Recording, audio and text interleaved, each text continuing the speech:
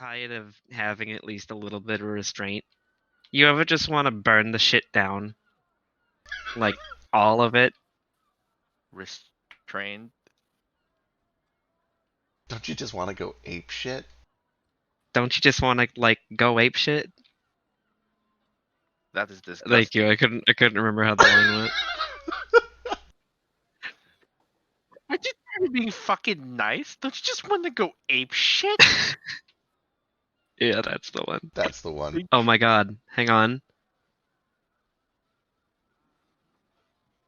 Since the stream's not live yet, I need to hurry up and write down, do you ever get tired of being a nice guy as an episode title contender? No, don't worry. think- It just went live. It caught it. We're good. think- Outstanding. I think they're gone. Are the roofers gone? I think they're gone. The roof is gone. The whole roof just got up and left. It's a Christmas miracle. Guys, I have a confession to make. I've been listening to Christmas music for a week and a half. I Oh hate you. God, man! I mean, I listened to Which Christmas is music hell. without stopping for a second the day after Thanksgiving, but you can't listen to it before that. Sometimes I just get in moods. When I say I've been listening to Christmas music, what I mean is there are 4 songs that I like to listen to that just so happen to be Christmas music. But when I listen to one, I have to listen to all of them because I get in that winter mood. Mhm. I can't judge too hard because I find myself like humming and singing Christmas songs all the year round because I'm in the Christmas spirit from January to December. But it's anathema to actually like put it on a speaker and listen to it outside of the window that goes from Thanksgiving to Christmas. But Nat King Cole, wait, fuck, what is it? Which one is it? Shit. I mean, anything Nat King Cole's fine by me. I had it a second ago and then I lost the name of it. But the good one. Oh, Holy Night. I'm All I so want for mad Christmas is you. that No. I have no mod privileges here. 'Cause I would have made it a dumpster for you and thrown you in it. Yeah, I probably deserve that. It is not even Halloween.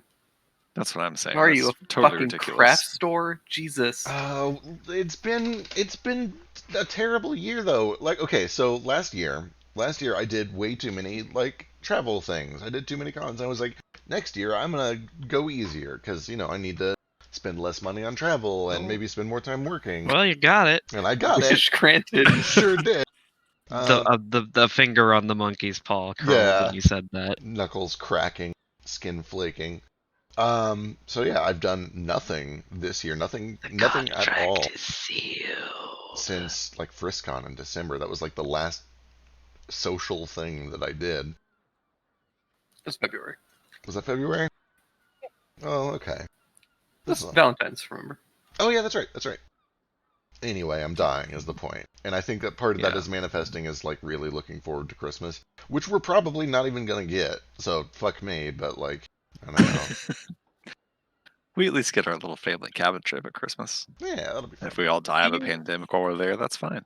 I'm not You're ready up. to die. Fine. Do you remember when you had the Halloween one shot and my character was literally an agent of Christmas trying to push the agenda deeper I into do. Halloween, and now it's relevant, I guess. Yeah. It's That was done it. that was the first shot at playing a Mind Flayer too. That's where we Yeah, started Zabralt. this shit. He won. He did. Well, didn't Kevin Spacey end up killing him at the end? Opposite, actually. Did you I kill killed Kevin Spacey? Okay, that makes Yes. sense. I ate his brain and became a pedophile. Oh yeah. No, I didn't become a pedophile, but I did kill him. Christ. Anyway, D&D. Neo and Steven are going to be coming shortly. We're down a moat for tonight. And to again, we gotta like, I don't know. Fucking moat. Scheduling is the hardest boss in D&D. It is. But God forbid we play D&D with only 4 players. Like the game was designed to be played. You need a Anyway, party of 8. for real. It feels so like weird and dead with a small party after being like part of these big ones. Right? Anyway, when we left off last week, you guys had just returned to Seattle through the magic carpet. You can arrive basically anywhere that you want. Gale rolled exceptionally convenient on his magic carpet roll. So you chose to return to the Hot Tamale. You're immediately overwhelmed with the scent of meat cooking and a little bit of fish and spices and pineapple. Several people. No, we determined that you landed like in a corner booth conveniently, and like the waitress Right. had just come up and given you guys a menu, asked if you needed booster seats for the kobold and the kenku. And with you this time is an extra figure, a female turtle, who looks to be just a little bit older. Actually, you know what? She probably looks younger than Nordo, or at least comparable in age. Just because Nordo looks really old for his age, kind of got that worn, rugged look on him. And she is just kind of like stiff as a board, looking around. Everything's real weird. Doesn't really know where she's at currently, but she's playing along I as put you a guys. spare cloak on top of her. You Like just- she, less like she's a person, more like she's a table. right, like you just you drape a cloak over this object that's sitting in She- the restaurant. She had like a Jedi cloak, sort of, that she was wearing, Think? right? She does. She has some kind of a actually it's like battle torn, but it doesn't look raggedy or even bad. It actually looks to be fairly high quality. Okay. Just kind of a nice little traveling trench coat with a cloak and a hood over it. I would like to, like, as soon as we like get my bearings and realize where I am in the hot tamale, I want to like get up right away and look around both the interior of this building and out the nearest window and door, and see if there are any SSLC people nearby. Because I know that there's a lot of them in town these days, apparently. Sure, give me a perception check.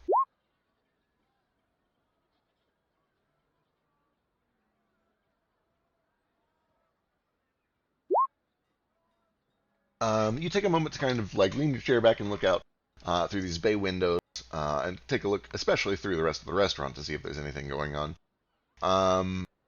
You can see that out on the docks, a good way away, definitely, like, you know, they would have to be specifically looking for you, like looking into the bay window to spot you or anything.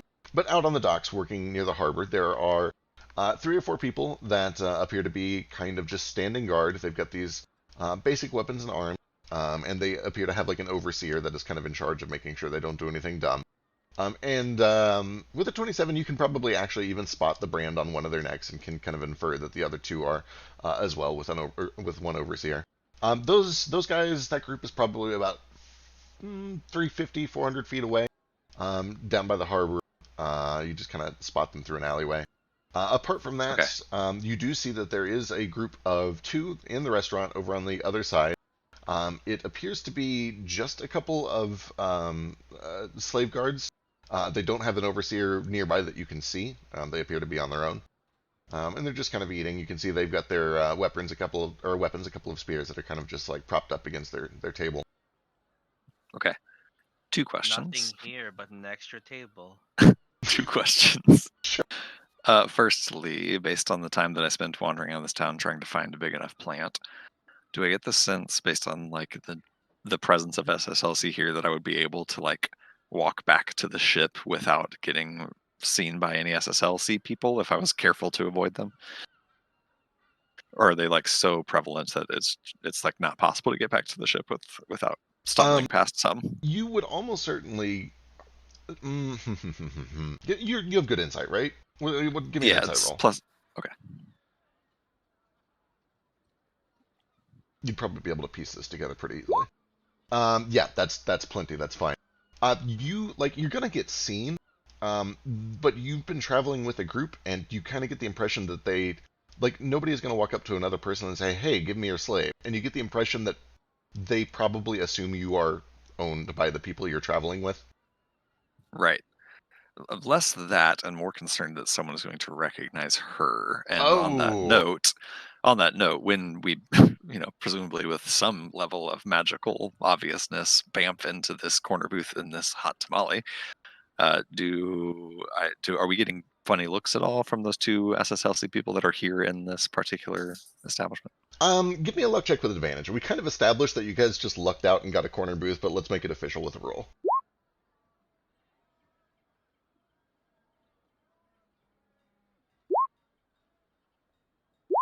Yeah, Look at that. you guys just you super lucked out. There's a corner of this restaurant that kind of has like this bay window seating area that is just out of line of sight of most of the restaurant. and you guys just kind of showed up, and a waitress kind of like poked her head, and they're like, "Oh, sorry, I didn't hear you come in," and she ran off to get menus for you. So nobody really saw you I come or cannot- go. I can't believe I just wasted an at 20 luck check on seating arrangements in Hot Tamale. That's important. You Hey, It it just might might be have made hard that to get a thing quota around. booth without a reservation. Okay, on that note, I will sort of, after I do a brief scan, I'll go back to Leah, just kind of lean in and sort of point at the people that are seated within here and point out the window at the SSLC people that I can see, and just say to her in Aquan, they're here. I don't know all your business, but get the sense probably best not be seen by them. There's a lot of them around. Maybe I'll take you back to the ship if that's all right. I can't remember. Did you include her on Rari's yet, or are you facilitating that still just by translating Nomad?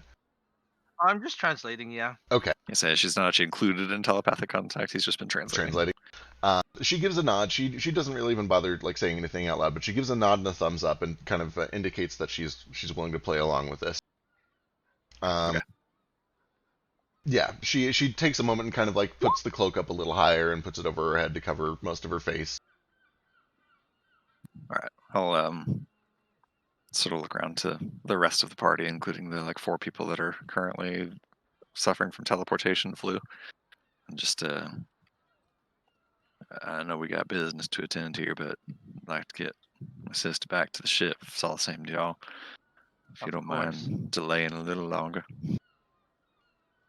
I do not mind. I must purchase a few stones to You make want me to her like some- just hold down this table and order a couple of healing potions for myself?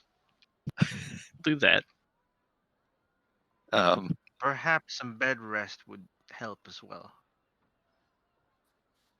Nordo looks to Nomad when you talk about buying still stones, and then Yes. kind of back to Leah, and then back to you, and sort of he kind of looks at your amulet on your Yeah. like choker that lets you speak telepathically, and he just You says, can read my mind.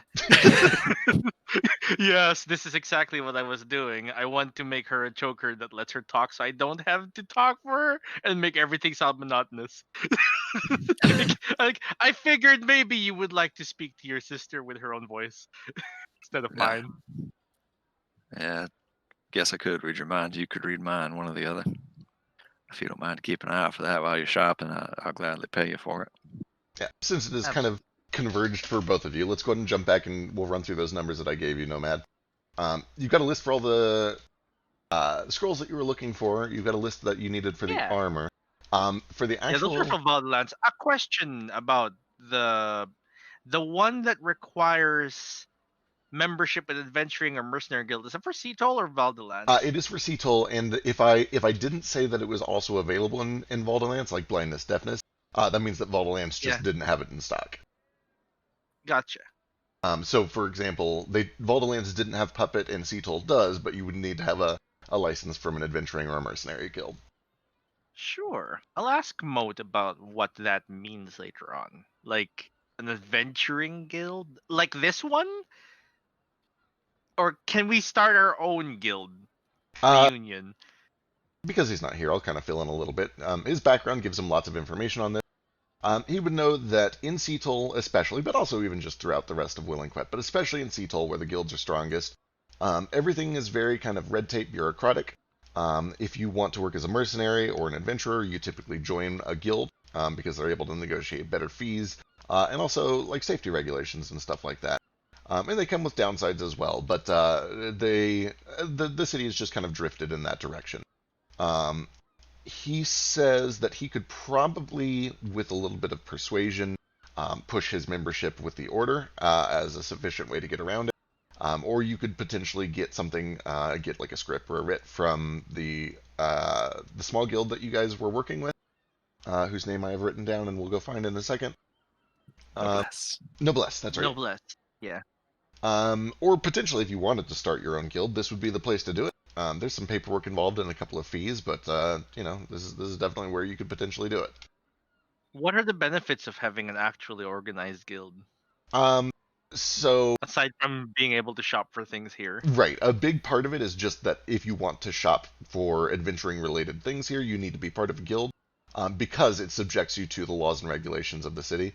The way that they try to sell it to people is that by having everything organized into groups, they're able to have better protections for the people involved, better pay. And Moat would be familiar enough that generally speaking, people here do get paid better than some of the other cities throughout Willing Quest. They generally have like retirement packages and other things to make sure that if you die in the field of work, that your family is taken care of. It's kind of like the union philosophy, but a little more old timey and guildy. It's Yeah. yeah, yeah. So I imagine all those stones that I bought from Valdelands, I was able to buy in Valdelands. Yeah, if anything is listed without any special notes, you can find them in Valdolance Yeah. or Seatol, which means you bought them in Valdolance when you first found them. Yeah. So what are the prices of these? And what stones do I need to make this? Since my my current one, the choker I'm wearing with a raven skull, it's not attunement, but I have to telepathically connect with it. I imagine the one I'm making her requires attunement. Probably because so I already sent this over to Z. Mm-hmm. But for hers to work, because it would need to first read her mind and then translate it into speech, because she doesn't have innate telepathy. She would need 4 level 2 pinks, and then she would need 4 level 0 cyans. And the 4 Okay. level 2 pinks are probably going to come out to about 16 volume, unless you guys get them very, very, very, very dense, which would be expensive. 16 volume is fine. I think it's within our limit. Yeah, Oh, it's yeah, well within definitely. it. Do we have any of those already on the crafting screen by any chance before we go spending gold on them? Because I feel like we don't use pinks or cyans for anything in general as a party. Yeah. Let me see.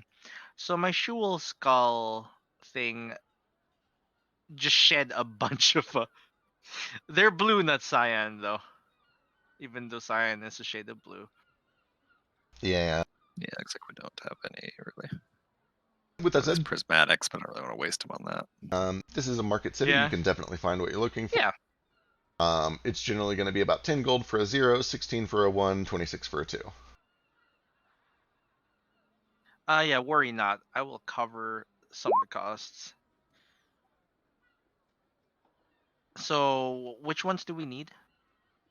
So we need 4 2s and 4 zeros. The 2s are pink and the zeros are cyan, I think it was. Yep. I think he's writing it down right now. Cool. So we need to Yeah. spend a total of Yeah. 144 gold at like average market value. Yep. What's that 0? Apparently it doesn't like multiplication inside of brackets. But he beat me to it. I think it's 100 and whatever he said, 140 something. 144. Yeah. Nordo has 95 of that. Cool. So 16 times 4 is 40. I can cover all that. We'll call it our friendship bargain. Whatever you call it. Our friendship deal. Let me at least chip in a little. It's for my sister, after all. Okay. I'll give you Give me 4 platinum. 340. Yeah, 4 Yeah, platinum. 40. That's fine. Perfect. All right, you guys are able to. Well, how do you? So, what order are you doing things here? Because Yeah, for the record, like as soon as we iron out that Nomad's gonna go get these stones, Nordo like wants to pretty much hurry to get Yeah. Leah back to the ship and do so discreetly. so since that discussion would happen after you guys rescue her, we'll save that for a bit. Nomad, you had a little more shopping that you planned on doing back in Valdolance, right? Or did you get everything taken care of there? It's probably taken care of already. I'm just going to subtract what I could afford. Excellent. I imagine I already got all the stuff, like all the stones I need. So it needs math. It's gonna take me some time. But I think I have everything, and that's about it. So people can do their regular stuff now. Okay, perfect. So jumping back to the future, you guys are able to eventually get some more chimichangas and finish your meal, pay for it, and the world is your oyster. It's about maybe 3:30, 4 o'clock in the afternoon. Lots of people on the streets coming and going to and from work. Most getting off of some sort of a dinner break. Sorry, how much are level 1 stones? Level 1s are 16 gold. Okay, and level 2s are 26? Yes.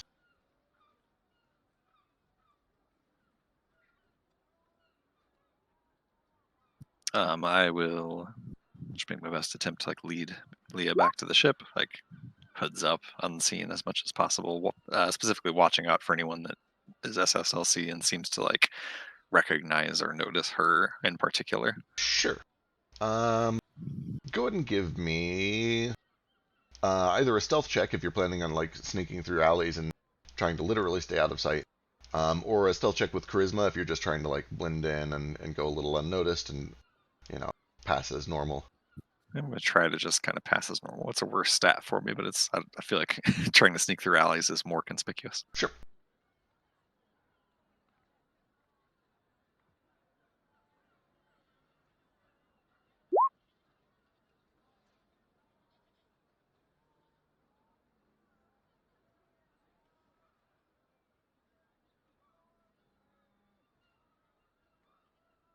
Also, aside from looking out for people that keep or that notice Leah, anyone that notices like us, for that matter, being a standout group that has marauded 2 different SSLC ships.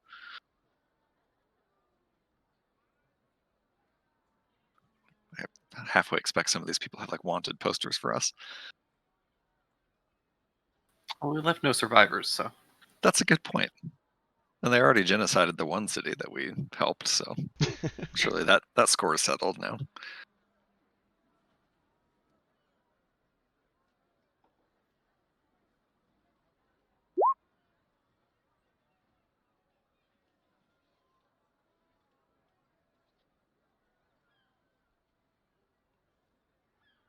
All right. You're able to kind of just stay with large crowds and try to blend your way around. There is a point where you kind of bump shoulders with a couple of people that are not SSLC, but it does draw a little bit of attention your way.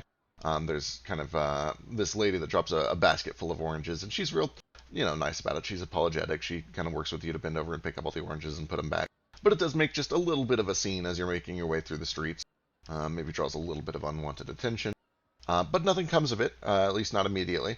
And you're eventually able to make your way back into these gleaming white walls that kind of lead over towards the northern harbor, and back to the gate, where you can see that there is kind of a harbor master who is not SSLC, or SSLC, but he is checking people as they come and go, and you kind of have to go through this just a checkpoint basically to get out.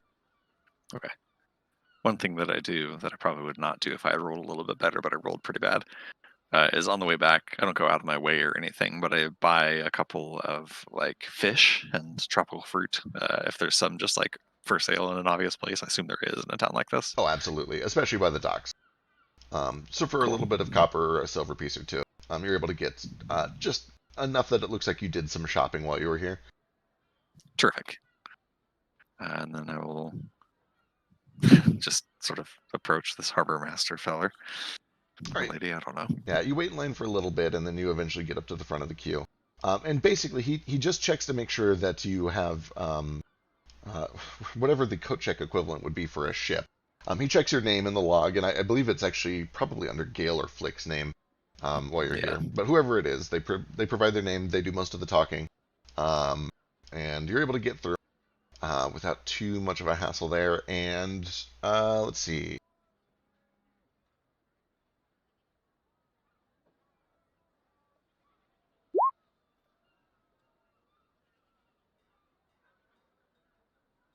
Without too much trouble, you were able to eventually spot your airship tied off over at the tower here. And there's a little bit of a sigh of relief as you get on board, get into the stern castle, and everybody can kind of go at ease for a moment, believing that you haven't been spotted and stopped. All right, and then I will actually be right back real quick. Sure.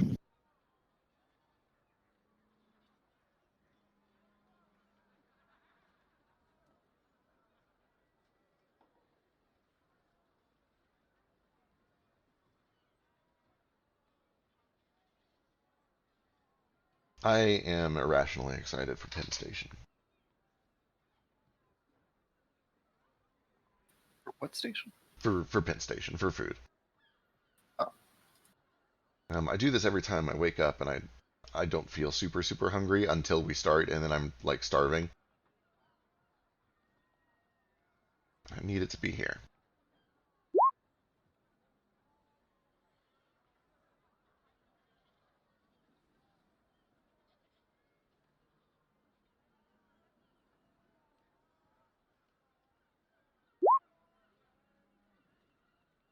The prices if all of these were compact. How compact do you want them? I don't know. What's the volume on these normally? So normally, Like 1? yeah, so a 0 is 1, a 1 is 2, and a 2 is 4. This is actually a helpful table if you want. Thank you. These prices aren't absolute, but it's just kind of a general guideline. These are kind of like industry standard values, but they fluctuate based on supply and demand. But like for instance, if you wanted a 2C that was only 2 volume, that would be 96 gold, as shown right over here. Then if you wanted it to only be 1, it'd be here. Sorry, I'm trying to read this and I'm trying to figure out how it works. Volume 1. If you, Okay. yeah. And if you need help finding like a specific volume, I can find for you. Sure. No big. I think I figured out how to read it. Cool. Sorry, intelligence IRL. You're totally fine. I healed myself in Toto. Excellent.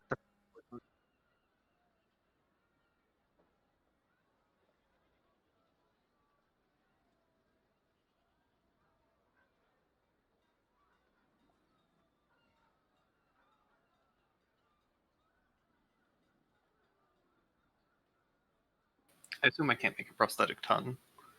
Oh boy. Oh, can you make immediately say no? Yeah. I've seen how a tongue works. Yeah, Like, like no way. if there's magic involved for sure, but like just a purely mechanical prosthetic, probably not. Here, stick this stone into this stake. What Meat. what you could do, I don't know if you've seen the harmonica pain scale, but you could do something kind of like that. Tell me about this harmonica pain scale. I don't know if it's a channel or a trend because I don't pay attention to the internet, but it is a series of videos where a dude puts a harmonica in his mouth and then he does painful things, and the pain is rated based on how much harmonica noise he makes when the pain starts. Oh, yeah, I saw that. Yeah. So, you could graft a harmonica to her beak and then she can learn to express herself through glorious music. Terrific. I even have a harmonica. It works out so He well. actively doesn't know music, so that's not happening. Also true.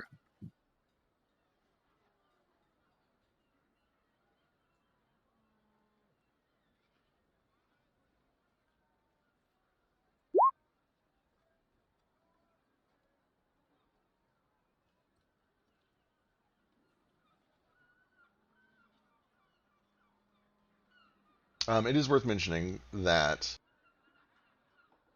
if you're trying to get anything that is super dense, there's probably going to be some luck rolls involved, but anything in the standard price Sure. is very purchasable in Vault Land Sand and Sea Toll. They got a big supply.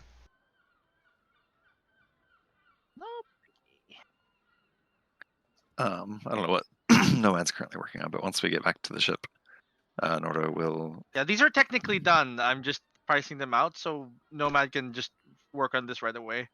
Okay, cool. It's all past He's stuff. resting anyway. We can be in Yeah. the future. Yeah. Nordo will then take the fish and the tropical fruit that he brought and take it to the kitchen. He'll sort of invite Leah to come with him if she wants to, and prepare a meal sort of as close to what we would have had back at home as he can. Hopefully something like what we had in Melnoa. Yeah. As she kind of gets situated, she starts to look over some of the woodwork of the ship. She finds a couple of places where Oh no, wait, that was the other ship. This ship is in basically pristine condition. Yeah, actually, she's very kind of intrigued by this ship. There's a point where while you're working in the kitchen, just kind of talking and hanging out, she starts to like look back towards the back area where Gail's got the engine and stuff, and kind of makes a face like, am I allowed to go in here? She looks real curious. She kind of is exploring the ship and seems intrigued by it. Okay. Yeah, Nordo sort of brings over her plate of food. Says it's something, ain't it? She gives a nod and she takes some of this food and just immediately begins to kind of scarf it down. Looks very hungry and yeah, this is probably the first warm meal she's had in at least a couple of days, a few days. Yeah. I'll give her some time to just eat and enjoy her meal a little bit and, get her a drink as well. Offer her a little tumbler of rum. And I'll sort of sit down at the like bar next to her. I forget what the layout of the kitchen even is actually, but sit down next to her across from her mother. And I don't even know where to start. As soon as you say it, before you can say anything else, she kind of like pushes a little piece of paper forward, and you can see that she's got written on it, I thought you were dead. He takes it and reaches into his satchel and pulls out actually his sketchbook, which is only about a third or maybe half full at this point, and sort of flips to some open pages towards the back and passes it her way with a pencil. It says, I've been awful close more than once. I thought you might be too. I was lost without you. You okay? She takes a moment and looks a little introspective, and then she starts to kind of scribble and scrawl. And eventually she comes out with, I'm alive. Lost is a good word for it.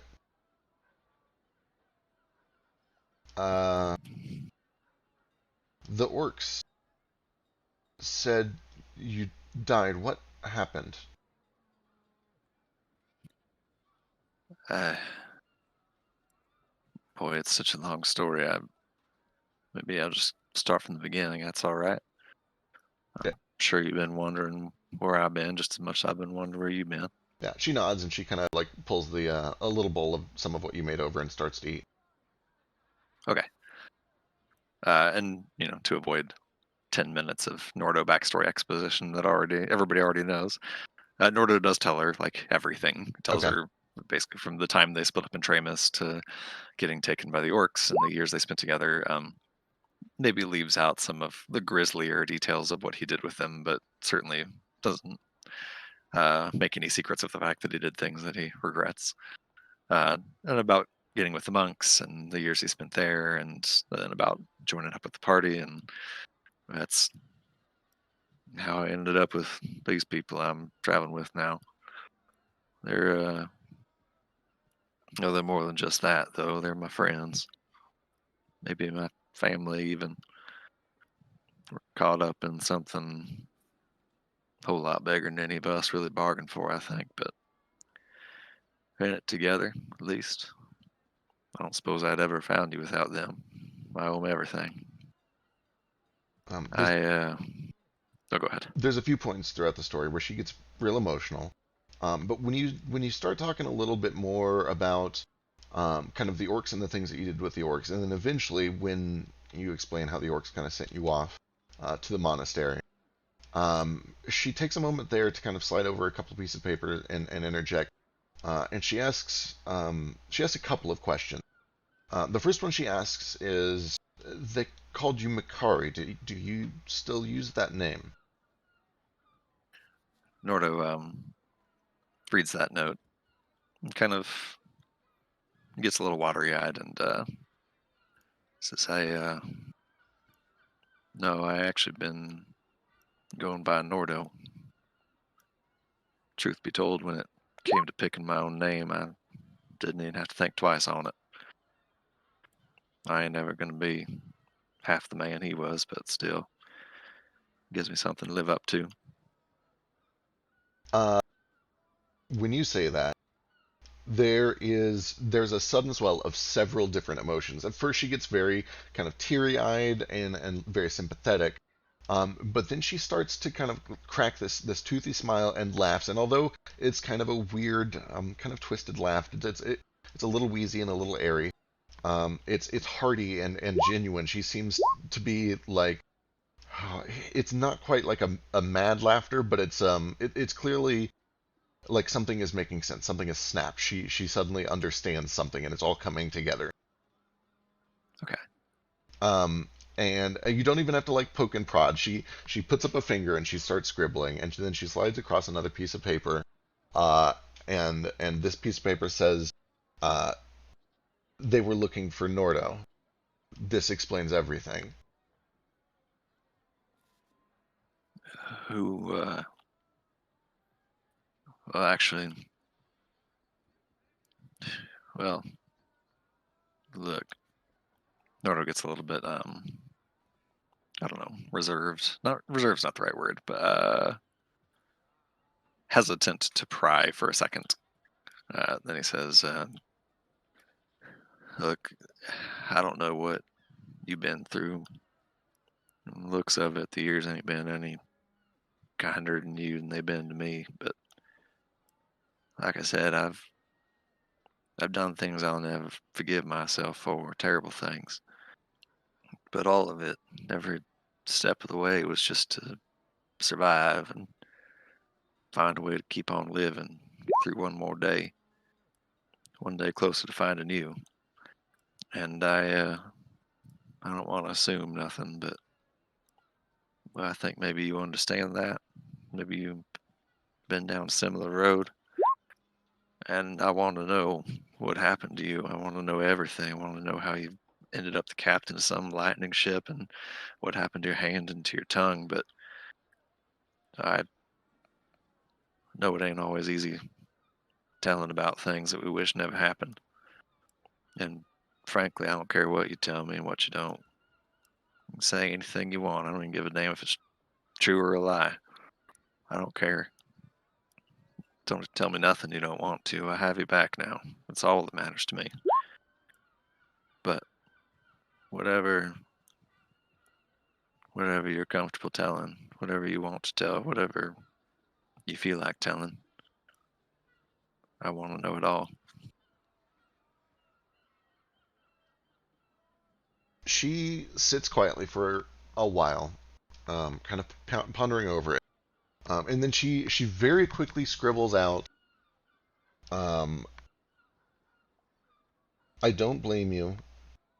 I forgive you. I understand. And then she pulls the notebook back and she starts to write again, and she gets the word they out.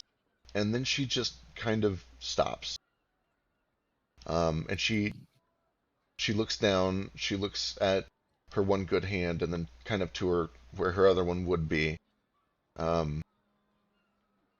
She puts the chalk or the pencil down. And she doesn't say anything. She just kind of comes around the table and she gives you a big hug, and she gets very emotional all of a sudden. Um, she doesn't really say anything else right away. Okay. She doesn't seem ready to go on just yet. Okay. But she comes around the table and just holds you for a little bit with one arm. Okay. This is a long shot, but can I make an insight check as to what like sort of reservations she has? Is it more like guilt or more something like traumatizing she doesn't want to talk about? That specific of a read? Sure. Give me an insight check.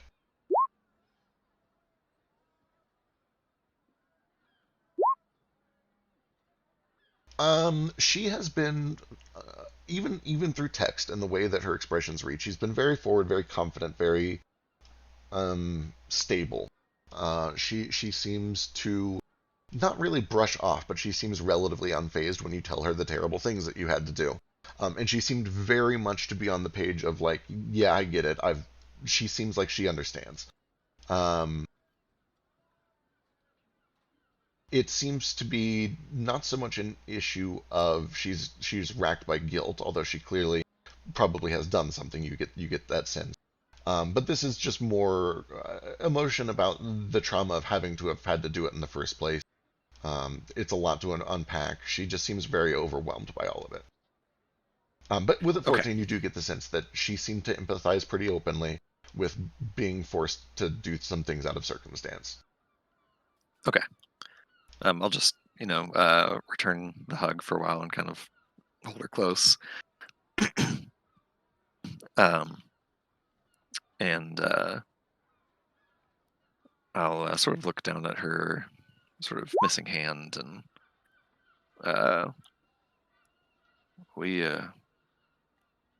like I said, these people I'm with, they can do anything. They're the greatest magicians in the world.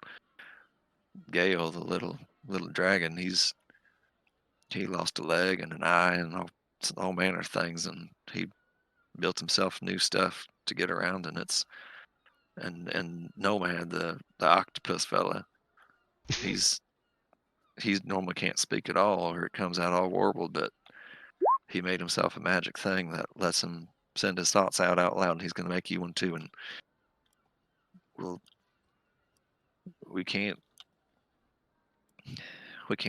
fix all the things that happened or make them go away, but we're here now. We're together, and we're free finally. We can be better. And before this is all said and done, I swear to you, Anton, I don't know how much you know about him, but you know as much as I do, at least. And he's going to pay for what he did to you, and to me, and to Dad.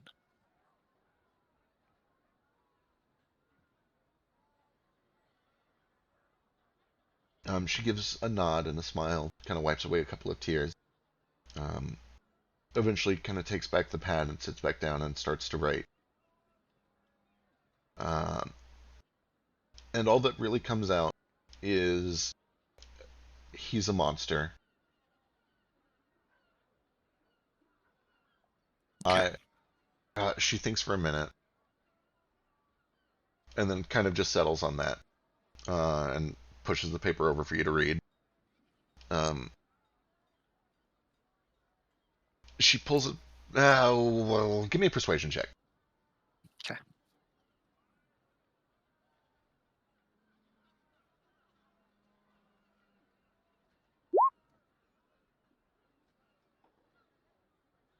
She eventually pulls it back and writes, "Fuck him.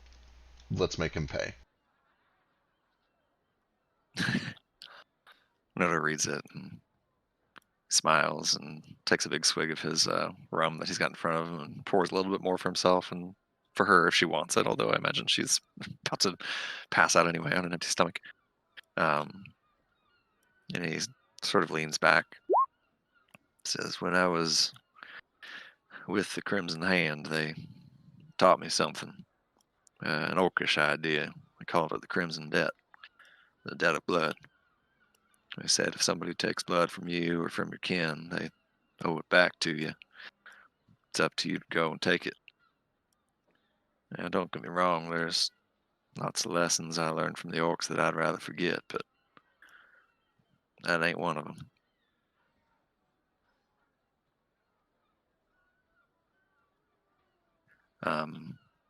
Then he'll kind of lean back forward and reach into his satchel and produce two things.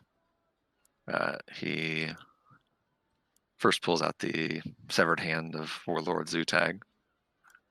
Says, "I stopped by home, by the way. Got your gift." Her face basically goes white. White like... She deer in the headlights look. I'm going to make an insight check. Sure. If I can get a sense as to what she's... guilt, concern about an accusation. Okay.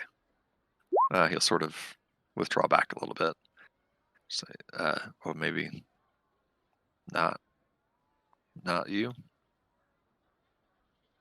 Maybe a story for another day. Eventually, with a little bit of delay, but eventually a smooth and confident action, she grabs the pad and starts to write. I did what I did. I can't undo it. Did you care about them? Nordo reads that note and kind of looks at the hand of Zutag, and he thinks for a second.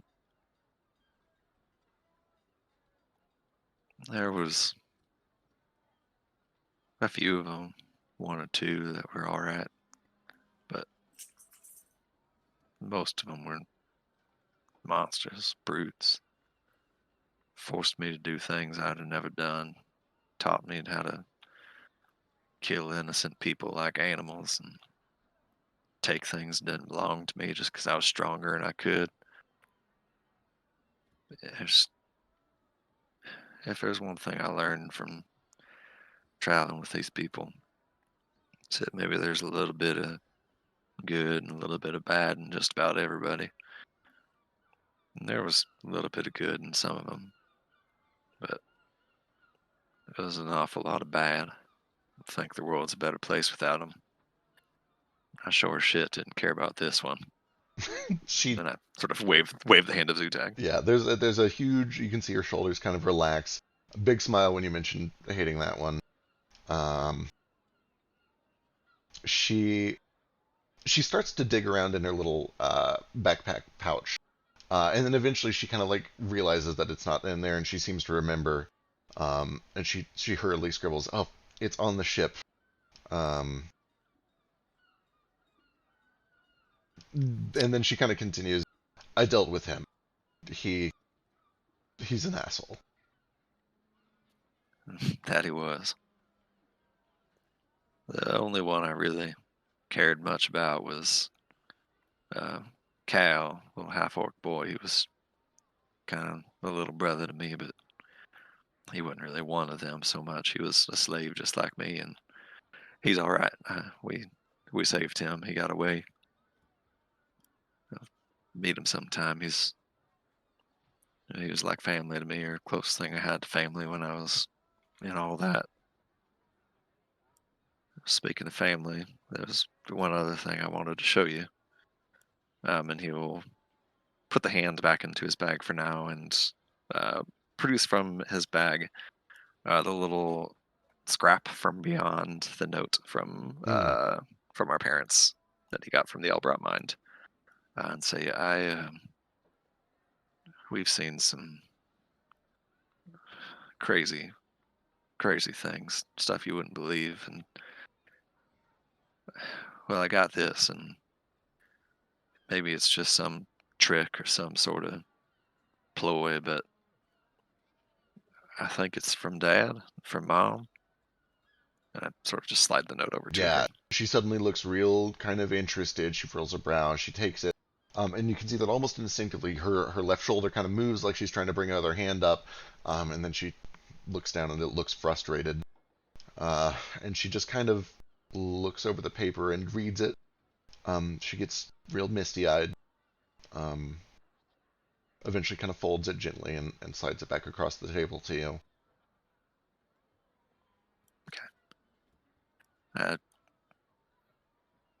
There's so much. I know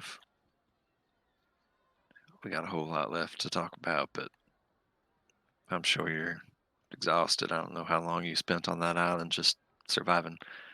We got lots of comfortable beds here, plenty to eat, plenty to drink, and you can rest as long as you want. Just get well. We'll talk when you're ready. I'm sure it'll be easier when you can talk too. Yeah, she gives a big I don't know emphatic why, nod and kind of agrees very strongly with that. I don't know why. Maybe it's just something about writing down things like this feels wrong. Writing down what? Oh, hi. He's having a conversation Hello. with Leah, who has to kind of write her responses.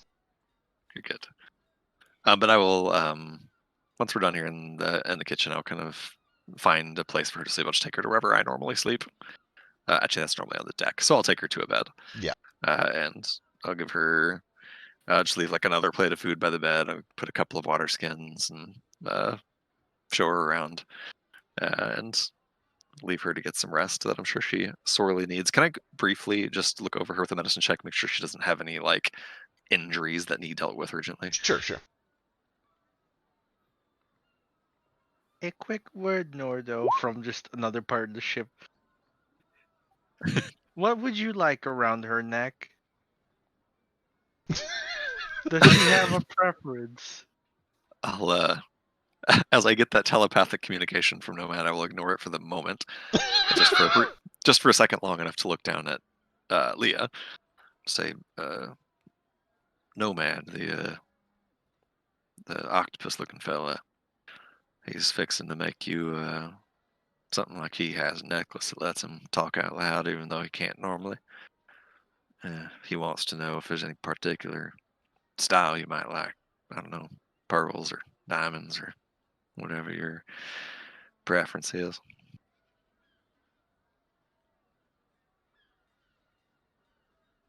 Don't ask Nomad to make your sister a pearl necklace. I only mentioned pearls because she canonically has like the pearl bracelet. I was hesitant to even say Yeah. it. God. Yeah, you didn't say pearl necklace, you just said, do you want pearl? I know. I know, I just had to be dirty. I mean, someone had to. It was gonna happen. I was thinking it, though, so... We all were. Wait, I think I missed the dirty part. Pearls. A pearl necklace. Just take a second to Google pearl necklace. Oh, okay. I know what you're talking about.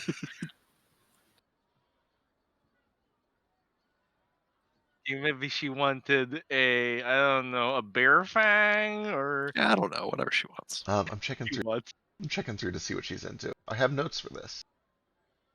How fun. My hands... She wants a black leather choker with studs shaped like crosses. Right. Well, what does Windy K Koopa wear? It'd be whatever that is. Oh Yeah. my god. I forgot she is just Wendy. When Oh, Nomad she wears a red pearl necklace. when Nomad uses his necklace to talk, is it like his real voice or is it like just like a robotic voice? He I think rolled it's really. like his mental It's voice. Microsoft Sam. Yeah, he rolled really well on it, so it does come through as kind of the voice that you guys hear on stream. Notably, a worser roll would come out like Microsoft Sam, but he rolled pretty well on it. But it does sound like Microsoft Sam because he kind of talks like Microsoft Sam. He's getting better at emoting. If I was able to help him, would he have an advantage on like make? Did he already make the necklace or he hasn't made it yet? Isn't He it? hasn't made it yet. It's underway. If I was Currently able working on to help him with it, could he like make it sure that it worked with her voice? I mean, if he rolls really well on it, and helping him would help him roll really well on it, yeah. Okay, then I know what I want to do. It'll take 8 hours. It's like 8 stones in it, I believe, right? I believe so. So yeah, 8 hours, I think. Could I'm gonna like pop up near Leah, just probably. I'm assuming it's dark, so probably just out of nowhere. Excuse me, madam. Oh, hang on just a second, because we gotta finish this up. Okay. Shieldmanson, she writes down, I'm not picky. I guess I like Jade. Jade, it'll be. And then that medicine check, does she seem like Right. So obviously hungry and tired, but does she seem like otherwise healthy? yeah. Hungry, tired, not emaciated or anything, or even dehydrated. It looks like she was taking care of herself, even if it was kind of a survival setting. She was hunting and eating, so she's not super deprived of food. She has a couple of just minor injuries. The most serious one is probably one on her left ankle. It looks like there was some sort of a slashing injury, probably from a weapon. It doesn't look like natural claws or anything. It looks too clean to be that. But you can see that that has even been kind of primitively medicated a little bit. She initially had just kind of a leaf with some, a little bit of a cream under it that she had wrapped around and tied with some rope around her ankle. You're able to get that properly dressed so it cleans a little better. Again, you can see that the injury to her arm and to her tongue are both very old, very scarred. They have grown naturally. They look to be several years old at least, not fresh injuries. She, apart from all that, looks healthy. Okay. In that case, I will sort of show her to a bed and again leave her some food and some water, and also I'll place my sketchbook next to her bed and just say, I've been practicing drawing a little. If you need something to look over, help you relax. It's all the places we've been. Not all of them's all that pretty, but they're pretty good drawings, most of them. She starts to kind of thumb through it, and some of them she kind of lights up and gets real excited about. A few of them she gets a little emotional over. Eventually, when she kind of she goes quickly just to kind of see how much is in there, and when she gets to the first blank page, she kind of just makes a motion and points at herself and then down at the page. Draw me like one of your French girls. She does she does a hand motion as if she was asking for like a pencil. Like, do you have anything I can use? Yeah. I will pass her over the whole like set of colored pencils, and then unless she seems like she wants me to stick around, I will kind of like leave her to rest and to draw and to eat and whatever she wants to do, unless I get the sense that she wants to like draw something and show it to me right away. No, she doesn't seem to be super urgent about it. And eventually, as you get ready to make leave, she does kind of like stop you real quick, give you one more hug before you go off. But then she kind of gets situated at a little table next to the hammock and starts kind of drawing and resting. Yeah, and I will give her a big long hug, and then I will walk out, close the door, and find somewhere on the deck of the ship to sit down and light my tobacco pipe and just weep profusely for 5 to 30 minutes. All right. While that is going on, Vasu, what you got? It was just the stone shopping that I was doing before we went back in time to then rescue Nordo's sister last week. Right. I just wanted to buy some purple ones, I think. Absolutely. What size? What can I get? They've I got just got $800 back retroactively. hell Actually, yeah. it was 800 gold, so it's a lot more than $800. So here in town, you can get any of the basic stones up to probably even through level 4 stones at the basic size, which is 16V, without running into a supply problem. If you're trying to get things that are a little more dense, they probably have dense 1s and 2s, and it's Cetal. They probably even have 3s without too much of a supply problem, at least for this first tier of density. Past that, you'd have to start making some checks and rolls to see if you can find sellers and if they have any in stock. With 800 though, you can buy a pretty solid selection even if you're getting dense stones. You could, for instance, buy 8 level 2s that are only 2 volume. Let's try to get some level 3s. Some Excellent. dense ones. I think like 3 level 3s is kind of the limit right now, right?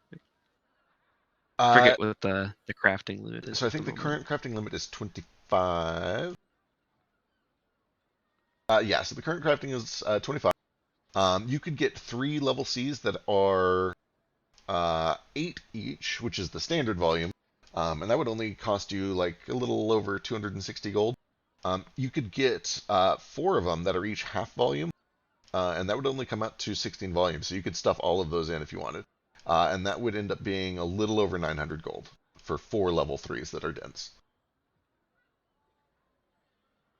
What if I bought 2 dense ones and 2 regular ones? Could I cram all those in there? Yeah, that would end up being 24 total. Let's So do that. sick. So that is going to be 195 for each pair, which doubles to 390. So for 3, let me make sure I did that math right. Yeah, I did. Okay, cool. So for 390 gold, you can get 4 level 3 stones, 2 of which are half volume, 4 volume. And those are all purple, right? Yep. Sick. Yeah, they definitely have 2 in stock, so that'll work. And then whenever Nomad or Gale has time, I want to cram those into my bracelet. But Nordo's sister's thing is much more important at the moment, I think. I mean, I guess. Maybe. It's whatever. Also, sorry, could you just repeat those again so I can type them into my sheet? Yep. Or are they over here? Either way works as long as they're not in both places. So it is 4 stones. I'll type them out real quick.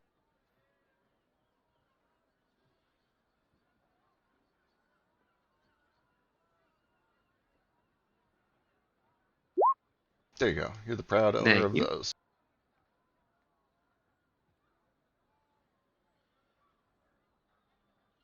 All right. We'll get those crafted eventually once we're done with the other thing. But for now, Ace, what's up? All right, I have a few things. Sure. So first off, in order to help Nomad, I was going to have him kind of describe her voice, and I'm just going to keep like changing my voice until I can get as close as possible to give him like a sample to like test this necklace with, since he's heard her voice in his head. Ooh. Okay. I'm into it. I was going to ask her, but I realized that she's never heard her voice outside of her head. Like, you know. Yeah. You could ask her to make sounds. I don't know if she can make words, but you know. I guess if she I've heard her make sounds while we're walking around, I'm assuming, so I can kind of combine that with whatever he knows. Yeah. Sorry, be right back. Food just got here. But give me, I guess working together an investigation check and a performance check. Can I do the investigation check?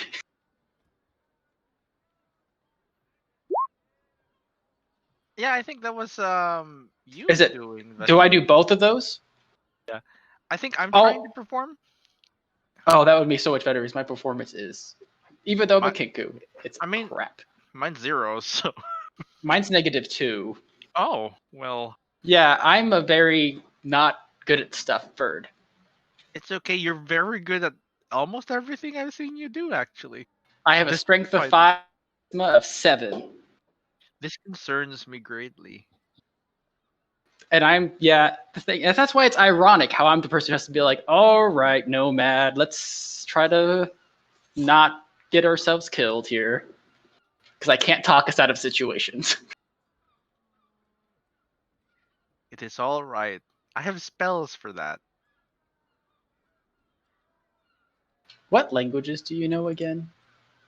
Let's see. My languages are common, undercommon, deep speech, qualis. So things people don't know: primordial, sylvan, celestial. I could speak angel. Cool, I just need to know languages that you didn't know. Which I think I know. Orcish, okay. Elf, Dwarf, and Gnome that you don't know. Yeah, we complete each other. You know normal sounding languages, and I know weird ass languages. Well, I mean, I can only make. I mean, I guess I am. Yeah. Yes, this is the truth. You are good at mouth sounds, even though you have no mouth. I Beak do have a mouth. You have a beak. That is a mouth. Is it?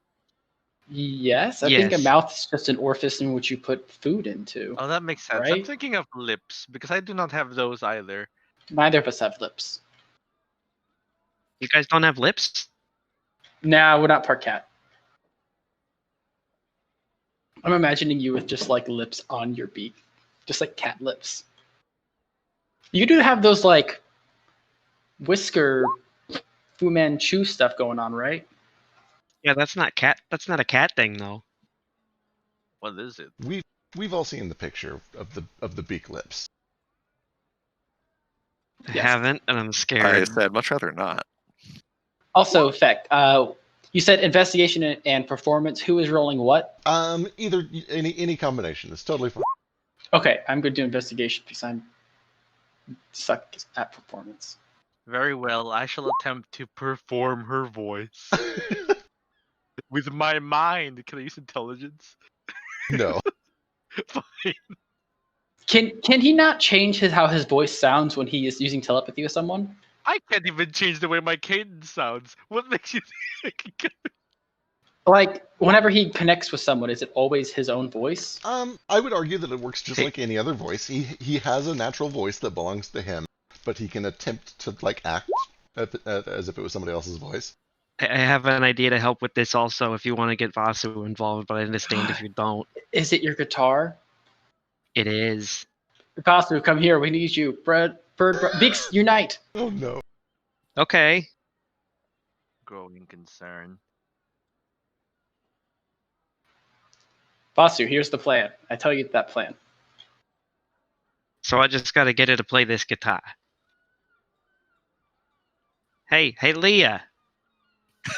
Uh-huh. If you start approaching her room, Nordo's like, she needs to rest a little. It's for her speaking thing. You just see Vasu like sauntering over to your sister's room carrying like a lute and a bottle of wine. Yeah, Nordo like will physically interpose if he has to, and just say, "Is she all the same? I know y'all trying to help, but she really needs to rest. It's been quite a time for her. Maybe we can all get a night's sleep and address this in the morning." But Yeah, that's probably a good idea. time. Okay, but actually, though, she should probably sleep in the workshop. What for? Oh, Well, good. just in case anyone's looking for her. Your workshop's got that special magic on it, doesn't it? It's also Yeah. soundproof. Also, that I can glare at it's- Gale. No, that's probably a good idea. Hey, little dragon, I was gonna ask you too. Well, fuck, I can't think of a way to say this doesn't sound insensitive. You done a bang up job making that leg for yourself, and I was just wondering if you'd be able to do something like that for Leah's hand if I paid you for your work and all that. I can start working on something. I'd be much obliged. I know you got all kinds of stuff to work on, and there's a whole lot of mouths to feed, but whenever you can. I think this is definitely more urgent. I don't know. Vasudeva wants to upgrade his same spear for the 5th time, so. Hey, shut up! It's not my spear this time. I'm only allowed to make fun of it because I just upgraded my axe for like the 3rd time. It's my Accurate. bracelet and has a lot of sentimental value. I know it is. But I also wanted to do something cool. The only reason I'm allowed to razz you on it is because I also upgrade my same sentimental items over and over again.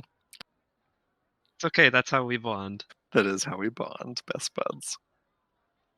Anyway, Norda will then. He won't stop you from going into her room once it's brought up that she probably needs to move anyway. But he'll kind of peek in first and see if she's literally asleep. I'm gonna give her like a to rest. Like if she's asleep or like curled up and sobbing, I'm not gonna bug her. But if she's just in there like she's in there just like sketching in the book, I'll be like, hey, let's move somewhere else. Honey, I know it's a traumatizing time, but we need to run some tests. Can you play this guitar? Trying to figure out your talent and your assets to us as a group. You ask if she can play the guitar, she looks down at her one hand. I heard no that's okay. I don't think you need to do any.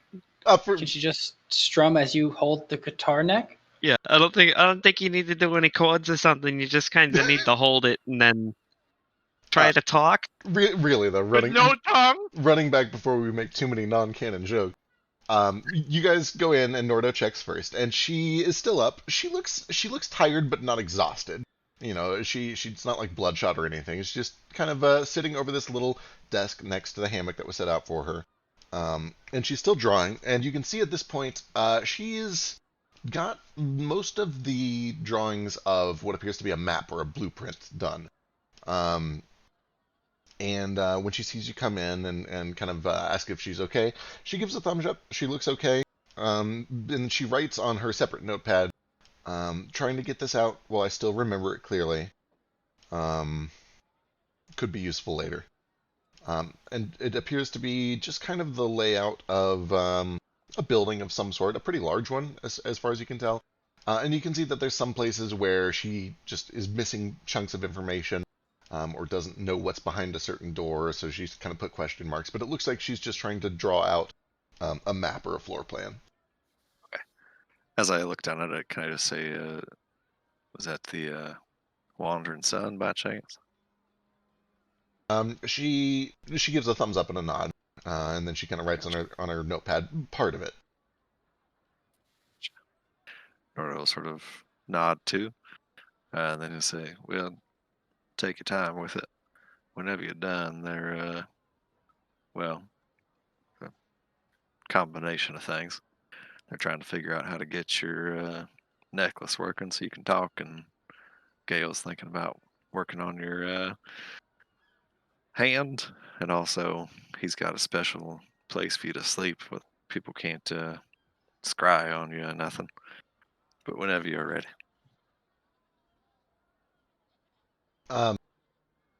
Yeah, she gives a thumbs up. She kind of folds the sketchbook, kind of tucks it away along with a couple of the pieces of chalk and pencil that she's got. And she starts to walk out with you. She looks like she's ready to kind of help out with that. Cool. I'll just lead her out. Walk out the door with her to Vasu, who's playing guitar, and Ace and Nomad, who are going back and forth trying to do Leah imitations. But it's not really working because as I'm playing this guitar, any imitation they try to do just comes out as my voice. Greatest Like magical item making ever. me talk as you? Everyone talks in Vasu's voice while he's playing it. How does that affect me? Since I can, it's just the same, or do I get Oh, weird no. kinku shit because of that? It's magic shit. You come out in Vasu's voice. Hey, stop that! That was very bad Vasu impersonation. I apologize. Come on now, this is How was serious. A query, friend Vasu. Yeah, It what's doesn't up? affect- See. What in God's green earth made you think this would assist us in making Leah sound like Leah? Well, no, you see, if she plays it or even just holds it, then when we talk, it'll sound like her voice, and then we have an idea of what she sounds like, and then And then I can Oh, replicate. it will not sound Yeah. like you. I no, thought Yes. no, it's guitar only- whoever's holding it. It's not just me. I'm not I that hear- selfish. And if I hear enough of her voice, I can just make up the rest. That's hopefully the idea. That makes sense. My entire character creation. You see, I got ideas sometimes, guys. No, it's a great idea. I start moping and playing the guitar This is ex- again. As the three of them are having this conversation, all three in Vasu's voice, I'll look over at Leah and also in Vasu's voice. Introduce them. Just say, "This is Vasudeva and Ace and friend Nomad. They're working on this little project for you." First name friend, last name Nomad. She gives a big smile and a wave to all of you. She bows and gives each of you a hug if you're down for it. Oh, what is Absolutely. this? Yes. Oh, does she squat down and give me a tiny hug? She does. Does she kill me with her super strength? She could. She definitely could. She doesn't look quite as strong or athletic as Nordo, but she's still a turtle, which means she could like just fall on you and kill you.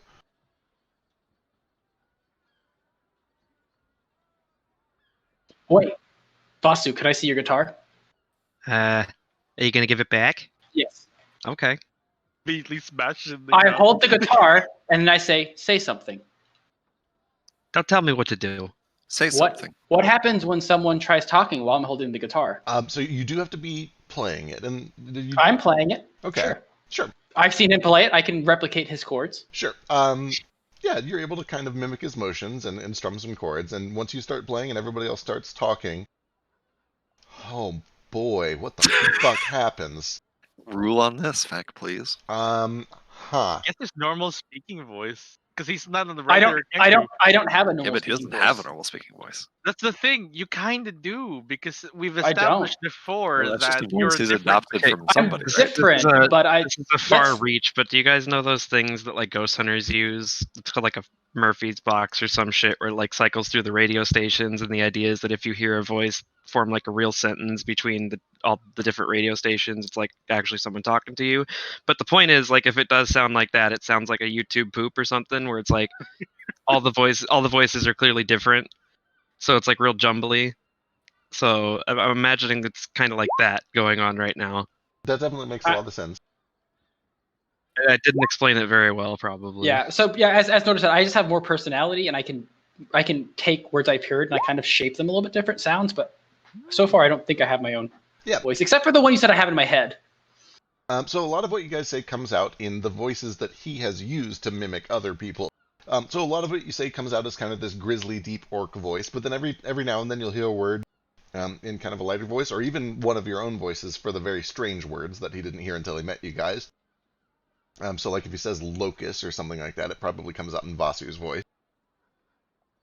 Locust. Wait, is this Or chutzpah. Chutzpah. Or schmutz. Yeah, Or schmutz. wicked smart. Wicked smart. All that This- skite.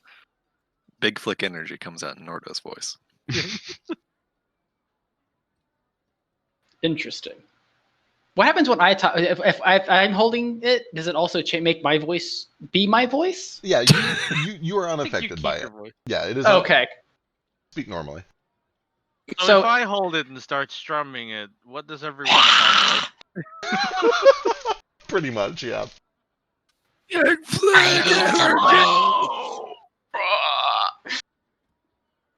All right, give me that back. All right, maybe we should give it back to Leah so we can see what she is, and then I can recreate it, and then we can use that as a way to make sure that her necklace sounds like her. I mean, we can try that in the morning. She seems like she's kind of occupied with something important. She looks intrigued and she shakes her head like, no, let's do it. I want to try it. All right. Yes. Do you We need have me to a hold piece it? of- Do you need me to hold the other end for you? Anything? Are you left-handed? I don't. This is. Wait, which hand is this she is a missing? weird question. She's missing a left arm. And she takes a second. The whole arm, or just like part of it? It is. It's just Kind before of like the elbow down. just before the elbow. Huh. Actually, you know what? I And think it was Vasu. just after the elbow, if I remember correctly. I'll double check, I but was it's about something like to that. ask for where before and after are. Like, is it in the middle of the forearm or the middle of the bicep? I think it is just past the elbow, like about halfway down the forearm, maybe a third of the way down the forearm. Okay. And I'll double check my notes to be sure, but I think that's correct. Yeah, friend Vasu, while you're doing that, I was wondering, since you are the jewelry guy, could you perhaps make something involving jade Yeah, around the neck? easy peasy. Excellent. This is You the want that focal point. wire wrap? Do you want me to mount it in some sterling? Oh, I've got some mithril too. It is up to her. Okay, so I turned to Leah and I'm like, okay, so do you want that wire wrapped, mounted in some sterling, or I've got some mithril too, or I've got a lot of bones. If you're into that sort of thing, I could mount it in some sort of bone fixture, like make it like I've got this real great like mouse claw. It could be like grasping it. How about- She seems at first a little like doesn't really have a super strong preference, but when you mention the bone, she's like, "Oh yeah, that looks kind of cool." She doesn't actually say it out loud; she says it with her face, but she's expressive. She's able to kind of like indicate that sounds neat. Okay, so then Alright, Vasu she fishes likes around. bones.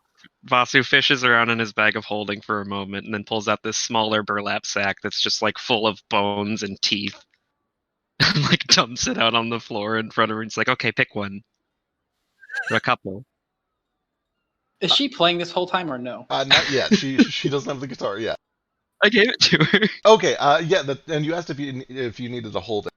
She actually takes a second and she goes over to a wall and kind of puts her notepad up against it and starts to scribble.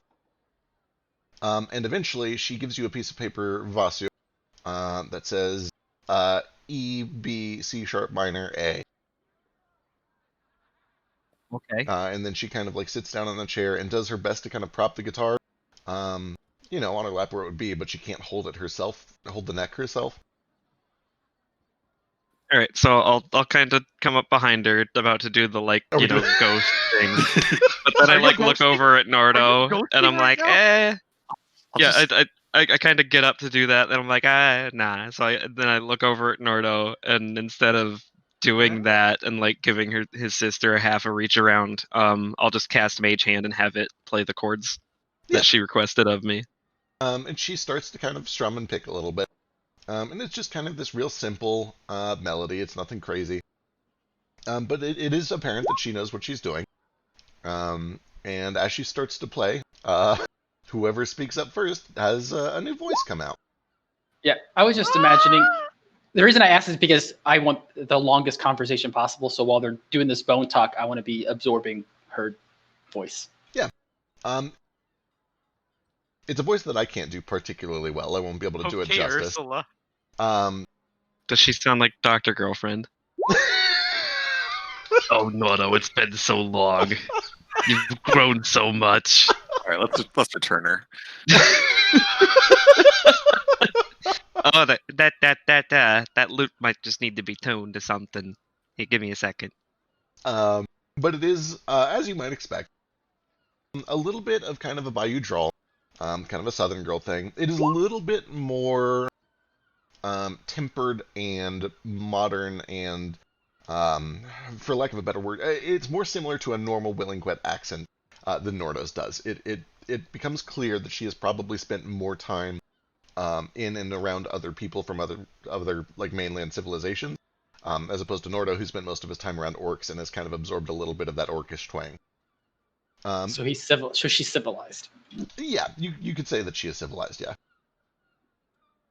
not to call Nordo uncivilized, but you know what we're getting at. Is canonically uncivilized. Yeah. It's deep. Turtles are big, and they could potentially, like in a white box, it could be confused for a more masculine voice just because of how deep it is.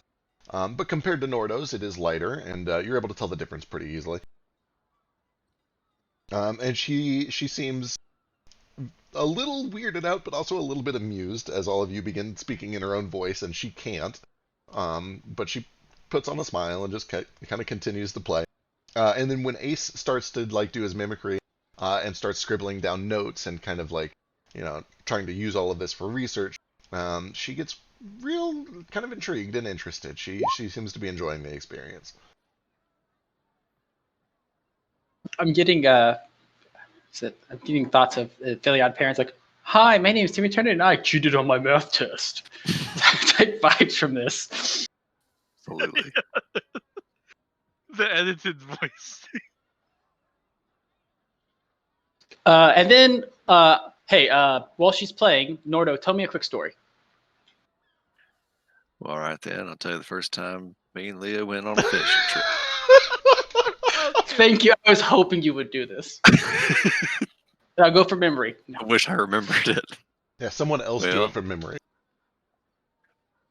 Lee had been fishing plenty of times, but it being my first fishing trip, I was quite excited. So we went down to the beach and cast our lines out into the water. And I waited for a while, but I never got a bite. So I decided I was going to go get a coconut. Maybe a little coconut would help. And I tell the rest of the story. Perfect. And that's why they call me Nordo. And that's why they call me Nordo. And that's where my daughter came from. That's when my daughter Leah names me Nordo. All right. I probably have enough at this point. Yeah, it's a very good sampling. You guys are able to spend like 5 or 10 minutes just kind of learning your voice. Sorry, talking to my mouth full. I am that which I hate. All right. I think we're good. Right. With your help, I will work on this for the next 8 hours, and I'll present it to you in the morning after I've slept. Also, I have to go to the bathroom real quick, Nomad. So I'll be right back, and I run off to go do something No to go do problem. something in secret, I guess. So I have something else I want to do, but if people want to do stuff first, I can Yeah, wait. let's cycle you back and we'll come back to you. So Nomad. Hi, it's me. I've gotten everything I need. So, here's the dealio. This is, whoops, how much I got. Right? Because there's 4 armors. And it's Okay. 4 each. So the total cost I spent, because one of those are compact. The browns are all compact. So they're 60 instead of like 2016, I believe. Yep. And each armor, I calculated the volume and the shield, because those are separate, and I just made them so like they connect. This sounds about right. They each have 1 extra. Instead of 25, it's 24. But I can't think of anything else to put in there. 250 pounds. 0 oranges for another field. Yeah, this all looks right. Oh my god, my math worked. I think this is all correct. I'm proud of you. Thank you. So, that being said, each armor is also worth quite a considerable amount each. With those enchantments, I need to make more than 3,000 to make up what I've spent. Absolutely. No, this. But I think this is very desirable armor. Oh, absolutely. Especially now that you mentioned it, in this area where there's a lot of traffic, there's a lot of what do you call this, competition. Yep, and especially because they're currently dealing with an aberration onslaught, and for sailors as well. Yeah, these are definitely highly sought after, very valuable pieces of armor. Yeah. Also, these are the scrolls I bought with, and I've already expended money. I'll keep those in my inventory. I haven't used them yet. I haven't learned them yet. All right.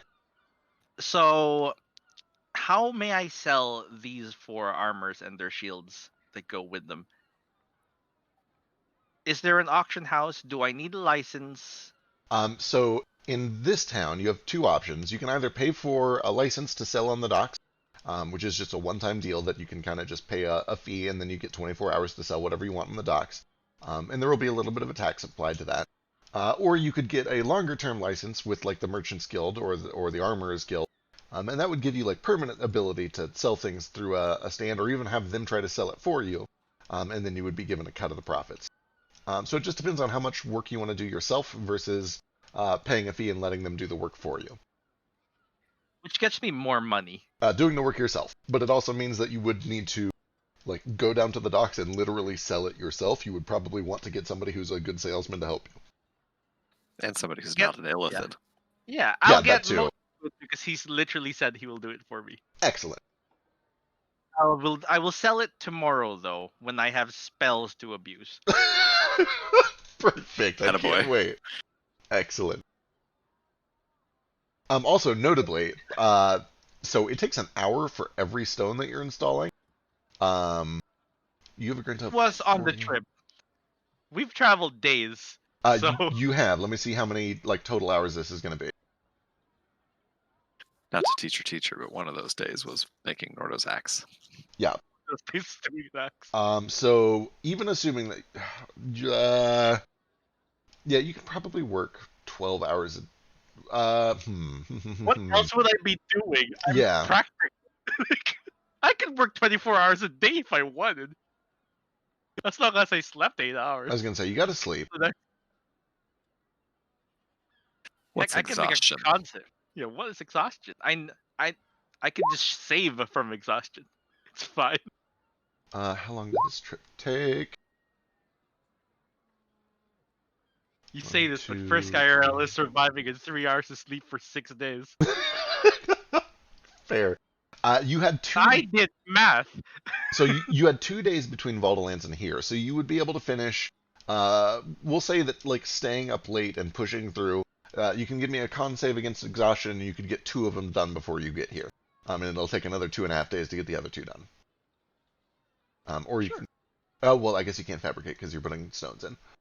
Yeah, I can't fabricate. These aren't fabricatable as well. I don't think I can fabricate stones into a thing. Correct. Here's the con save. 26. You're fine. You pull kind of along overnight, and you're able to get 2 of these done before you arrive in Seattle. Sleep means nothing to me. All that matters is progress. It's Jerry all over again. But less relatable, even.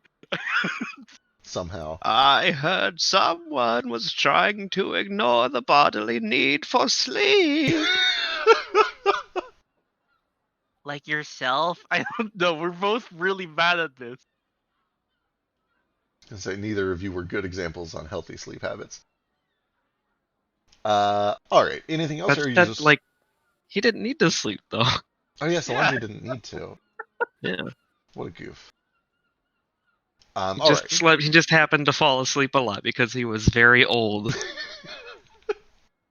So you got 2 done. You'll have 2 more done in a couple of days, and you can start selling tomorrow with Moat's help if you want.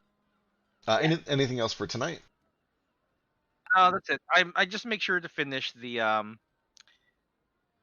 stuff first. All right, sounds good. The Leah's necklace. First. Yeah, so for tonight, you'll spend your time getting Leah's necklace done. So go ahead and give me a crafting check. Sure. I'll finish the rest of the armors like tomorrow, and then I'll sell it on a different day. Yeah. Does he get any Since- bonuses for me helping? He Yeah, I was does. gonna say since I think I was gonna help him with that too, so he should definitely get help from somewhere. Yeah. You have jewelry. You do have advantage on the check. Sick. And a bit of ace luck Also, comes what kind of bones did she pick out? She. Do we have any dragon bones left over? If you do, she picks those. It's I don't 37 know. plus whatever ace provides. Moral support. Moral support. 37 plus moral support's real good, though. 37 plus moral support is fantastic. So yeah, it is late into the night. You guys started about 5, which means this gets done around 2 in the morning. But around 2 in the morning, you are finished with this necklace. She's probably chosen a little bit of dragon bone that you've inlaid some jade into. And it comes out. Go ahead. I hate to disappoint her, but I don't think I have any dragon bone right now. Oh, We- I have we- lots. That's fine. Oh, okay. Yeah, we Say, I've got killed my it. Remember that bone dragon? Spalder, if we want to break a chunk off of that. We have lots of it. It's fine. Excellent. Then yeah, she is currently asleep. She does eventually pass out somewhere around maybe 6 or 7 o'clock when she's gotten as far on the map as she can really reliably do. And you do find that she's kind of tucked away in Gil's workshop, where you've got a little, presumably some sort of a cot or something that she's just kind of curled herself up on and fallen asleep on.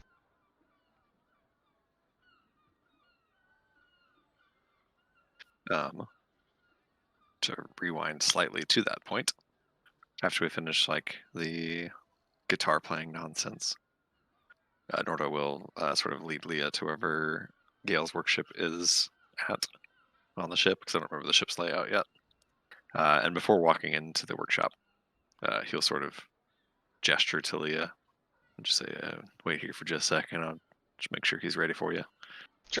She waits And then I will walk into the workshop and sort of once I'm in the door, knock on it, because that's what you have to do. See what Gale's up to. He's currently probably moving shit out of his workshop so that she has a place to sleep. Terrific. Nordo will sort of close the door behind him for the moment and kind of walk up to Gale and take a knee and just bring Gale into a real big tight hug and just thank you, little dragon. I couldn't have done any of this without you. Finding my sister's all I've thought about for years and years. Never would have got her back without you. It's okay. And I'll kind of like reach up and vaguely hug back, but that's probably like damn near impossible. Because of like foot-long arms and you're, Right. you know, a turtle. I imagine Toto helps. Yeah, Toto. Well, Toto's moving shit right now. Yeah, he's busy moving Oh, things. he's a good boy. Yeah, when I said Gale was moving shit out, I Right. meant Toto, because you know, Gale's exhausted from giving orders to Toto. he's very tired. It's hard to be king. And then Nordo will sort of get back up and give a pat on the back, and then go back to the door and open it up and bring Leah in. And say, I know you all saw each other briefly, but Leah, this is Gale. Gale, this is my sister Leah. Pleasure to meet you. Yeah, she kind of bends down and gives you a handshake, and then if you're comfortable with it, a little hug. You know, it's kind of just like wrapping you in her hands, but she does her best. This is This here's the smartest person I ever met in all my life. I don't know there's anything he can't do. He can make anything. He made up this whole ship, and he made that leg he's got on. He made this axe. I rightly don't know if there's anything he can't do. And he's going to help us, I think, if it can. I can at least try and get that arm back. Well, at least something to replace it. It'll probably take me a couple days, but I can whip up something temporary so you can at least kind of, function a bit better. She nods and she gives a little thumb up with her good hand, and then she kind of starts to scrawl a bit and says, "If I can help, let me know." Yeah, if you don't mind, I just need to take a couple measurements of your arm. Yeah, she kind of holds both arms forward towards you. And I'll just get whatever measurements I'm going to need, and then I think I will, once I get my stuff kind of moved out, I'll just quickly tear apart my old studded leather, use the leather from that, and create kind of like a little just like arm brace. And I don't really have anything in my inventory currently, so I'm just going to cut off the bottom of of my crowbar, and I'm just going to stick it like a very long hook. Excellent. This will. It's only temporary. Okay, wait. This I ran back in from the kitchen to suggest something horrible. I is still have Gale. both of Shul's hands. Oh no. I'm just imagining Leah's perspective as someone who presumably is kind of well traveled and has been with a big organization, and I'm like, this is the greatest engineer I've ever met. He's a brilliant scientist. And she straps a crowbar to her arm with a leather. Yep. She's like, yeah, guys, your scientist is super cool. Sorry. It was either that or Nomad mutates you a new arm. As he's taking her measurements, though, Nord will be like, he's got this whole workshop in here set up so no one can see into it with magic or nothing. After everything happened at God Show and all that, don't know if there's anybody after you or nothing, but no one could find you in here. Probably the safest place for you. She scrawls, "It's very possible, probably a good idea." Then Nordo will say thank you again, little dragon, and pat him on the back one more time and take his leave for them to keep working on her situation. I'll set up a better guard system tomorrow after I make a couple preparations. Much obliged, little dragon. I've got the guard system for tonight. He sort of taps onto this axe.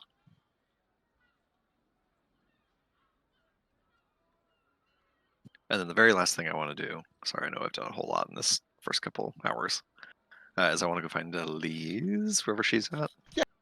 She is just aboard the ship, kind of relaxing.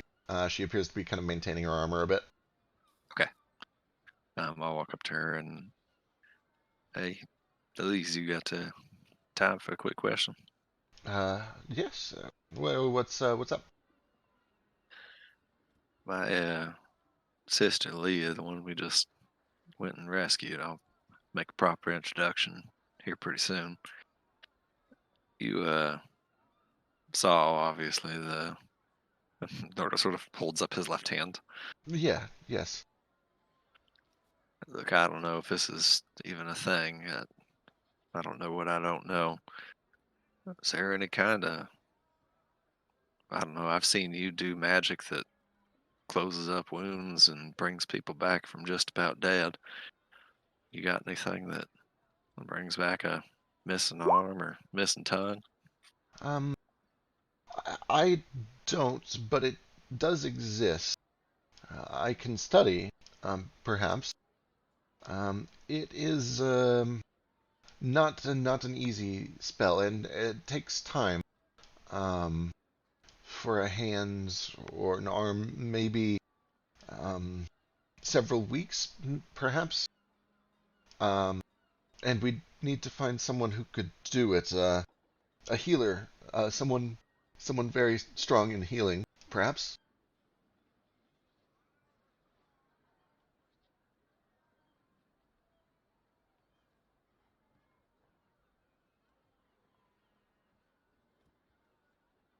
He's like, well, I didn't know there was any, but that's good to know. Thank you for letting me know. I didn't know if there was even any kind of magic in the world could do something like that, so I have to do some more learning. Thanks for your help back there too. Of course. I know there was at least one healer in Mirage that could do it. Whether or not they would help, I don't know for sure. But it is possible, yes. All right then. Well, thank you for that. Correct me if I'm wrong. I might be, but don't get the sense as you'd be too inclined to go back to Mirage anytime soon. If it's for a friend, for something important, I could. I don't mind going back. I don't want to stay there, but I could be there. Inside check.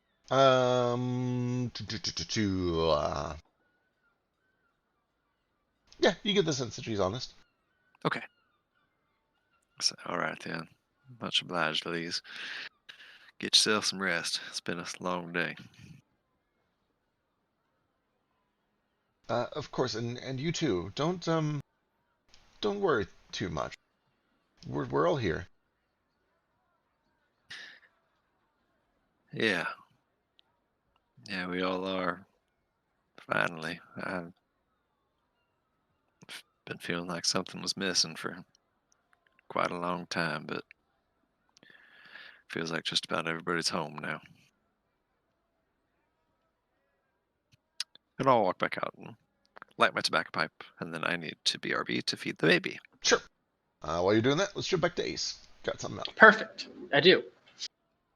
So I run off to, I guess, some part of the deck where not people are around, and I activate my monocle.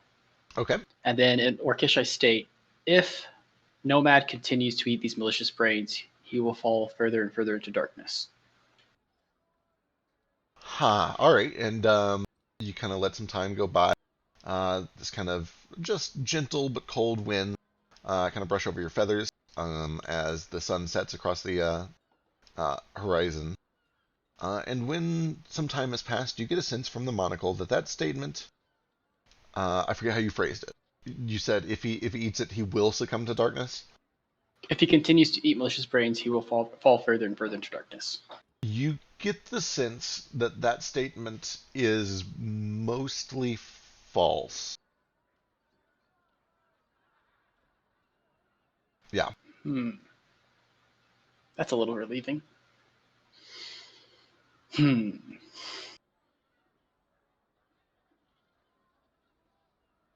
Maybe it took falling into darkness as literal. I think it understands metaphors. Probably. Or is it similes? It's metaphors. Similes is like. Yeah, when you say like, it's simile.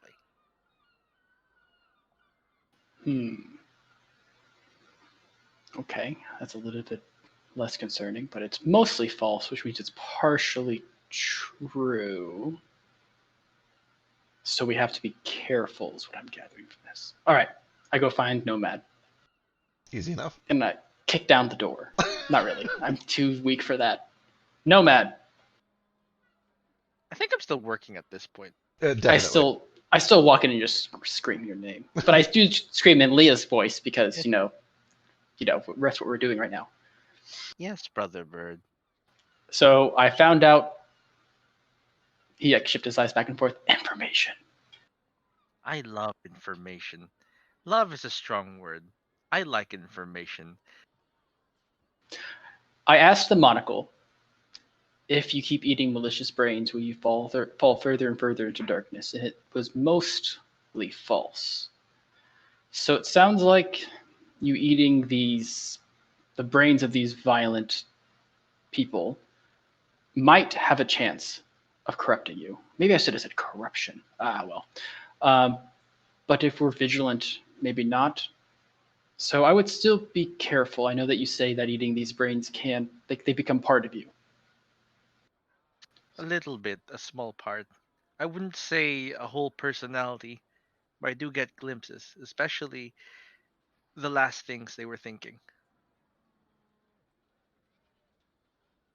Yes. So obviously, I'm worried about you, Nomad. I don't want you to go down a path you're not ready to go down, or that path really at all, I guess. But it's good to know that it's not a for sure thing, at the very least.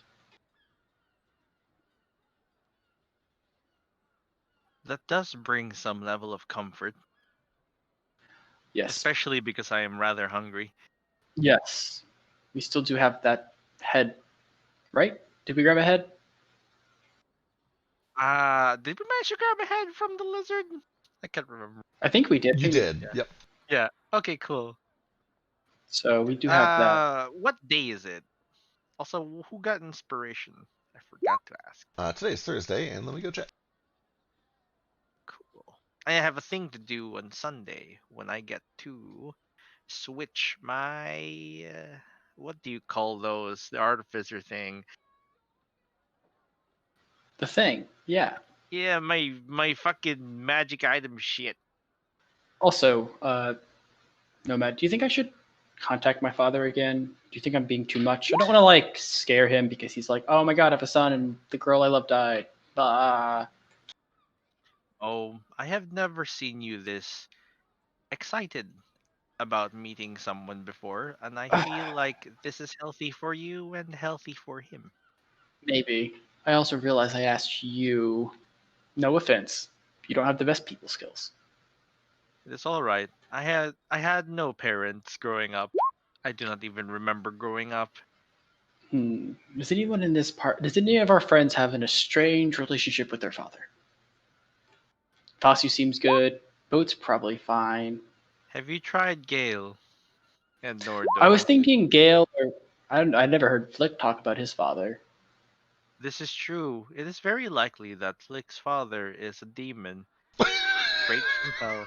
Yeah, I mean, honestly, it's you meet demon or devil. There is a difference. Either or, in this setting, they are kind of similar. Basically the same. Ask Gale. He's always so busy. I don't like to bother him. You should ask Flick when he's not sick. Ask both. You of cannot them. be more estranged than having a demon for a father, right? True. Let me go ask Gale. I actually don't know a lot about his parents, other than I guess he had a lot of siblings, so maybe he was neglected. His parents really got along. I'll go ask him. Tread carefully. I'll go find. I'll be right back to help you with that. Let me go find Gale, and I like run off to go find Gale. Good luck. He continues etching. Gale, Yeah. can I ask you a question? And it's a little bit of a deep question, kind of advice, I guess. Sure, as long as it's not about family, then shoot. It's funny you say that. It actually is. I guess I don't really know much about your parents, but I guess I just recently, found my father, and I guess I really do want to get to know him, but I obviously realize that it's a lot to take in at once, and I don't want to come off as like overbearing. I think it's pretty reasonable to want to know where you come from. But you're right, it's probably a lot for him too. So I guess one of the reasons why I thought to ask you, without being too blunt, is that I feel like a lot of the other people in the group were fairly close with their parents. Have really nice, loving, caring families. Yeah, and Yeah, I've noticed that too. I definitely didn't, and it didn't really sound like your family was necessarily too close, especially since you guys were fighting for the crown. Yeah, it wasn't the most compassionate group. I guess there was always this pressure and a bit of underlying hostility, even between those of us who did kind of get along a bit better. Yeah, but I mean, it kind of. I guess I don't really know a lot about you, so I apologize. This is prying. I've heard about your relationship with your siblings, but I guess I haven't ever heard anything about your relationship with your parents, really. And if it's prying, I won't. I guess it gives me perspective on how to address my own problems. Well, for a lot of kobolds, we're more of a it takes a village kind of people generally. So our specific birth parents aren't necessarily the only ones raising us. It's kind of everybody is kind of helping out usually. Um, I mean, my family's a bit of an exception to that just because of the whole, heir to the throne thing. Um, so yeah, but Joker's kind of an odd case too because he's been apparently kind of on his own. So maybe he'd actually be a bit more open to the company if he's adopted some more surface dweller Culture. habits. Yeah. He did seem very distraught over the fate of my mother. Yeah, I think that's probably pretty fair. So, if your parents weren't too terribly, I guess, engaged with your raising, was there someone in your life who, I guess, stuck out more than others? Well, I guess some of my teachers and things. Um, after we were born, we all had to go through a lot of schooling just to kind of make preparations just in case we were next in line, kind of a thing. Did you know your parents fairly well, or were they kind of just? I guess I just kind of assumed that they were dead. Well, I didn't know my mom really well, but my dad was, former emperor. After what's been going on there. Uh,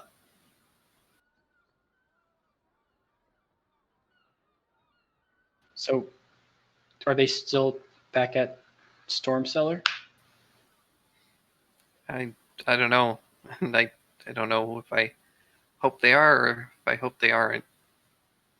Well, if you ever want, I've already used my monocle today, but I could always find out.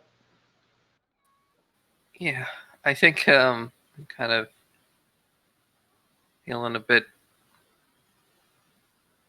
more relatable to Nordo at the moment in that I don't really know if I want to know.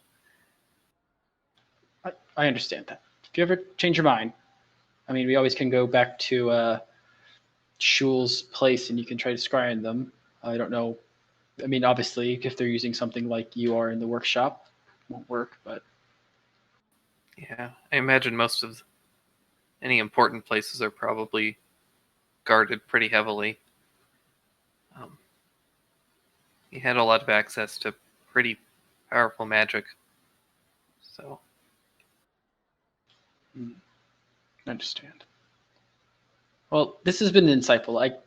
I guess I know a lot of kobold culture in theory, I guess, but not a lot in a practical nature from someone who's experienced it. So knowing that my father might view children as a village type scenario versus a two-parent type thing helps a bit. I don't know, I can talk to him every day, and I've been wanting to. I have so many questions that I've been wanting to ask him, especially about my mother, but I know that he needs time to mourn for himself, and I don't want to, I guess, push him away.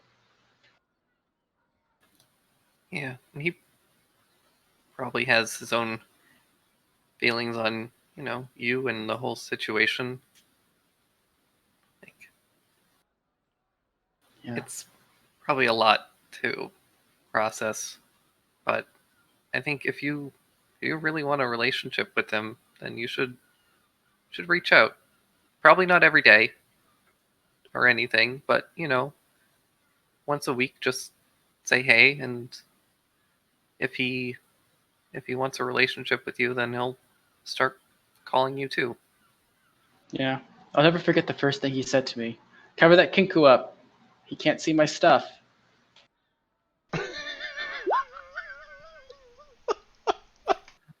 You have such a good memory.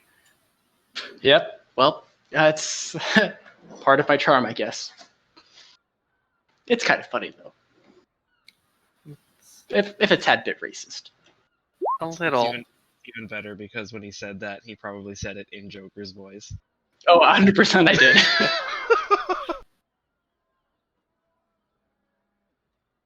All right. Thank you, Gail. This. Yeah. I can't express how much it means to me that you're able to enlighten me on some of the culture that I didn't know I was part of. I'm sorry I didn't have more of a typical childhood to give you advice with. I preferred if you didn't, though, because if I didn't myself, so I'd be like, oh, that's interesting. So it's. I guess it makes me feel more. It's more relatable, I guess. I'm glad to hear that. I've after seeing Nordo and Leah, I know that they've had kind of a real terrible time, but seeing them back together is kind of nice. And every time we got to see Vasu's family, I don't know, I've just been kind of jealous that everyone's got a home life, I guess. Yeah, I can relate to that. I understand. The closest thing I have is Chelsea, and he's works are very different, I guess. And I know where I stand there, but it still wasn't necessarily much. I was an adult when I met him, so Yeah. So, I guess the point is, I sympathize and I get why you would want a relationship there. Something a bit more normal. yeah. And Joker seems a little crazy, but he seems fun. I guess maybe. I hope. I think he's pretty normal, if a little eccentric. Sunlight Madness does that to kobolds, so. That does make sense. All right. Well, thank you, Gail. I might ask Flick some questions too, just because you said Surface Dweller, he might have some of that, but I really appreciate what you said, and I think I'll take your advice on maybe once a week. I don't want to come off as like a crazy kid. Yeah, you don't want to be putting a ton of pressure there. But honestly, maybe try asking Basu, because I think his dad traveled a lot. Yeah. So I did ask his father for advice, and he was like, find something he likes and do that too. And so I made this really bad joke book, which I felt like, well, I'm not very creative when it comes to jokes, but I don't think my dad is either. So, I was going to send it to him.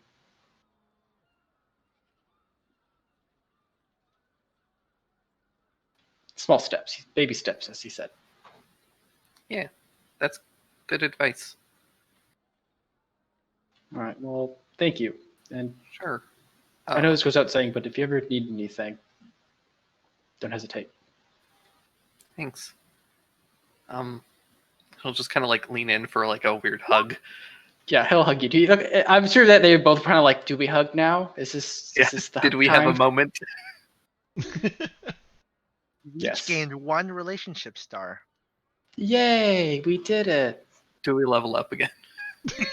You're level 20. Good job. Social link, go! All right, and then I guess I'll go find Flick, who's probably really confused on what's going on, so I'll not fill him in and confuse him more. Perfect. Exactly what I wanted to hear. Hey, Flick. Hey. Can I ask you a strange question? Sure. I just need some advice. So, long story short, I have the ability to talk to my father now, but I don't want to come off as like too much. And I guess I don't really know a lot about your father, so I've just made assumptions. You made the wrong I assumption. Wait, who is your father? You know, someone.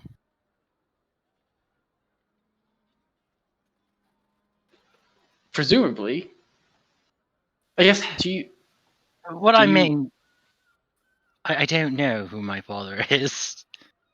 My Oh, mother, you know, had a husband and she had 2 children.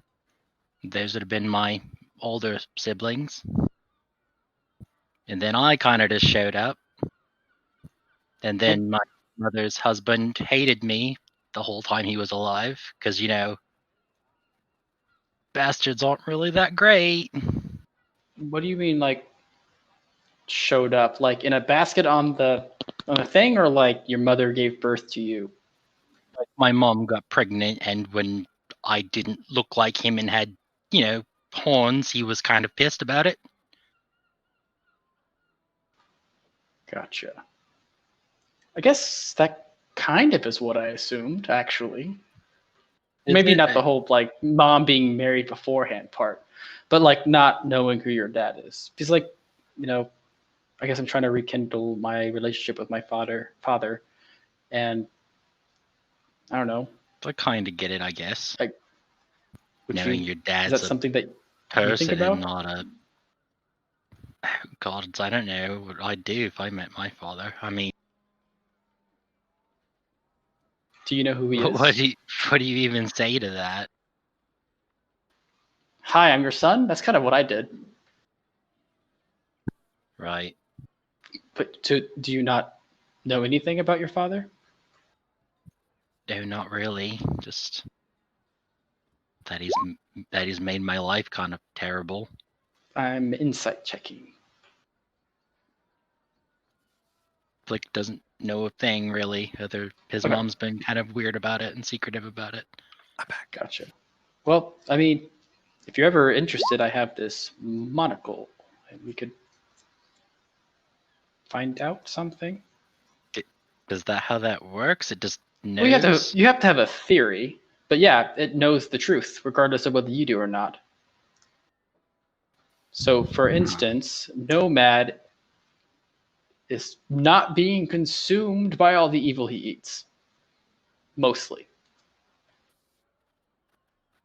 The monocle told me.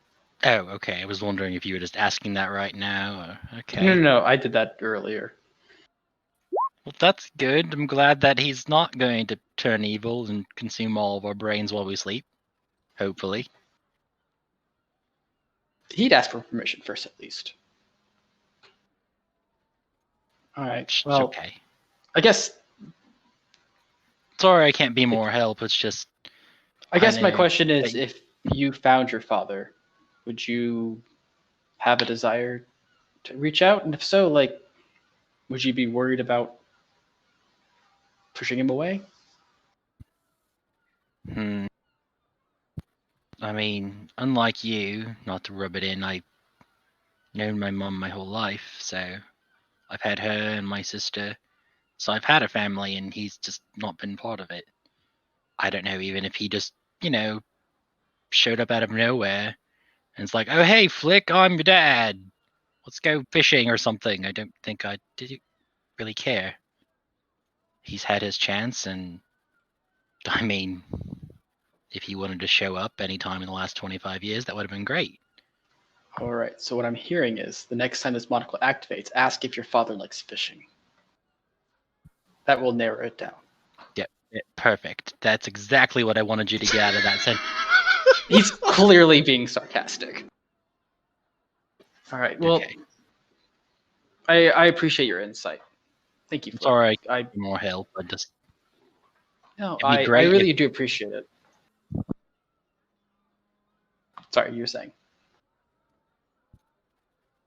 I mean, if I were in your situation, I feel like I would want to get to know him because I haven't known anything like that,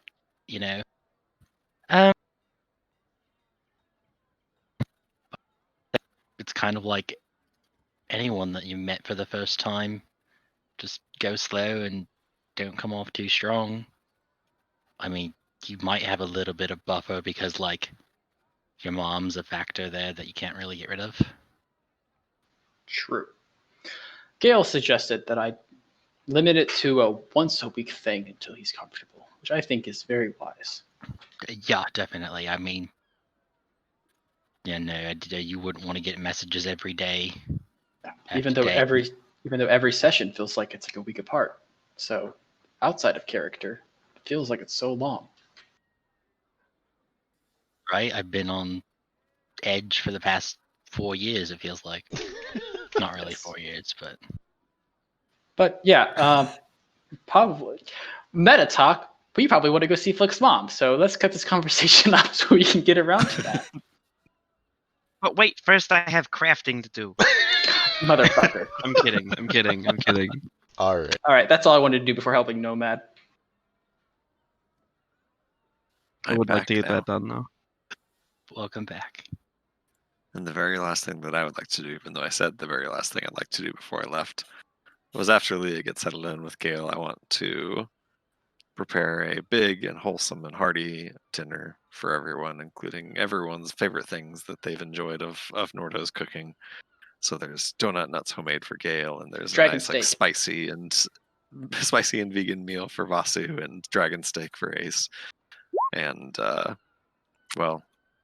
the decapitated head of a lizard folk on a plate for Nomad.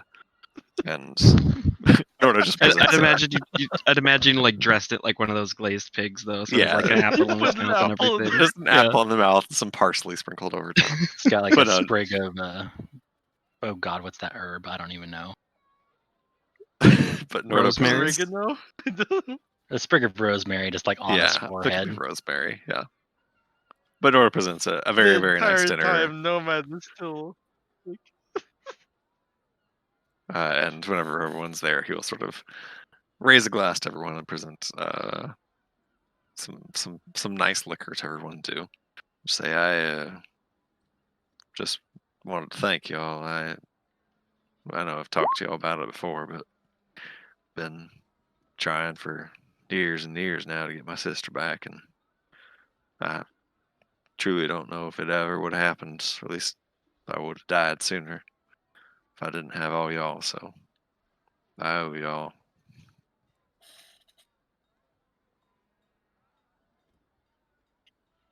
You are most welcome. I'm trying not to speak with my mouth full, but it turns out that's not an issue. He's also he's working on this jade thing nonstop Right. while eating I bring your brain to your on the workshop. table. He's trying not to eat in front of everyone. It's like, I don't know if you're even ready to actually eat a brain. That was more I don't for know flavor. if I should. Nomad probably doesn't Yeah. actually get I don't a think- special meal here. Nordo will make Nomad something as a token. He doesn't want him to feel left out. But Yeah. if He there's been He joins in with the jade, but he doesn't eat the head in front of everyone. if there's been a meal that Nomad has especially obviously not enjoyed, but has piqued his interest more than other meals that Nordo has made. Nordo will make that for him to pique his interest again. Oh, it's basically anything Nordo hasn't made yet. Oh, okay. He'll make you So something if new ever then. he feels experimental, he's, Yeah, he'll he's just prepare like, oh, something. I want to try this recipe. He'll You know, make, I bet- he'll make you a couple chimichangas to add to your barrel. You know, Yeah. I bet if you like slightly overcook some pasta and then cast it in some gelatin, it would kind of feel like a brain. What's the Orcish word for gelatin? Unga bunga bone juice. Bone goo. Bone jiggle. stuff. Bone. Technically, Bone jiggles. Jello isn't boneless. Unga bunga bone fat. Bunga bunga bone fat. Got it. On that note, I do mean that. Literally.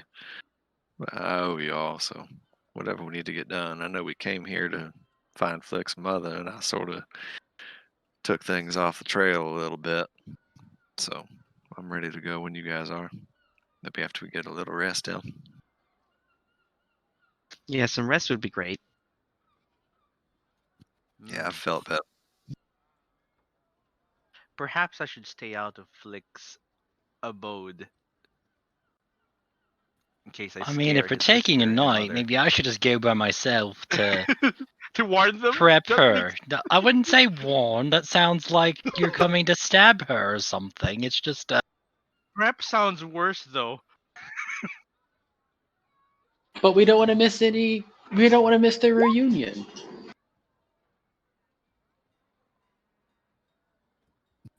I'm I gonna mean- make an insight check. I'd like to know if Flick wants to go by himself versus us being with him. Yeah, kind of same. I was trying to. Ignore that hand raise. That showed up like 10 minutes late.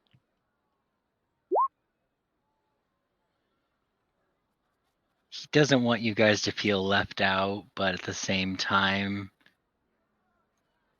there's a lot of you, and you're just a lot.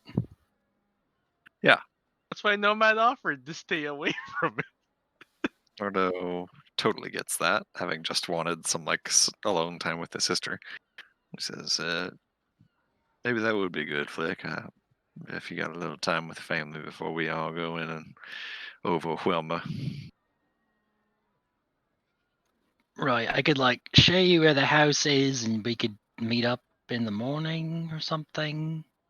That would be just fine. I could bring breakfast so she doesn't feel like she has to make stuff for us.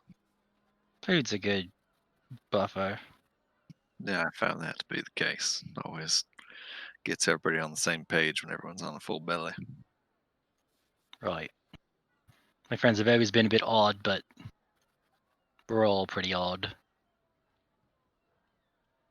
No offense, but None taken. I get it. I feel like the only person in this party who can be offended is probably Vasu, because he just brought us to meet his family. You'll see would definitely be offended by that.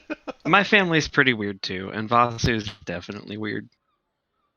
No, do you want to meet my mom though? I don't know. We have to ask her, and she's dead. All She's right. been gone for so. How long ago was it since we've seen You'll See? And So she's It being was played. the episode title was named for her the last time we saw her conveniently, and it was episode 43 or something. It was right before we went to the Underdark, I think. Oh, that's actually a lot more recent than I thought. Feels like she's been gone forever. It's been half the campaign. It was let me find it. June or March. It was called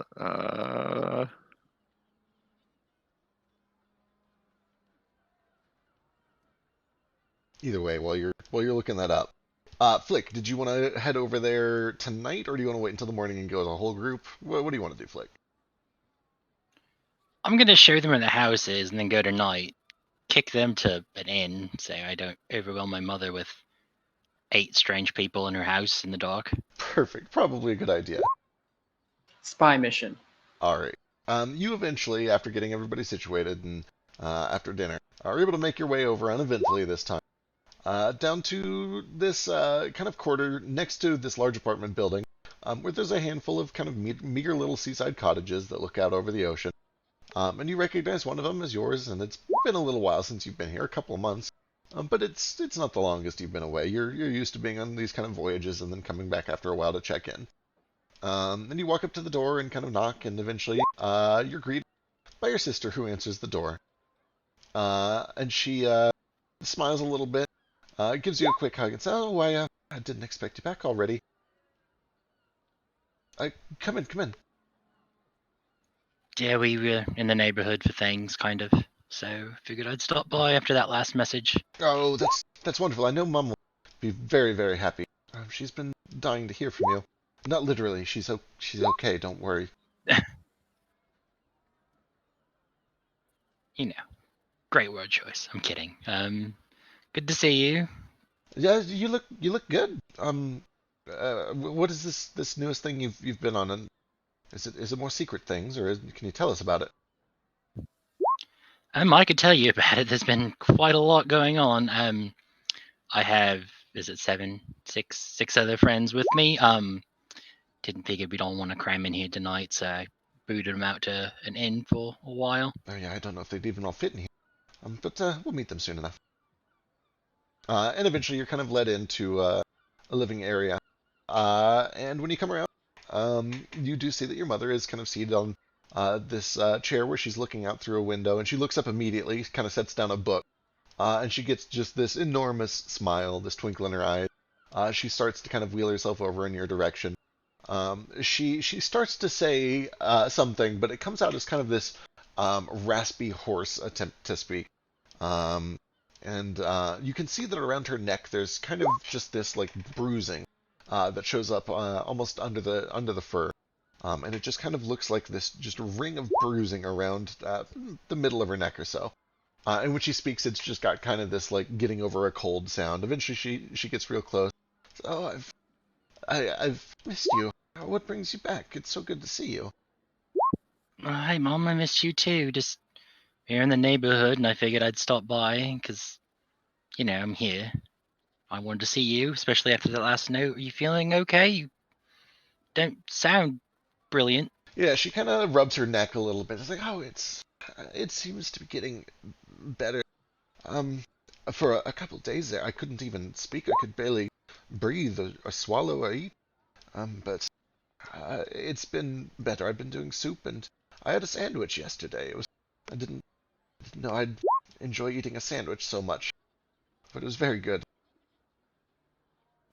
I'm glad you enjoyed your sandwich. I had some chimichangas earlier today. Those are pretty good too. Maybe you can work on that. Oh, I can't do those chimichangas. I spend all my time on a different chair.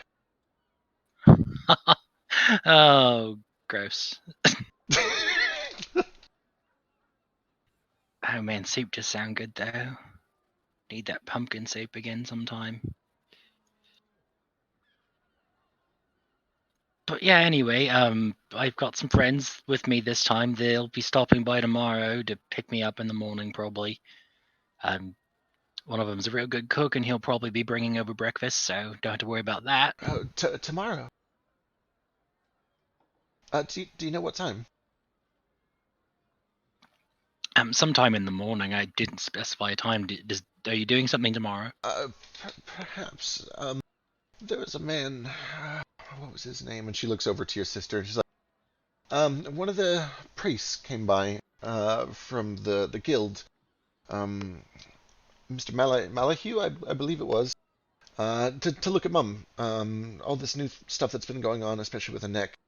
To put it frankly, with the money that you've been sending back, we've been able to look at perhaps buying a more drastic healing solution. We did a little shopping around, ended at the Guild of Divine Magisters, and he did a house call yesterday. Suggested that she come in the morning so she could take a look, or they could take a look at her. We were going to take her in the morning. Oh, that's great. I could have them stop by earlier or after you're done, possibly. Just no bother. I could just go tell them real quick. They're not that far away. Of course, I can't imagine it would take too long. I don't know I can say too much about healing magic, but I think the point of it is it's pretty quick, so I imagine we'd be back by the afternoon. All right, sure. I can tell them to do brunch instead of breakfast. Yeah, that'd be fine. Fine. Oh, good. We'll make it a date then. I'll see if I can get something from work. I'll bring it back. All right, sounds perfect. I'll go tell them in a bit. Just sit for a little bit if you don't mind. Oh, of course, stay as long as you like. And she kind of like makes room. I guess you can't share the wheelchair with her. You sit down on another one of the chairs out in the living room, and you kind of just spend the evening just sort of hanging out. She asks all about the adventures that you've been on and what you've been up to, and it's kind of up to you how much you want to share or not share. I'll be honest about anything that doesn't involve me being in direct danger. Which is a lot of it. Not a lot of it.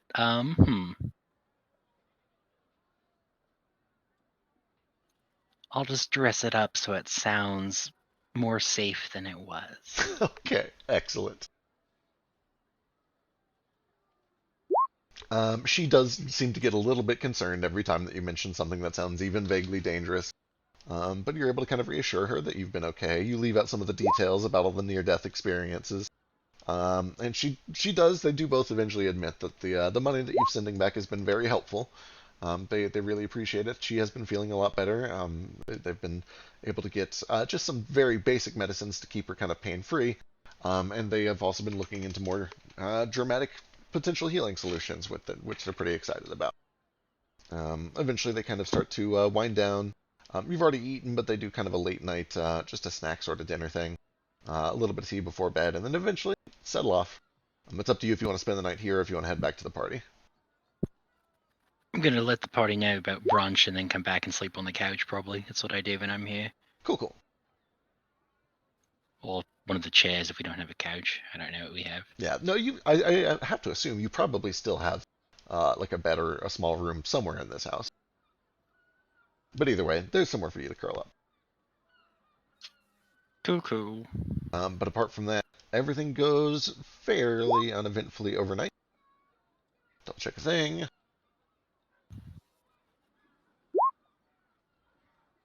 You did not give birth to this body.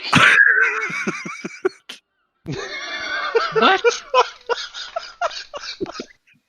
You have to look at the chat. Sorry, I've been doing what I would be saying if I was Slick right now. You left out the decapitation parts. We talked about your. Boy, Oh, great. you did not give birth to this body is strong energy.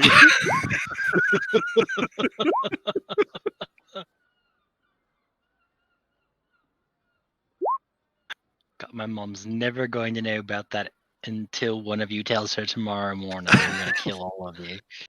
Hey, Becky, can we update the rest calendar? Because I will forget every single day how much mana I get back now that I have mana. Yeah, let me go. I think I already put it into the template. I'm not sure. Awesome. I will go grab it. The night does go smoothly. You guys are all able to wake up. Everything goes uneventfully. Everyone does get a +1 if they spend any hit dice. Per each? I think it's just total. Let me check. It's just my cook's utensils. It's not anything like magical. It's per hit die, so one extra health for each hit die you spend. Hell yeah, thank you.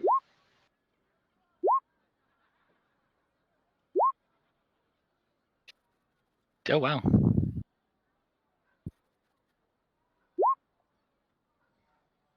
Where are these hit dice when I roll my health?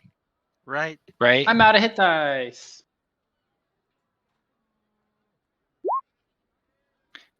Oh, I was at 30 hit points out of 101. Am I able to lie my way to my mother so she doesn't realize I'm fucking damaged? Walk into Hi, your house Mom. literally bloodied. I mean, it's not the first time you've come up with some cuts and bruises. I guess, give me either persuasion or deception to kind of explain away the injuries. For what it's worth, he at least did have his healing meal before he left. That's good. Yeah, you're able to kind of downplay it all, and, I tripped. Fell down Hey, some stairs. Tripped. Also, I don't think we ever did inspiration for this session, now that we're like halfway through it. We did. It was Nomad Nordo. Oh, cool. I'll mark it. The nose. So in the morning, I guess I finished the amulet. La amulet. Yeah, I think you got it done Lamulet. at like 2 a.m. is what he said. Yeah. I will. Nordo will be awake early in the morning as he always is, sort of drawing in his sketchbook, and he will accompany you to sort of take it to Leah. Yeah. I'm gonna come with. I just hand it over to Nordo and it's like, please present it when possible. And he goes back into his closet. As soon as you like come hand it to Nordo before you, as you like spin around to go back to your closet, Nordo sort of grabs you by the shoulder and pulls you in and gives you a big hug, even though he knows that Nomad doesn't understand hugs. He hugs me all the time. Yeah, but he doesn't It is- understand them. It is different when someone is larger than you. It's like it's very Are different. you threatening me? All of his technicals just like push you away. He's like, "What's going on? Why are you so close to my face?" Like, are we grappling? Oh, this is a hug. He gives the hug and the awkward pat. Sorry, I know It's that, not awkward to him, but like, it's awkward to anyone else watching. When he does that, does he say pat pat out loud?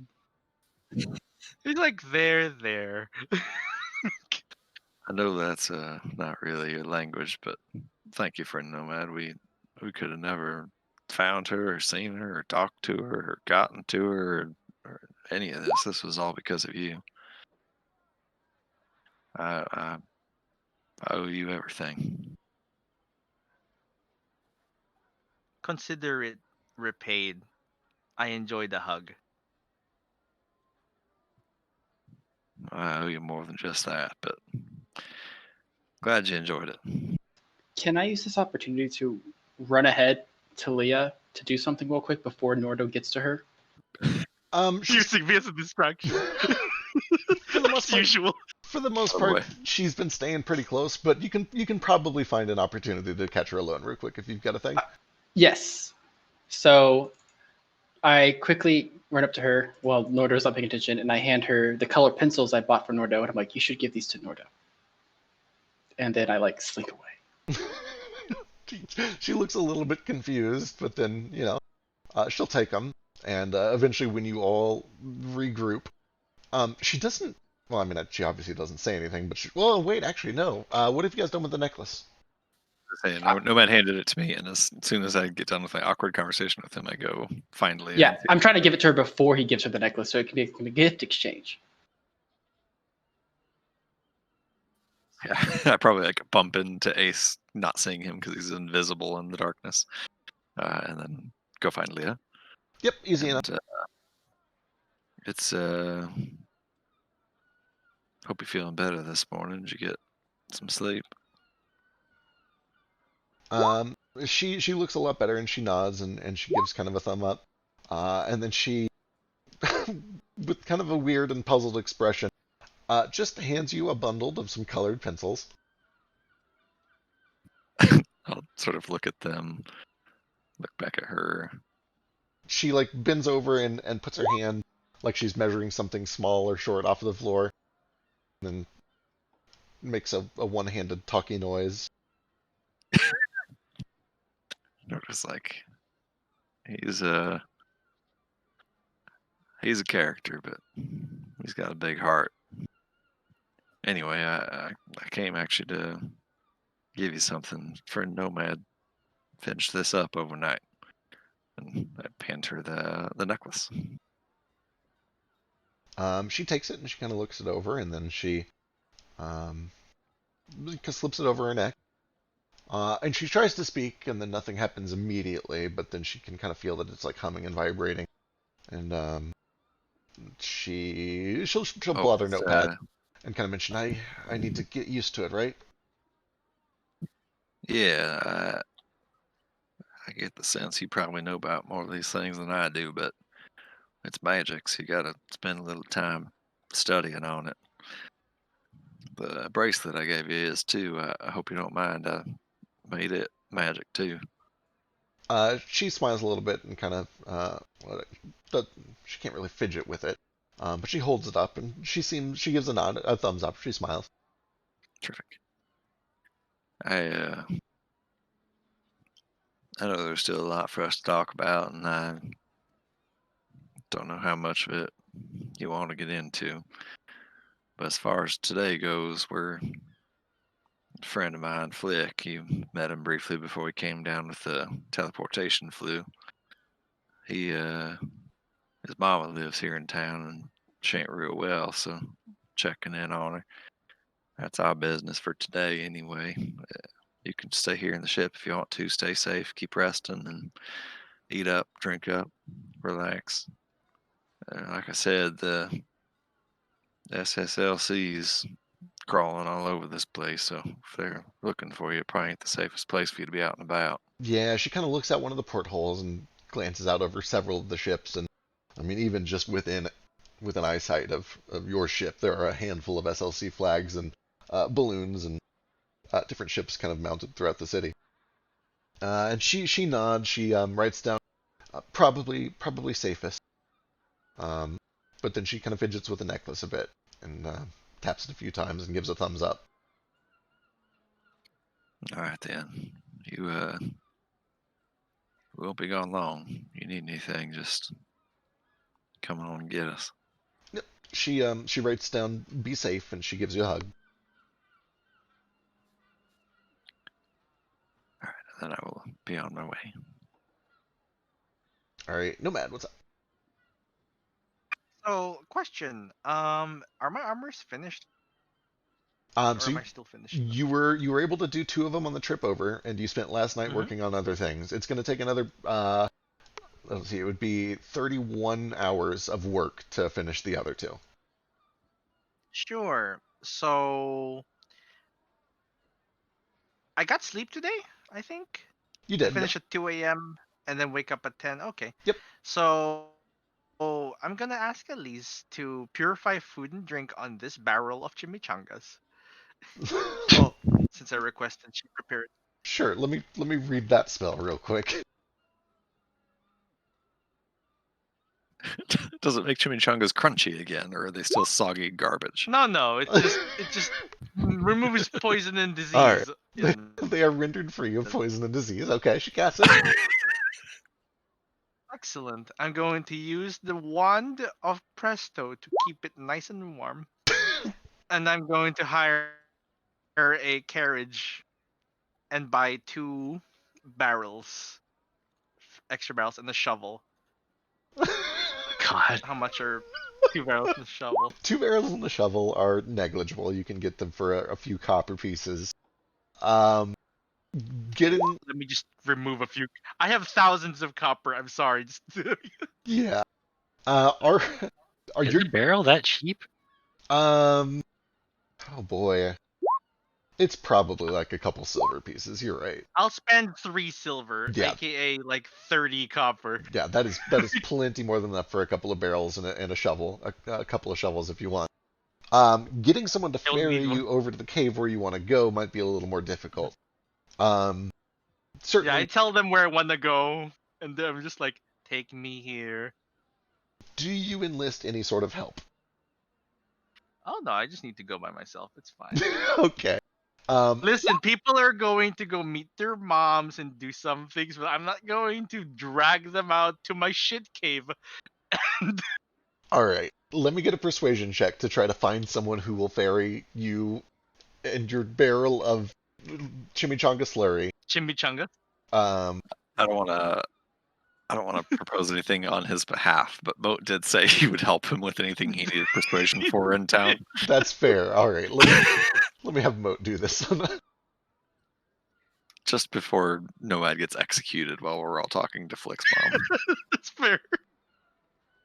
Hey, there's an illithid in Seattle. Murder it. I thought he had a mask on. Oh no, yeah, he's well. I mean, he's well. someone is going to be like, why is this guy in a mask? I have to stick There's with an him. illithid toting a barrel full of questionable Mexican American food through Wait, a I town. thought this What's he was for doing with it? bats. I thought this was for bats. Someone's gonna supposed to be get just for sus about bats, it, but like though. someone's gonna, this is sus for sure. When you see a masked man toting a barrel full of chimichangas off to a Notably, cave. it's a well-known disguise of someone who works with plagues. Listen, have you tried just being like a Middle Eastern American getting onto an airplane with normal luggage? Accurate. Yeah, but Being I a feel like mind flayer in a I feel plague like mask with a mysterious barrel. I feel like most Yeah. illithids most aberrations are doing with aren't illithids, More so they're not of, like, humanoid looking. could you imagine more like it's this guy in a surgery mask and scrubs and gloves on, walking in public. That's kind of more how it is. If he's rushing by, are you going to stop a surgeon? Yes. Someone's gonna stop the surgeon. Someone. Eventually, now the carrying service. I'm in a hurry. I'm just saying, take Moat with you. Yeah, Moat's take coming. the talker with you. I need him to carry the barrels. You see. Hey, Nomad, I thought we were going to go see Flick's parents. You do or also family. you do also need him to prevent you from being murdered. That too.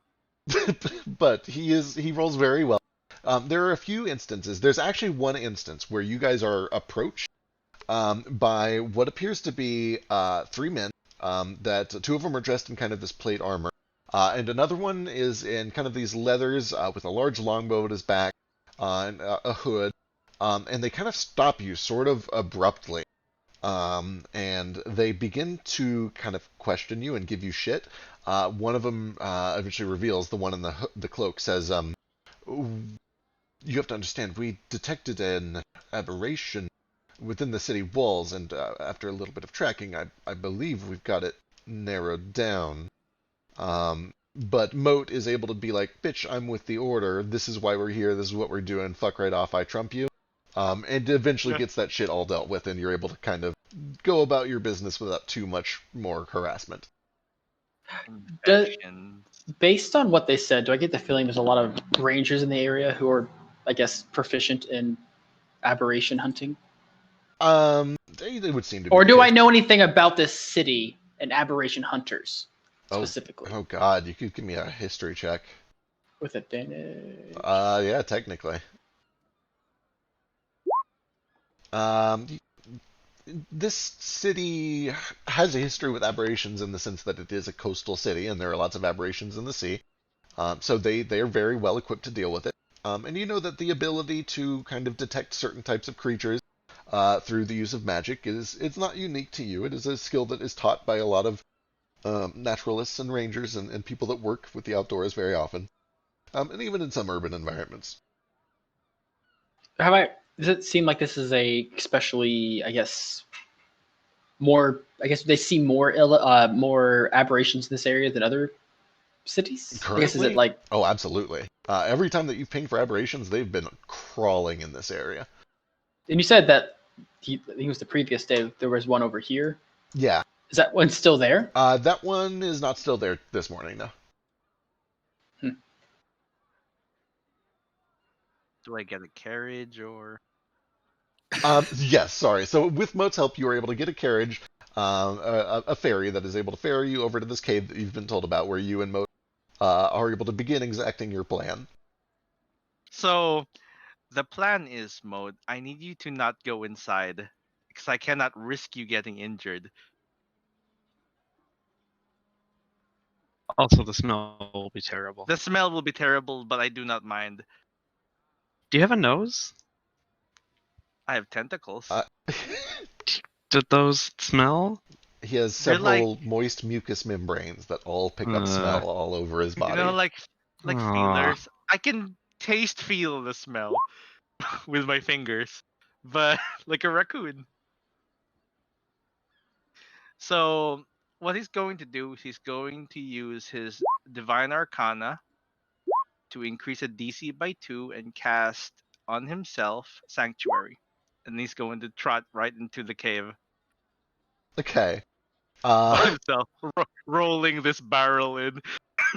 So, for the sake of capitalizing on the time that we have Flick, I'm going to temporarily assume that this plan doesn't get you and Moat killed. But I also don't want to gloss over it because it sounds ridiculous and I want to make sure that it gets played out. Just cut away from it. So we're gonna cut away for a second and go back to the rest of the party as they as we do flick stuff. But like, first thing we do next session is figure out what happened in this cave. Perfect. He's going to die in that cave. I'm just so sad I missed the beginning of this plan being made. Yeah. It's really not a plan. Well, We- I would. Yes. Well, I'll just have to rewatch it just to see So how. it's very simple. I can cover it in 10 seconds. Okay. We ended up in an adventurers guild, and one of the adventurers is like, I need explosives, and in order to make explosives, I need guano. And here's where you can get the guano. It comes from these bat monsters in this cave. And then Nomad bought 3 barrels of chimichangas and went to that cave. And Wait, the are they? Did they say they were monster bats? Yes. They were big drawings of very scary monster bats. Fuck. Well, that probably means I'm probably with Nomad and not learning about Flick's backstory. This is very conflicting. So Nomad can wake up early in the morning, do his thing, come back, and then meet up with all of you because she said to do a brunch thing anyway. She said she wouldn't be back till the afternoon. Okay, perfect. Though. Perfect. We have Yeah. prestidigitation, don't we? We have a Also, wand. I have a wand of that now. Also, And another quick question that I think we kind of answered last session, but then kind of forgot about. That volcano thing that I can do for free every day with at least 3 key points. Does that summon enough like charcoal that Nomad Sulfur. can make explosives out of it? Sulfur, yeah. I believe I asked that. Yeah, if you go down to like the It beach or does. somewhere and you do it, it would make a 10 by 10 by 2 inch what is the 3D form of a rectangle area? We'll call it an area of sulfur, which you could potentially harvest and use to Quadrilateral. quadrilateral. That's probably the word. Nah, No? that's just Poly- that's a 2D shape. Shit. Polygon, but that's the same thing as area.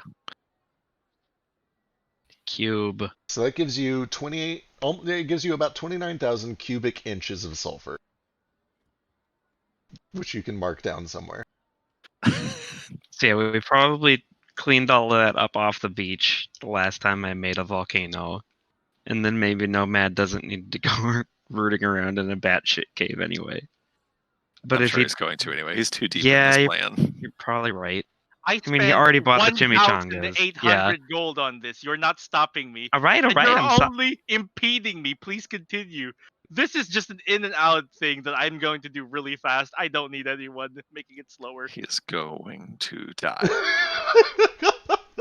I'm definitely with him, so he may not. All right. I'd rather go alone because like I have a 20 DC wisdom save for anything to hit me.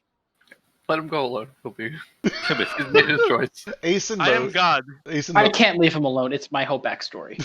Ace and Moat can wait outside the mouth of the cave while Nomad wanders into his death, and if anything goes wrong, they can be near enough to interject. I will call. Don't worry. But we'll come back to that. For the time being, let's pretend and assume that he comes back alive with some amount of bat guano. Regroups with the party. You guys presto yourselves clean. You prepare to deliver the guano, and then yeah, definitely pretend.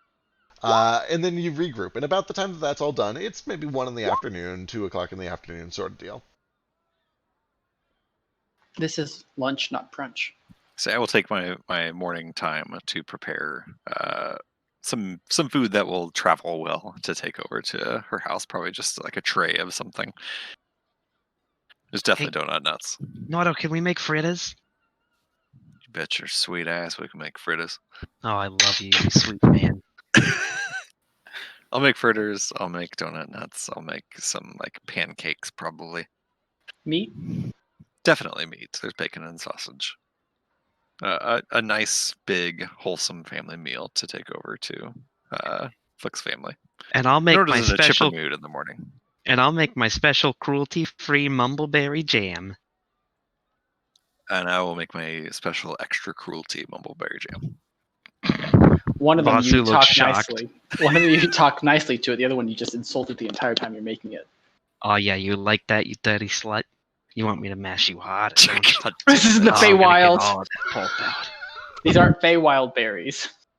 That's where they come Anyway. from. I go to my workshop so I don't have to hear any of this. Enjoy my moment, my night of solitude, sleeping on the couch or wherever I'm at. You don't have a bedroom? I don't know, man. I don't know how big this house is. I didn't think about it. All right, you guys are able to make your way over with this nice breakfast that you've all prepared. Am I able to find fresh mumbleberries? What the fuck are mumbleberries? I don't know. I want there to be a Feywild thing that's like a berry that just mumbles at you the whole time. And to get the most flavor out of it, you have to kind of like get it genuinely excited about something. It doesn't have to be like a sexual thing, but it's just like you have this berry, and it's just like. Then like if you kind of talk it up to get hype about something, you're like, yeah, and then we gotta go to the skate park, and then we gotta get ice cream. And if you get it to the point where it's like, yeah, we're gonna do that, and then you smush it, that's when you get the most flavor. Give me a fetish roll. What do I roll for that? Just A roll a D6. I D20. said it doesn't have to be. It is a fetish thing. D69 for sure. D69. Okay. I like stopped paying attention for like half a second. You missed nothing. Oh no. Gilgil looks No, pretty you don't find any of the mumbleberries. Ah, damn. I'm sorry. All I could find was scream berries. You have to gag those. On the way to Flick's house, Nordo will keep an eye out for any SSLC that seem to notice or recognize the party as the group of pirates that marauded two of their ships. Sure, go and give me a perception check.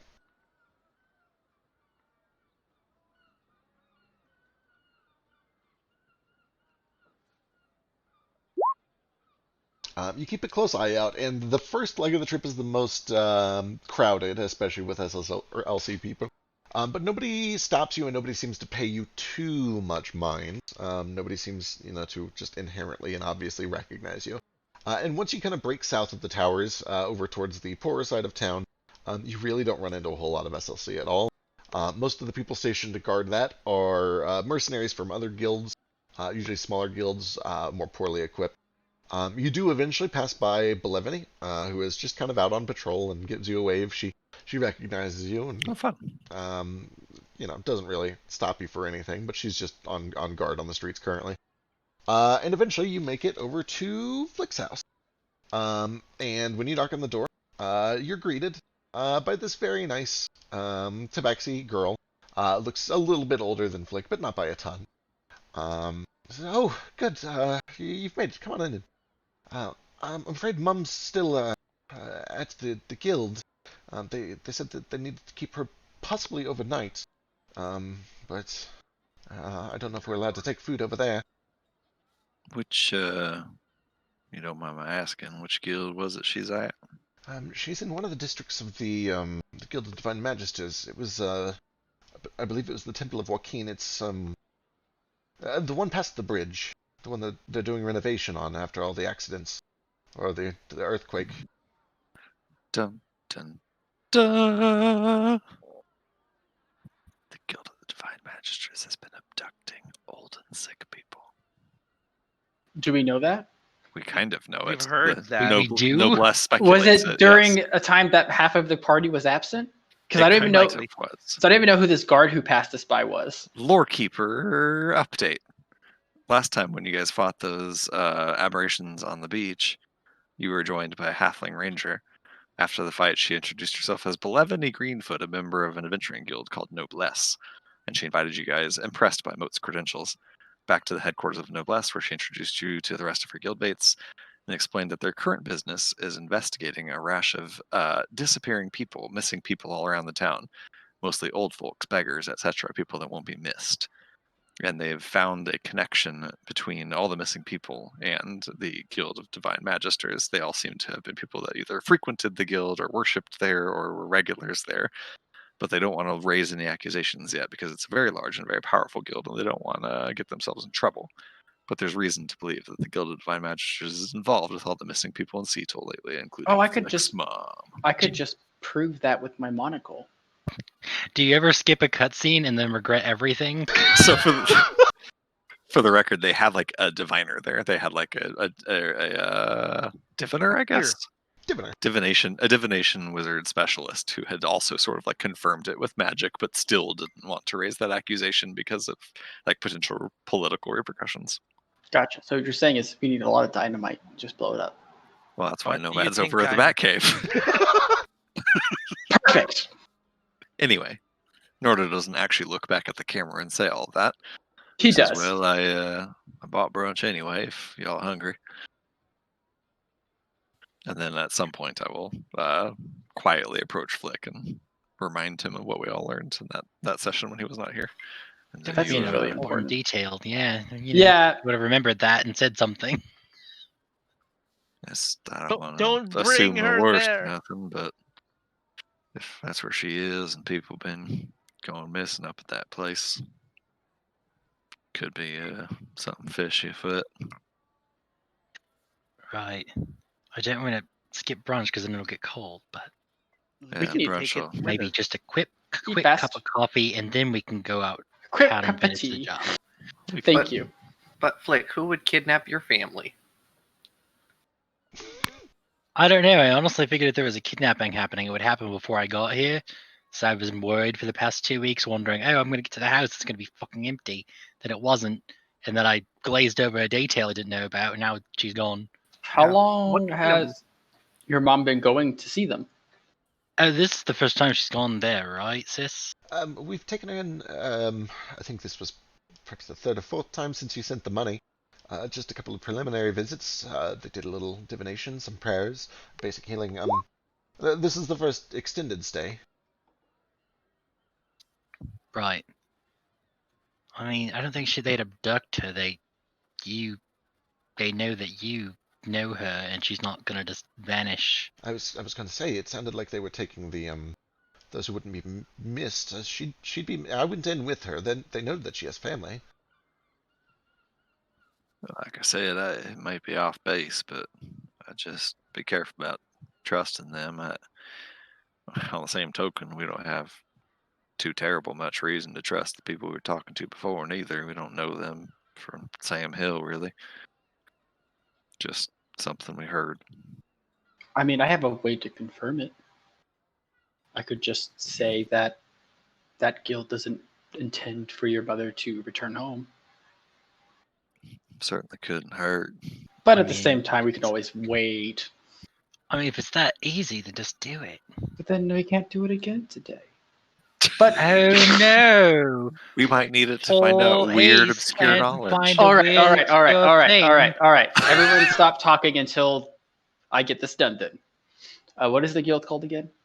The Guild of Divine Magisters. Divine Magisters. And your mother's name? Pearl. Yeah. Pearl. You don't have last names, you racist fucker. Give me a second. Pearl of Racist fucker, motherfucker, you guys have long ass names. You're tabaxis. Pearl of the Hidden Springs. There you go. Pearl of the Hidden Springs. Yup, that's it. All right. I activate my monocle and I say that the Guild of the Divine Magisters does not intend for Pearl of the Divine, whatever Springs, to return home. I'm bad with names, but Ace knows them. It knows. It's fine. All right, you all sit in tense anticipation for 10 minutes. I eat for the 10 minutes. letting these words echo out. And when it is complete, I didn't hear whether you said does or does not, but the impression that you get is that they do intend to return her. All right. So it seems like they intend for her to return. Good. That's good, at least.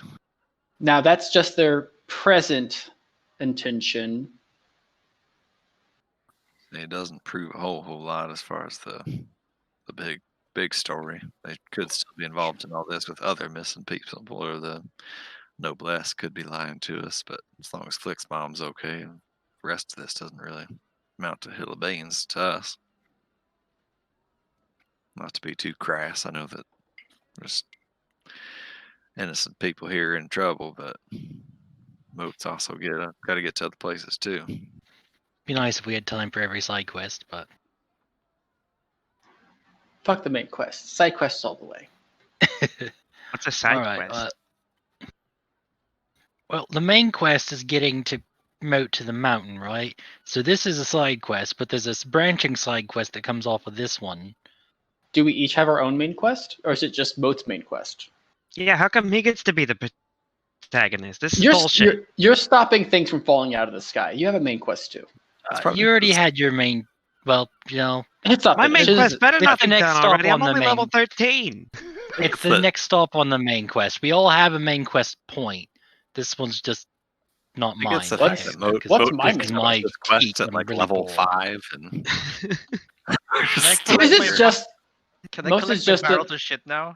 If we're all just gonna go squabble and waste time, let me collect my barrels of shit. I have spoken. do we want to, instead of doing that, go and sneak around and investigate the guild? What? Peek in Nah, some windows? literally collected the barrel already. So I just need to know if it's happened or not. We this just is need to gonna know if you sound- die.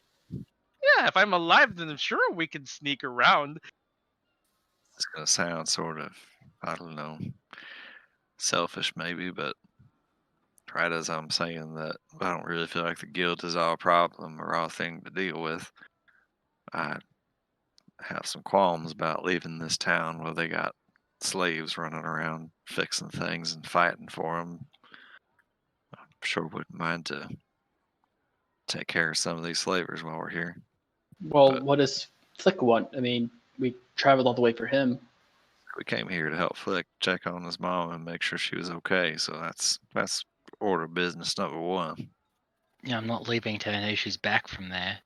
I mean, I'm fine giving it some time and then going, but now you've gone and made me worry. Now I just kind of want to go. Well, I mean, the monocle puts your worries at ease. They don't have any. Doesn't seem like they want to at least abduct your mom. For now. right. Could be something untoward going on though that doesn't fall into that. It couldn't hurt to go check. Yeah. Also, Hey, can I 1 second? So, Zeph, how long was this mark been on Mum's neck again? When did that happen? Oh, let me check my notes. Also, did that have any sort of magical aura about it? You have not seen her You neck. haven't seen her. Oh, that's right. She's not here. Duh. She initially says, "Oh, it's been a few days, maybe a week, but I need to go check to be sure." Okay, and you've been seeing these people at the guild for longer than that, about the same time? We started seeing first when you sent the money back. The first shipments, which I think was, That was a while ago. yeah, almost a month, something like that.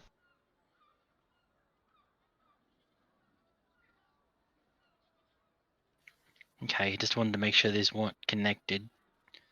But I guess if one thing stopped and another thing started, then it might just be a coincidence.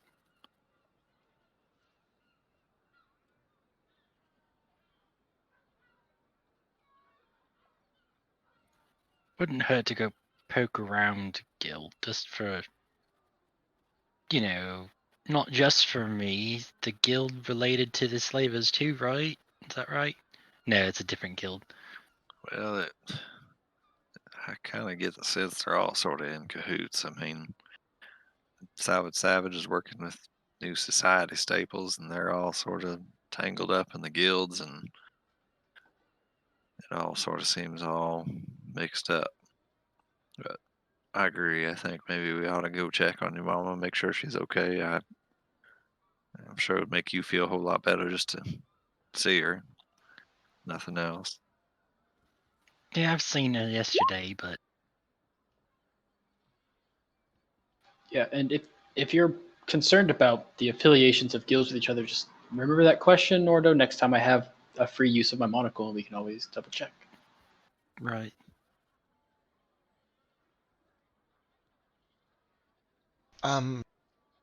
Minor correction. The first time it showed up was, it was actually a little before you sent the money. It was, maybe a month and a half, 2 months, something like that, and then it went away for a short time, and then it came back recently, a few days ago. Okay, What? that makes me feel a little better. What mark is this? Mom's she's had her problems. I've talked about them before, but one of her problems went away, and now she has this black ring around her neck. Kind of looks like a bruise. It's hard for her to breathe. It's new, and I just wanted to make sure that she didn't have that like right after going there. But A black ring. Does that Does sound that like sound familiar to me something? at all? Oh boy. Yeah, that's kind of why I brought it up. I Medicine figured some wise, people I would guess- want to take. Sure. Each of you guys can throw some sort of a knowledge check at me. That counts as knowledge. It's a dog shit roll anyway, though. Same. Terrible roll. Can I sell you on a history check of knowing about humans who've had this ring on their neck before? Sure. You could try to recall stories about people that had this sort of thing. Would I have advantage because of humanoids? Uh-huh. I should have tried removing curse. Oh well. I'm sure they've tried that. If I can do it, they can do it. Well, if they think it's a disease, they would not normally try it. Can I roll survival to know if this is anything that can be healed with wet yoga and crystals? Of course. Please give me a survival check. I'm proficient, so this isn't an entirely bullshit roll. It probably isn't anything that can be solved with wet yoga, though. Actually, you find out. Cure with wet yoga, though. Actually, that was the first Why thing you is tried wet yoga survival? because it's not Naturalist. science. It's not science. That's why. All What are you right. talking about? Of course it's science. Vasu and Nordo are pretty sure that it can be cured with wet yoga. Ace, you've never heard any stories that perfectly match all of these symptoms, the bruising around the neck or anything like that. Other than just like, people who get strangulated usually have some bruising around the neck, but even that is not like a perfect ring. It's, it's kind of just near the windpipe. Oh, I thought it was like a ring on the back of her neck. No, Gotcha. it's like a ring around the neck, like a collar. Like a okay, so it's voodoo not the doll. dark side. It's a voodoo doll, guys. Nomad. Nothing immediate comes to mind. It could be some sort of necrotic spell or curse or something, but you don't get anything specific. I have bad news. How long has for it been you, since friend my head Flick. got chopped off with the chain? Good point. Ooh. Putting my hand to my throat made me think, oh, that happened. Like Just remind mother, me like that son? I don't Your know. brother did not give birth to that body. And it's Maybe killing her. maybe she's suffering all the wounds you suffer. I don't think so. I don't know why her legs would be the way they are. I've not done anything to my legs. I hate to tell you the reasoning behind this, but your mother is into autoerotic asphyxiation. No, man, you go don't back in your care. cave with your bat shit. Oh, just tell her to use a tube sock. It won't bruise. You How too. do Go. you know? You just go live in the cave and don't come back. Sounds reasonable. A nylon stocking works too. Nordo, it doesn't sound like any specific medical condition that you know of. Again, you would know that, bruising sometimes shows up for a strangulation, but that's usually just near the windpipe. It's not a perfect ring like is sort of described. This is very odd. Oh, but you definitely don't want to use a fishnet stocking because that's going to leave a real obvious mark, and that one's kind of hard to explain to your parents. I like to imagine this is Breakfast like is great, a Nordo. Vasu experience and not necessarily. It's just in his head. I don't want to speak out of turn or nothing, but I'd be inclined to just go and check in on her personally. I want to hear what Beck has to say about the timeline with Flick getting decapitated. And Yeah. Let me go check. do you remember the first time you sent money to your mom? She said it was like right after that, right? Maybe the money was cursed. Did you send her No. cursed gold? I didn't Did send her you- any. I didn't send her any of the gal gold. I'm not that stupid. His curse was removed Okay. in episode 4, which was on August 5th in game, and it's currently I can't remember when I sent her money. I think it was relatively early, but I'm not sure if it It's was September that early. 27th. been 9 weeks-ish. No, 7 weeks-ish. So before we get to that cheap shot, I mean, it was after I found out that, the gold was cursed. You don't send your mom cursed gold. Just don't do that. Well, you know what? Maybe cursed gold should show up as cursed. Stupid detect Probably. magic. Oh, yeah. Speaking of, it doesn't show up as cursed with detect magic. No. Damn, I was about to say I'm just gonna look at all of our stuff now and make I sure. assume it's not the gold itself that's cursed, but probably more the fact that the god is cursing you. Yeah. Don't ban detect magic. Ban curses. DM, I'm gonna- want to remove every single divination spell from this game. Don't ban detect magic. I can do it at will now. As a player, I want to play a divination wizard. As a DM, I want no divination magic in the game whatsoever. That seems Same. fair. No, I get you. Speaking of divination, though, I'm gonna cast See Invisibility, and I'm just gonna do a sweep of the house. Oh, I already have True Sight up and a passive perception of 23. Well, roll something. Go and give me a Yeah. perception check, Gale. Can I help him and look too? Yep, you can. And you've got your passive thing. Both of you kind of take a thorough sweep, and you don't find any signs of anything invisible or out of place. Ace, your true sight doesn't reveal anything that is not what it seems. Those of you with detect magic up can see that there's nothing out of ordinary except for a couple of potions on the counter. So specifically, I'm not actually using it for See Invisibility. I'm using it to see into the ethereal plane. Excellent. Yeah, nothing out of the ordinary. Ghost in your blood. Do cocaine about it. So, as a god, do I get the sense that this is some sort of divine stigma? You can give me. Did you already give me an Arcana check? I gave you Arcana, but I gave you religion. You can give me a religion check too if you feel like it. I think Does we it should sound all. like some devil shit? Or some fiend shit? I mean, it could certainly be some sort of a curse, maybe. Again, you've never heard of anything specifically like this, but it could maybe be a curse or something. And gods are able to curse people. We've seen. I think someone should roll like a 11th knowledge check before we just go check on her. Let's go find your mother. Yay. What did religion turn up? Sorry, I didn't mean to be a dick. The things that I just said. Did you catch it? I think so. Okay. It could be a curse, is what I'm getting. Yeah. Holy shit. It could potentially was- be a curse or like divine retribution, maybe, but like the gods can do basically anything. It's possible, but you've never heard of anything specifically like this.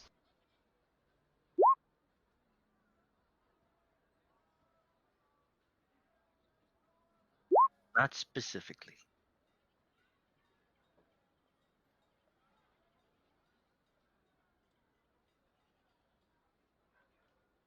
All right. So what's the plan? We go right there, I guess. So just following Flick's lead, whatever Flicks wants to do. Okay, well, I'm gonna get close and then do this. Bye. I can still see you. Well, okay, then you So can can tell Gale. them that I'm leaving and I'm gonna go look where no I- one can see me. Follow you. I'm a You distance. and your shadow bird stuff. Oh, now they're both. No, that's my invisible. monocle, actually. Okay, All right. So the plan is fancy magic item. It's cool that you got that. You have a dagger that destroys everything. Yeah, So- it is pretty great. I'm sorry, but the plan was Flick goes invisible and goes for his mom instead of like ringing the concierge bell at the front to make them know that she's gonna be missed if anything happens to her. Also, I mean, I'm just looking. Go look. I guess I'll just go back to my cave. Nomad, you're already dead. I mean, Yeah, we can do that too. I am I'm a just ghost. looking for any suspicious activity before they know we're here. Yeah. And then after I confirm there's no suspicious activity I can see, then we can ring the bell obnoxiously and let them know that I'm expecting my mom back by 8 a.m. tomorrow or I sue. I'm What is- Ignore those gonna talents. I'm gonna tail you, but not too close, just so I can make sure that if you get into trouble, that you have backup. What is the place itself? What does it look like when we arrive there? Okay, so as you guys start to head over there, and before Flick decides whether or not he wants to go invisible, you first have to head up towards kind of the northwest side of town, which is kind of broken up vertically by these mountains that it kind of the buildings kind of climb up the side of this mountain, and there's all these winding paths that go up and down, eventually linking to them. The Guild of Divine Magisters is sort of a campus. It is 7 or 8 different buildings that are all kind of part of this collective guild, dedicated to different gods. They have each of the 4 major ones, as well as a couple of smaller ones. One of the smaller ones being Joaquin, which you guys have encountered once before, and that is where you were told that she is being kept. The initial entry into the campus is easy enough. It's open access. You can see that there are lots of people here. There's some infirmed that are just kind of sitting on benches or killing time. It seems some of them are just eating, enjoying the outdoors. Some of them are dressed in just very plain hospital clothes. Some of them are visiting with people. But then there's also a pretty healthy collection of clerics and priests of many different colors and faiths. You can see that there are some in all black robes that are with the Church of Zuanu. You can see that there are some in these almost shimmering silvery silk robes. And you do see that there are some that are in these just brilliant white and gold, especially over next to Joaquin's temple. As you start to follow over towards Joaquin's temple, though, you do see that it is there's this massive bit of earthquake damage that has kind of caused a rift or a schism that separates the actual temple from the courtyard. And there has been a wooden bridge erected to kind of let people cross. And there are a couple of guards that are in front of that bridge. They do appear to be SSLC. And then there are, 2 more guards that are posted on the other side of the bridge, and then a couple that are posted at the sides of the front door of that temple. And they're all just kind of, it looks like they're on guard, but it looks like they're mostly there to just make sure that not too many people get on the bridge at once. As this group kind of approaches ahead of you, off in the distance, you can see that they kind of put their hands up and they motion people to cross the bridge one at a time just to be safe.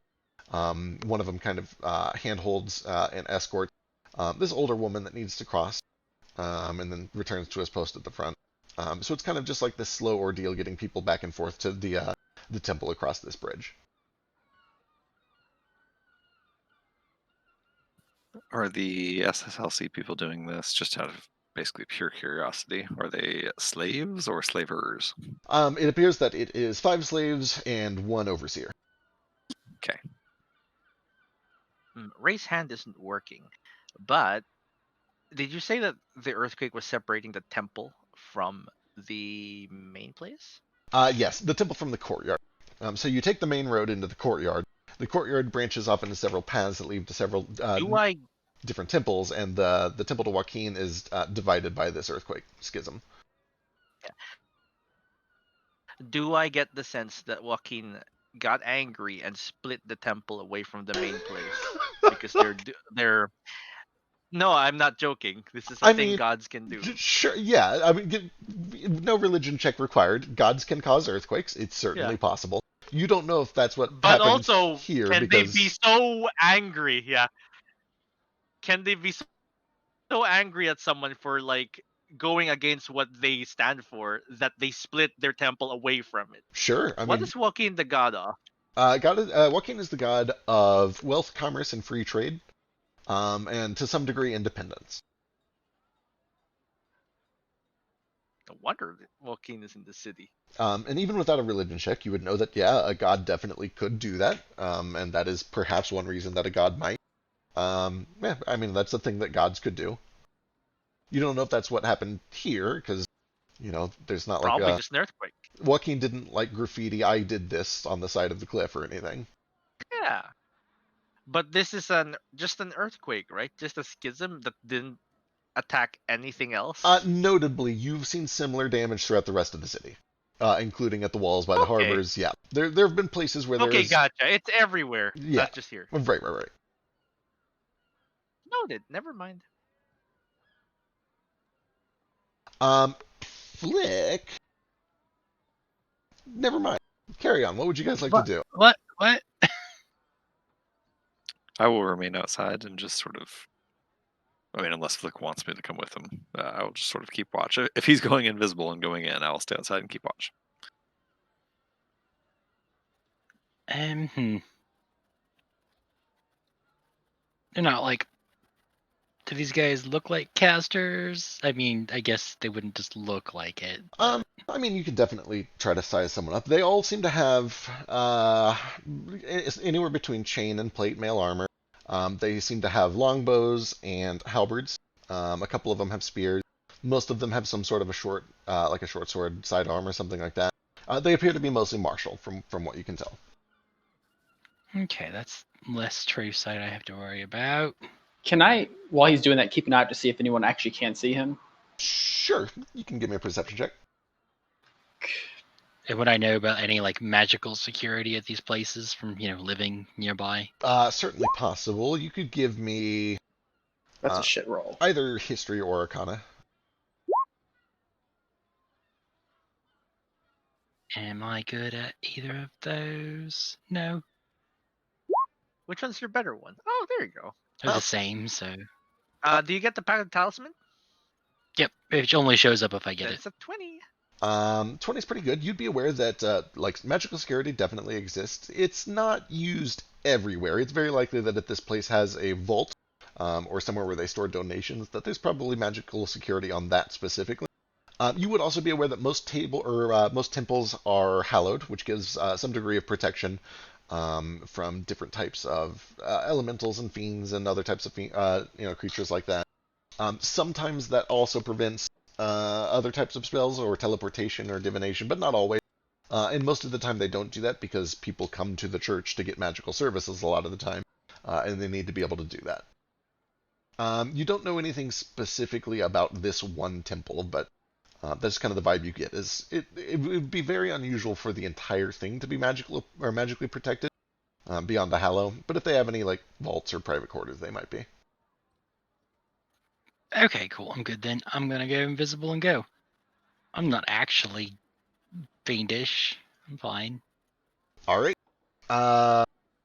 Give me a stealth check with advantage. Okay. Sorry to go, guys. It's just easier than all 7 of us going inside. Good luck. Oh, look, the rogue is doing the rogue thing. The rogue's gotta do it at some point, otherwise what's the point? Hey, we have the same stealth modifier. We're twinsies. You're also a rogue. Cute. God, that rolled really poorly. Oh, yeah, that is with advantage. Oh, it's fine. They didn't catch you, I think. Good, they rolled poorly too.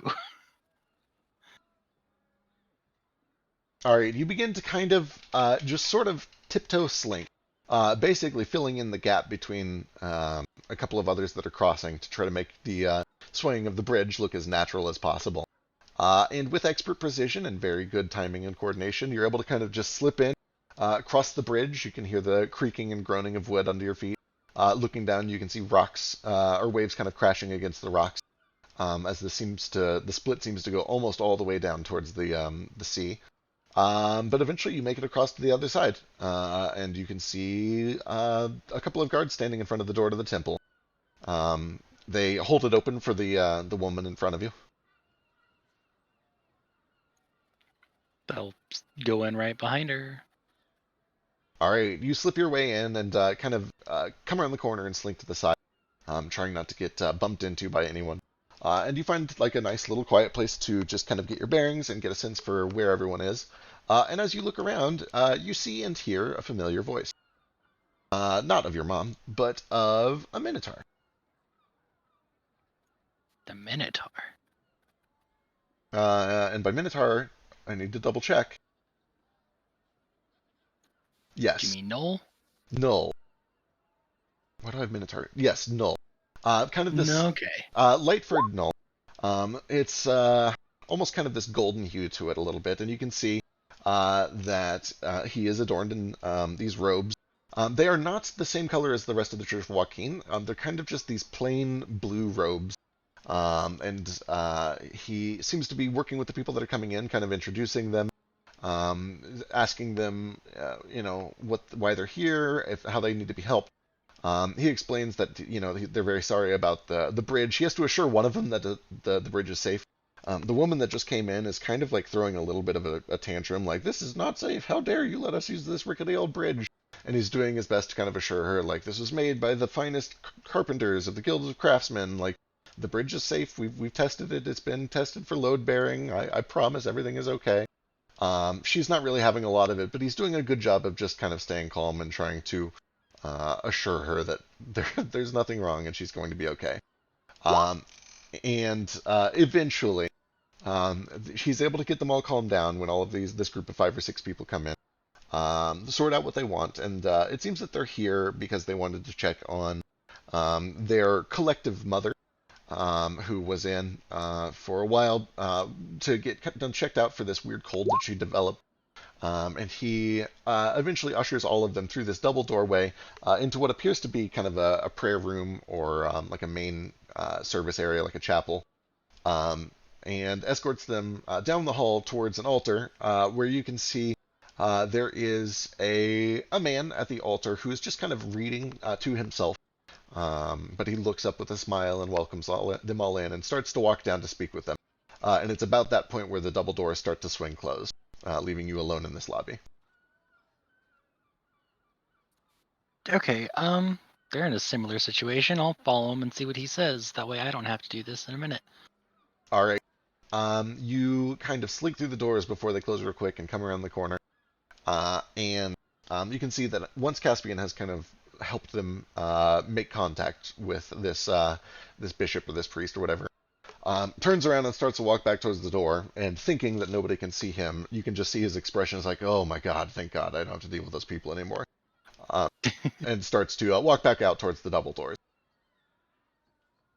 They close behind him, leaving you and this group and this priest in this chapel, where he's like, oh yes, he's been doing much better lately. Give me a moment and I'll go see if I can fetch her. And he asks them to wait there to take a seat, and some of them start to take seats in the pews. He walks back away from the altar and down a set of stairs that appears to just be kind of in the floor, maybe a good 10 or 15 feet behind where he was standing. It's this big, wide open circular area, and there appears to be just kind of a stairwell going straight down into the middle of it. And after he goes down, you can hear the sound of stone on stone as the kind of a lid starts to close behind himself. So I'm just going to keep following people. Okay, excellent. For this one, give me another stealth check to try to slink in before the lid kind of closes on you or in you. Plenty. You're able to kind of slip in right behind him. And it leads down into a hallway that has several rooms. You can see that there are a couple more clerics that are working down here. There's the vague smell of herbs, as well as this kind of just overly clean, pristine stone and ceramic smell. And eventually he goes into a side room where he very pleasantly is like, oh, Miss Jones, your family is here to see you. Are you feeling up to seeing them? And she said, oh, of course, I'd love to see them. And he works with her for a little bit to kind of get her up onto some crutches, and is like, oh, you're doing much better on these. Have you gotten the hang of them? And she talks about how she's been practicing using the crutches, and her legs are still kind of numb, and she can't really feel much, and her throat is still killing her, and she's got a really bad cough, and she just feels weak all over. But without too much trouble, you do see that before she attempts to climb all these stairs, he does cast a spell. Says this should help you get up a little more easily, just to give her a little bit of magical guidance. And he pulls a lever, the stairs slide open again, and they head back up. I don't really have time to look around before that closes. Was it closed to begin with, or? It was open to begin with. I'll bank on it being open when I come back. I'm going to see if I can find my mom real quick. All right. So there are, to your left, there are 5 doors, including the one that they just came out of. And to your right, there are 10 doors that are all closed, except for 2 at the very end that are open. I'll look at the open ones first. All right, you kind of do this little dance past a couple of nurses, and you poke your head in a couple of doors. One of them appears to be just kind of administrative area. There's a desk with nobody currently at it, and some paperwork and some cabinets on file. And then the other one appears to be a waiting room where there is a patient, probably in their 20s, male human, who is just kind of sitting patiently waiting for someone to come back to him. Okay, nothing weird in here. I'm not saying that out loud because that'd be dumb. Do you want to start opening up some of the closed doors? Yeah, I'll see. I doubt they're locked, but we'll check one. All right. You test the handle, and it does seem to be unlocked. I guess go ahead and give me a stealth check to kind of peek through closed doors without making too much noise or being spotted. Excellent. You are able to just very cautiously wait for the cover of a nurse walking by to make noise, or wait until somebody's got their back turned at the appropriate moment, using very swift motions so that the doors don't squeak too much. And you start kind of poking your head in door to door to door. And eventually, after the fourth door, so about halfway down the right hallway, you do pop one open, and you can see that there's just a little bed in what appears to be just kind of a quiet little hospital room. And she's currently napping, but your mom is there, just resting in that bed. Okay, does she look the same as last night, basically? Not worse? You kind of step close and just give a quick look. She looks the same. She looks like she's currently asleep, kind of peacefully. She's still got the bruising around her neck and stuff, but no big changes since the last time you saw her. You do see that sitting on the shelf, like right beside her, are a couple of empty glass vials that had little cork stoppers in them, but they're currently empty. Okay, let's see.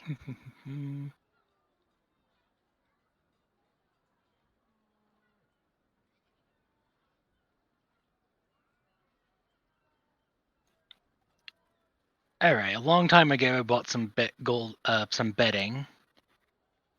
Gonna pull that out of my pocket and add an extra blanket on top of her. I don't care if she wakes up, but she won't see me. It's fine. And then I'll leave. Excellent. She doesn't get disturbed and wake up or anything, but you kind of leave it behind and you close the door behind you, and you're able to slink back up. You're relieved to find that the stairway is still open. Okay, just sneak past all of them because I don't care anymore, and then, let's go to the lobby with Cass. All right. Are you trying to be? Yeah, go and give me one more stealth check to kind of slip out of the main chapel without them noticing the doors flying open. Okay.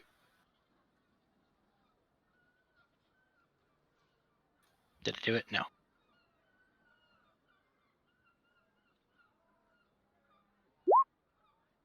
There we go. Oh, there it is. Whoops. All at once.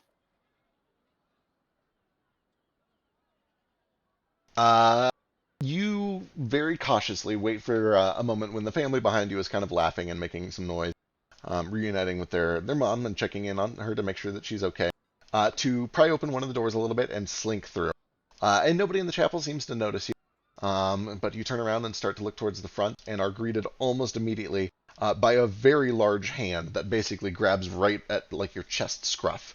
And he casts, not really knowing what's going on, but definitely having grabbed something, begins to like raise his weapon to his eyes. Who are you?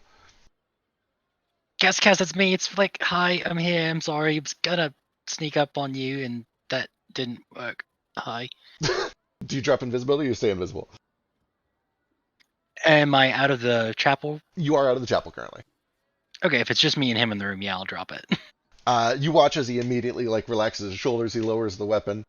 His eyes light up, and he kind of like, "What are you? Are you crazy?" And he pulls you in and gives you like a squeeze that is far too tight, and then eventually like shoves you back playfully. You're trying to get killed. I mean, no, but you know I'm a little crazy. What are you doing? My mom's here. I'm sure you know. I was worried, so I came to check. There's been some bad rumors about here, and I've been through a lot of weird stuff lately, so I just wanted to check. Rumors? What kind of rumors? Well, some people are saying that old people and homeless people are disappearing, and it has something to do with the Guild of the whatever. I know that name that I heard like 5 times today. Divine Magisters, and he kind of Yeah, that. he looks down to his cloak, and you can see that kind of emblazoned on the chest of it. There are several holy symbols that are all kind of arranged in a circle, and then in the center of that, there is Guild of Divine Magisters that is kind of written out. Yeah, that. Oh, well, I don't know where you've been hearing anything about that, but well, I wish I could say that sounded like a stretch. But you know me, I am. I don't know. What are you just looking into it all lone wolf style here? What's with the invisibility? How long you been able to do that? You pick up a few things when you're away.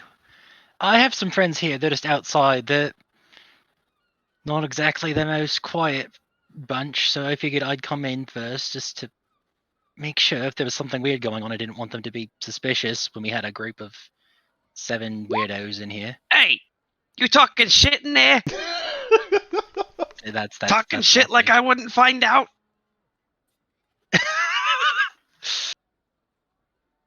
And there's one in particular who's very loud. He probably would have been a good distraction, but I didn't really need it because, me, I'm fine. But it's good to see you. I'm sorry I snuck up on you. Just No, it's all right. It's funny. A couple days ago, I was getting off work. I still had my garb on, and some kid on the street stopped me and attacked me. I mean, it was a kid. What's he gonna do? A 7-year-old's gonna punch me to death. So I thought nothing of it, but he was screaming like rabid that we took his mom, and I didn't know what it was about. But if there's rumors going around, then where'd you hear about this? 1 second, I'm zooming in on the map again, even though I don't really need to see it. One of my buddies that we went to. God, where did we go? I wasn't here for that. Are you gonna rat them out? I mean, probably. I like gas a lot, so.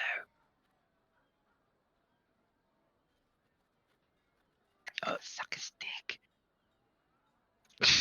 Maybe we don't need to talk about that right now, Nomad. Why are you talking to me in my head? Quit that.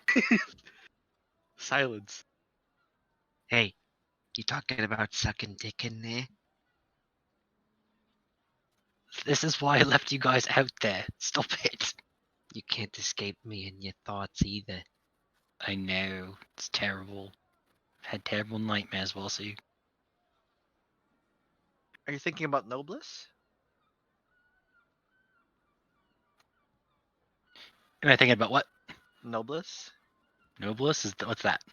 That's the guild where we got our information from. Oh, then yeah, I'll probably rat them out. Noblesse, the other guild around here. I don't know. I can't say I've heard of it. Oof. That's concerning. Noden Noblesse, like they're It a very was- small guild. Say it was known And- to be like a very small time, sort of like there's like Alright. 5 Yeah. people. Yeah, They're pretty small time, so. they learned it I- from their prophet, who didn't want to fuck with the Divine Magisters. It's kind of So, like if we they were set just up trying to shop. keep it quiet. Sorry, go Right. ahead. Okay. It's kind of They like had if we like a- set up shop in Vasu's parents' like kitchen and called ourselves a guild. Pretty much. It's kind of like when before we leave Seattle, we're literally going to start an adventuring guild before we go. We can do that? Oh God, what Are are we we gonna gonna call do that? ourselves? We're Union. Eh. But yeah, I'm sorry. I shouldn't take stock in rumors, but I've gotta find things out for myself. Rumors sometimes are how you find the good stuff. No, and I understand, especially if your mom's here, that would be worth looking into. If it's something you're concerned about, maybe we should meet up after work. I can we'll get some drinks, get caught up. I mean, yeah, that'd be great. Would it just be you and me, or should I bring my buddies along too? If you trust your buddies, they can come. Okay, they can come, but they don't have to. Good. I mean, yeah, we could. Yeah, we should talk about it. That'd be good. Yeah, it'd be good to talk somewhere, not here. Right. Okay. How tightly are they watching who come in and out? Is it gonna be weird if I just walk out? Definitely. I mean, there's only one way in and out, and it's that rickety bridge, and it might be a little strange. With that said, if you're with me, they shouldn't give you too much trouble. Yeah, here, come with me. I'll get you. You sure? I don't want to get you in trouble. I got this. Just, I'll show you another thing I can do. This one's a little bit weird, but it's new too. Critical attack. I'll just turn into water. Leave all my clothes, and he can take those back out with him. Excellent. Oh, like Capri Stunned. He looks a little bit surprised, especially when you start slithering off, leaving all of your clothing there. But he does. He eventually laughs and shakes his head. He bends over and starts to pick it all up and kind of wad it up. You get that for an hour? I do. Holy shit! You're a better water sorcerer than Daru already. Granted, he can't do shit while he's doing it. No, I can't. It's just I get a move. That's still cool. It is fun. Can I do can like you it a can you lot. like pass through smaller spaces? Sure can. Kind I of haven't- not I like haven't read the super whole thing. small.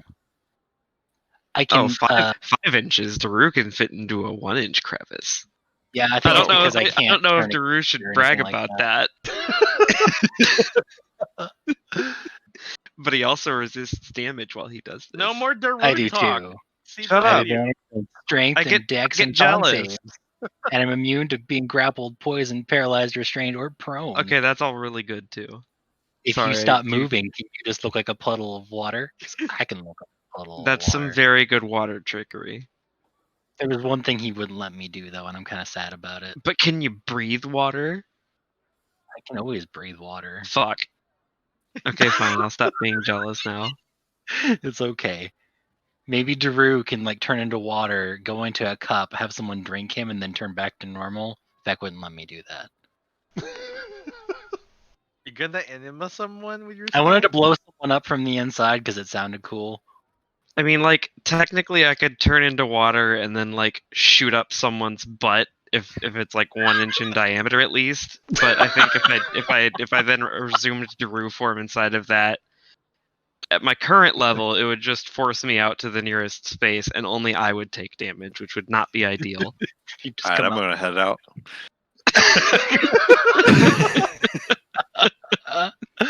I'm sorry. I'll shut up now. But anyway, I'm gonna slink out now. All right, you start to slither your way out. Give me one more stealth check just to make it official. Okay. If I need to, I could just, slink down to the water, go through the water back around, and Why is that water flowing up a staircase? Who knows? don't question my That's water. really Whose footprints weird. are these? Oh, wonderful. You are able to kind of find a moment where there's this big gust of wind, and one of the guards, well, actually say the overseer, the guard captain, he loses his hat, and it starts to like fly off dangerously close to this big cliff leading down towards the ocean, and they all kind of scramble to go save the hat without, throwing themselves over the side of the hit. He's just showing off his new hat. Could you- And you take that opportunity to get across the bridge real quick and then reunite with your friends. I probably should have specified we were drinking. Oh well.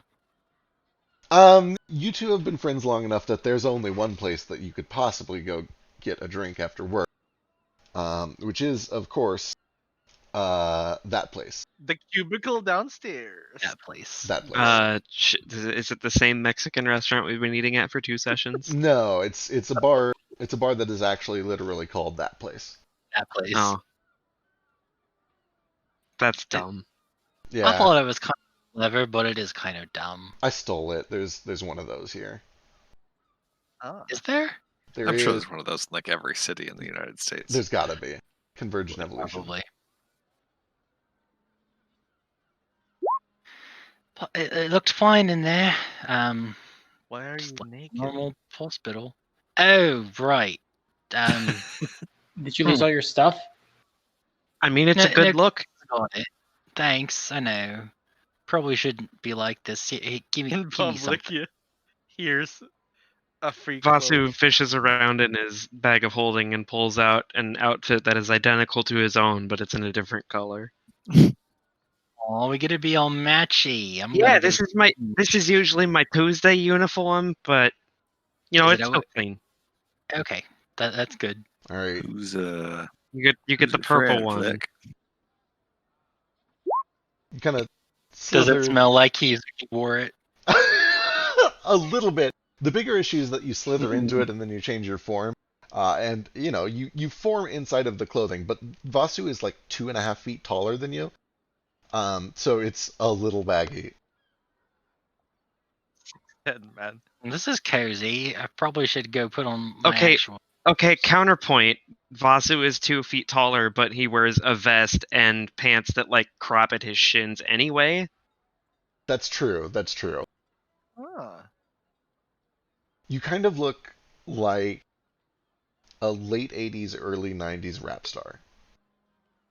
No, you look like Toad. Like Toad. Just without the big mushroom head. Even better. Even I'm voice. best. Okay, well, this is. Thank you. I really should think that through more when I do it, but it was fun. Oh well.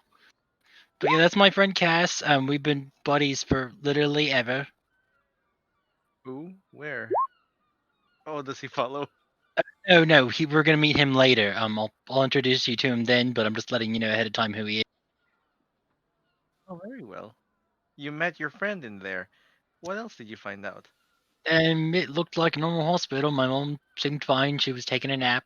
I threw an extra blanket on her, so they'll definitely not notice I did that. Yeah. But it's fine. I didn't see anything. I checked a lot of places. There was probably some secret evil hallway down to some evil dark secret lab that I missed, but it's fine. All seems a little too good to be true, but might not be a whole lot for us in this town. Maybe. If your mom's safe. Mom seemed fine, and I trust Cass, and he's actually part of the Divine Magisters, apparently. Didn't realize he got up that high. He is a part of this guild. Yeah. Hmm. Well, I trust him there. I don't think he'd lie to me. I don't mean to cast any doubt on any of that. I'm sure Cass is a good fella, but as far as the whole guild itself, Yeah, they that's what had we're gonna talk about. So they did I have mean, slaves working out front for them. So did you roll that's insight? something. I don't remember if I did. I don't think I did. You know, Oh, geez, that's a Distracted. rookie mistake. it's fine. We're talking to him at the bar tonight, and we can get some more info. He Yeah, not wanted to to talk worry. about it. I'll roll insight on them for sure this evening. All right. Same. It would be nice to meet more of your friends. Your sister was delightful. She Yeah, was. You have Sap's a nice pretty family, great. Flick. She was okay. Okay, do you guys consider your siblings your friends? I don't have any siblings, I only have Ace. and we I are mean, best this is- friends. I guess this is, a question for the people with actual siblings. Then I'm sorry. It's truth be told, I don't know how to answer. Because Dee's We just were- kind of an asshole. We were friends growing up, but it's been so long. I'd like to think we're still friends. But who knows how things have changed in 10 years. Seems like we're still friends. There will be many more chances to find out in the near future as well. There will. Do I have siblings? Like 94.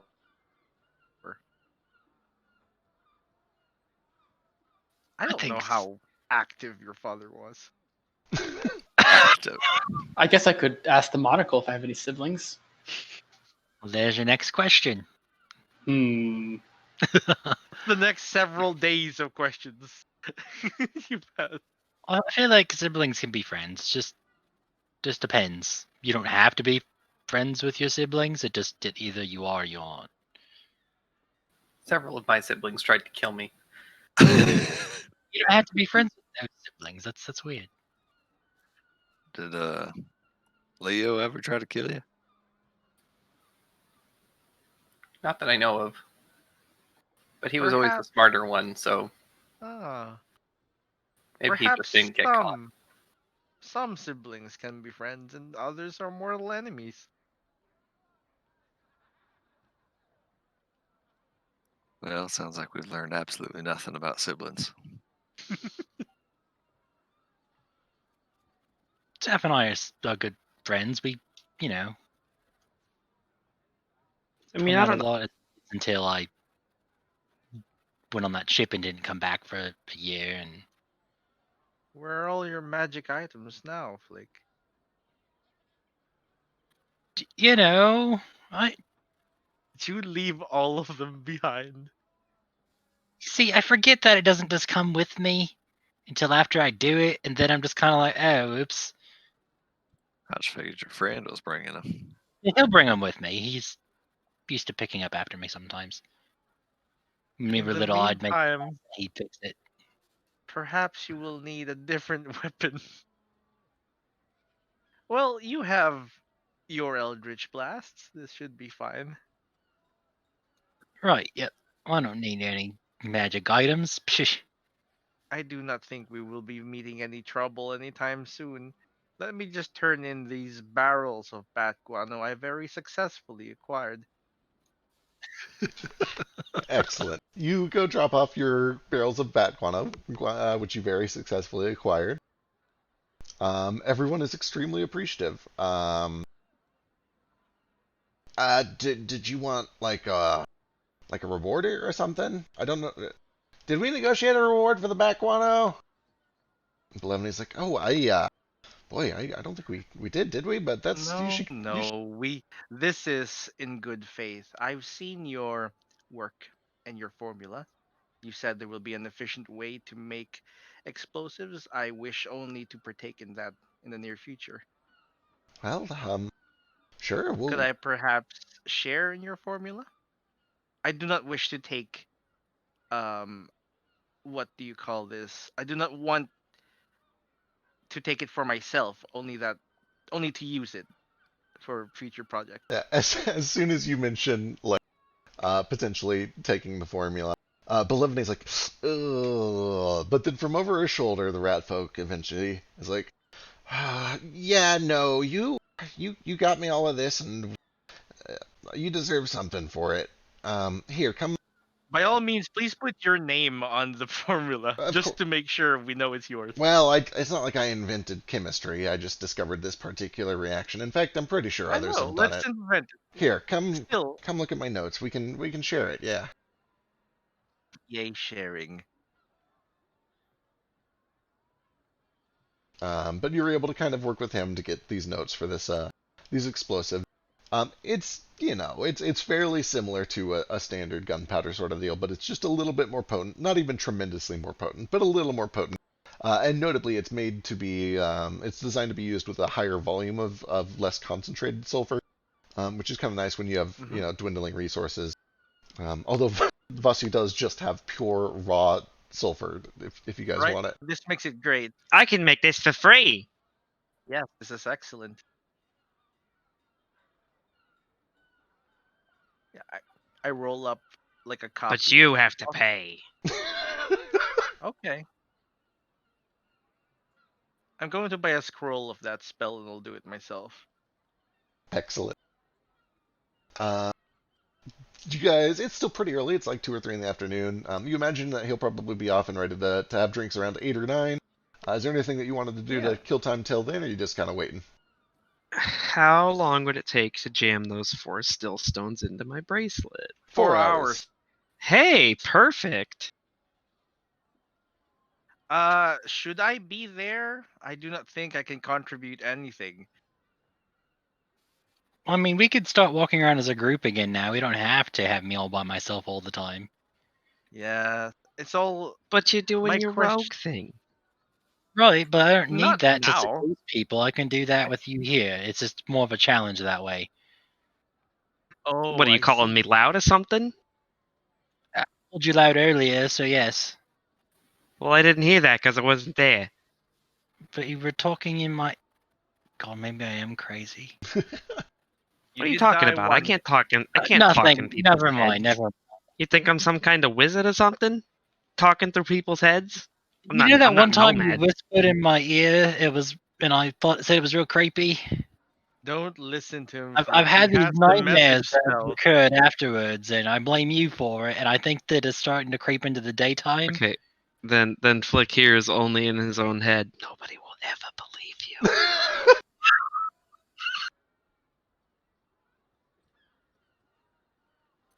I think I'm gonna go pre-game before drinking. And change I'll-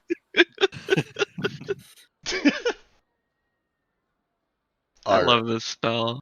It's real good. You guys are good. Can I speak with Flick for a moment?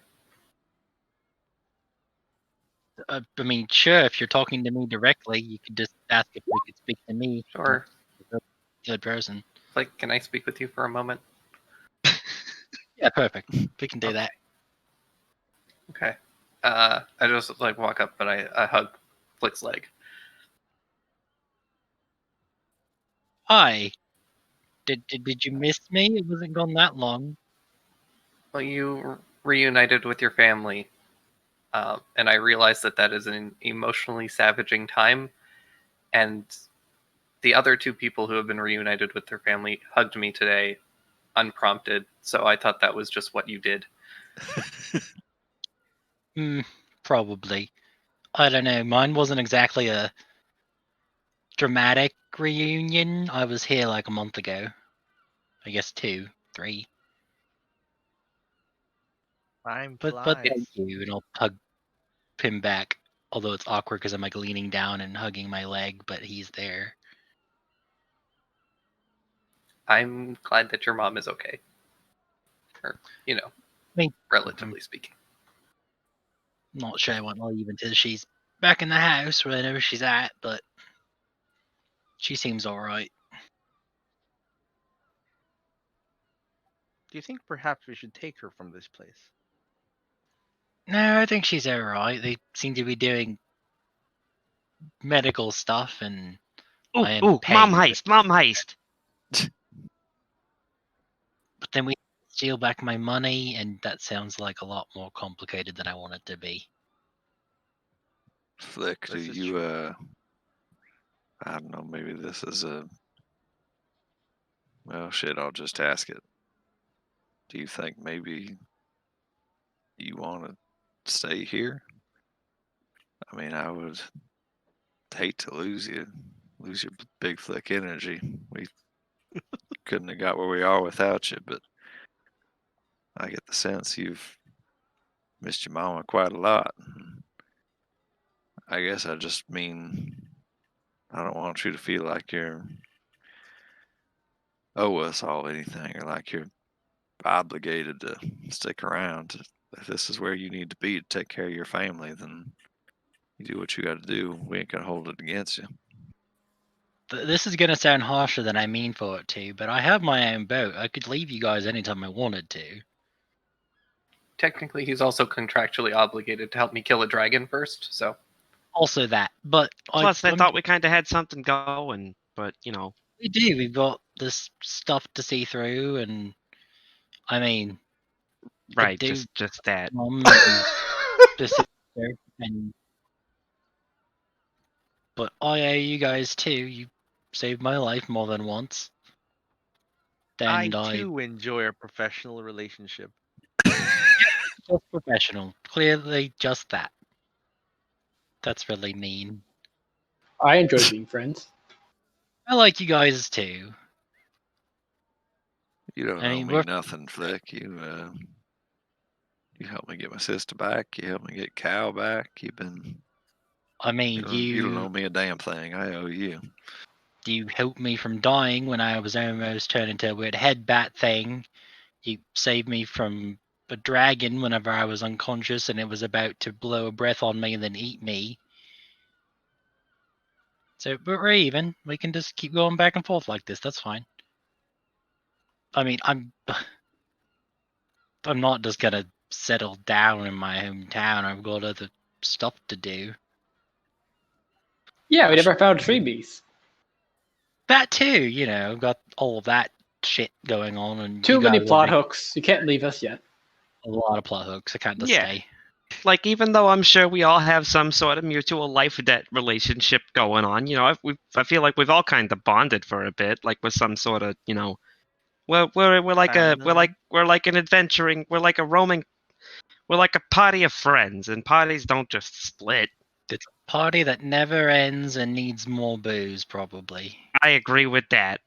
And I Well, pull those another just bottle of wine out terrific. from my bag of holding. It's moon wine. It's very expensive. You mentioned Actually, pre-gaming, just right? Actually, I think I don't have a plot hook. Nomad just Oh, I'm places sure a you'll hand on, get like, the there. little There'll be shell. some dramatic thing that happens. Well, what do you My want to go? plot hook is Nomad. Yeah. Where do you want to go, Ace? Go just anywhere. I don't know, man. Nomad just puts a hand on, like, Nordo's shell and asks, like, "Are we family?" I like to think so. Anyway, I don't know. Maybe I'm a little touchy-feelier than the average fella, but I Well- don't know. I've had friends, and I've had people that I fought alongside, and I've had people that I've bled with, and you people are all that to me. But I think of you as more just that. He Well, sort I of mean- motions towards his Union tattoo on the back of his shell. He's the blood of the Trask, which makes him blood, and since he's blood, it means he's family. Simple as that. I would like a larger family. Does that mean he gets a new family member every time he bathes himself in people's blood? Because that's a little weird. No, but does that mean that we can do family member every time that Nomad eats a brain? Ew. Yeah, I'm I'm not sure if I like that either. Count if we kill them. But Nomad, you're not allowed to adopt children. That's just the law. Yeah, if you were trying to lead into talking about going to the orphanage, Nomad, it's out of the question. Yeah, Nah, you've been. We can just denied. pick up some more chimichangas on the way back.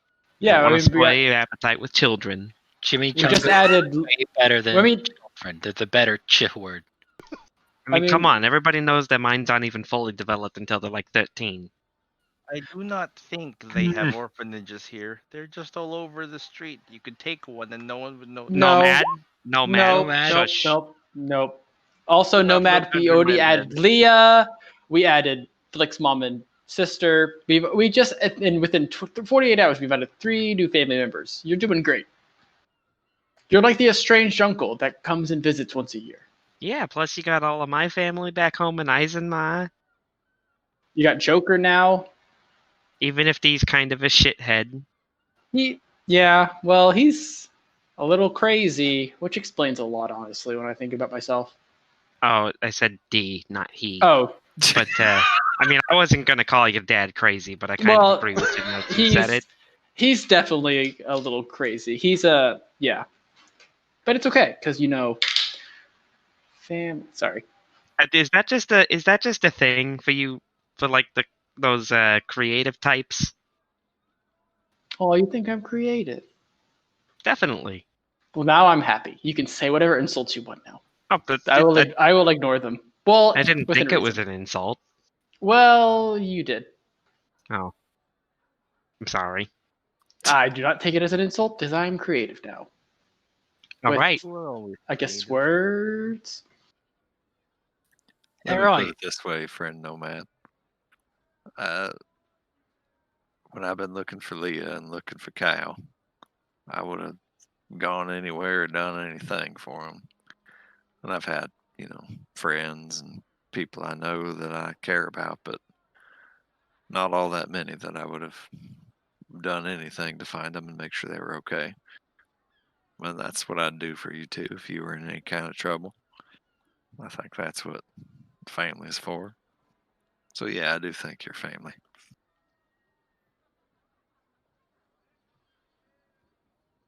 He does a little quiet nod. It's hard to read him. Mm-hmm. Classic mind flayers. It is. Like how you know this Caspian fella. Cass and I go way back. We've known each other for ages. Whenever, actually, that was going to be my wild hair story, so I'm not sure I want to tell that right now. Spoil it now so it's easier later. We'll be drunk and we'll start. None of us repeating will it wrong. remember it anyway.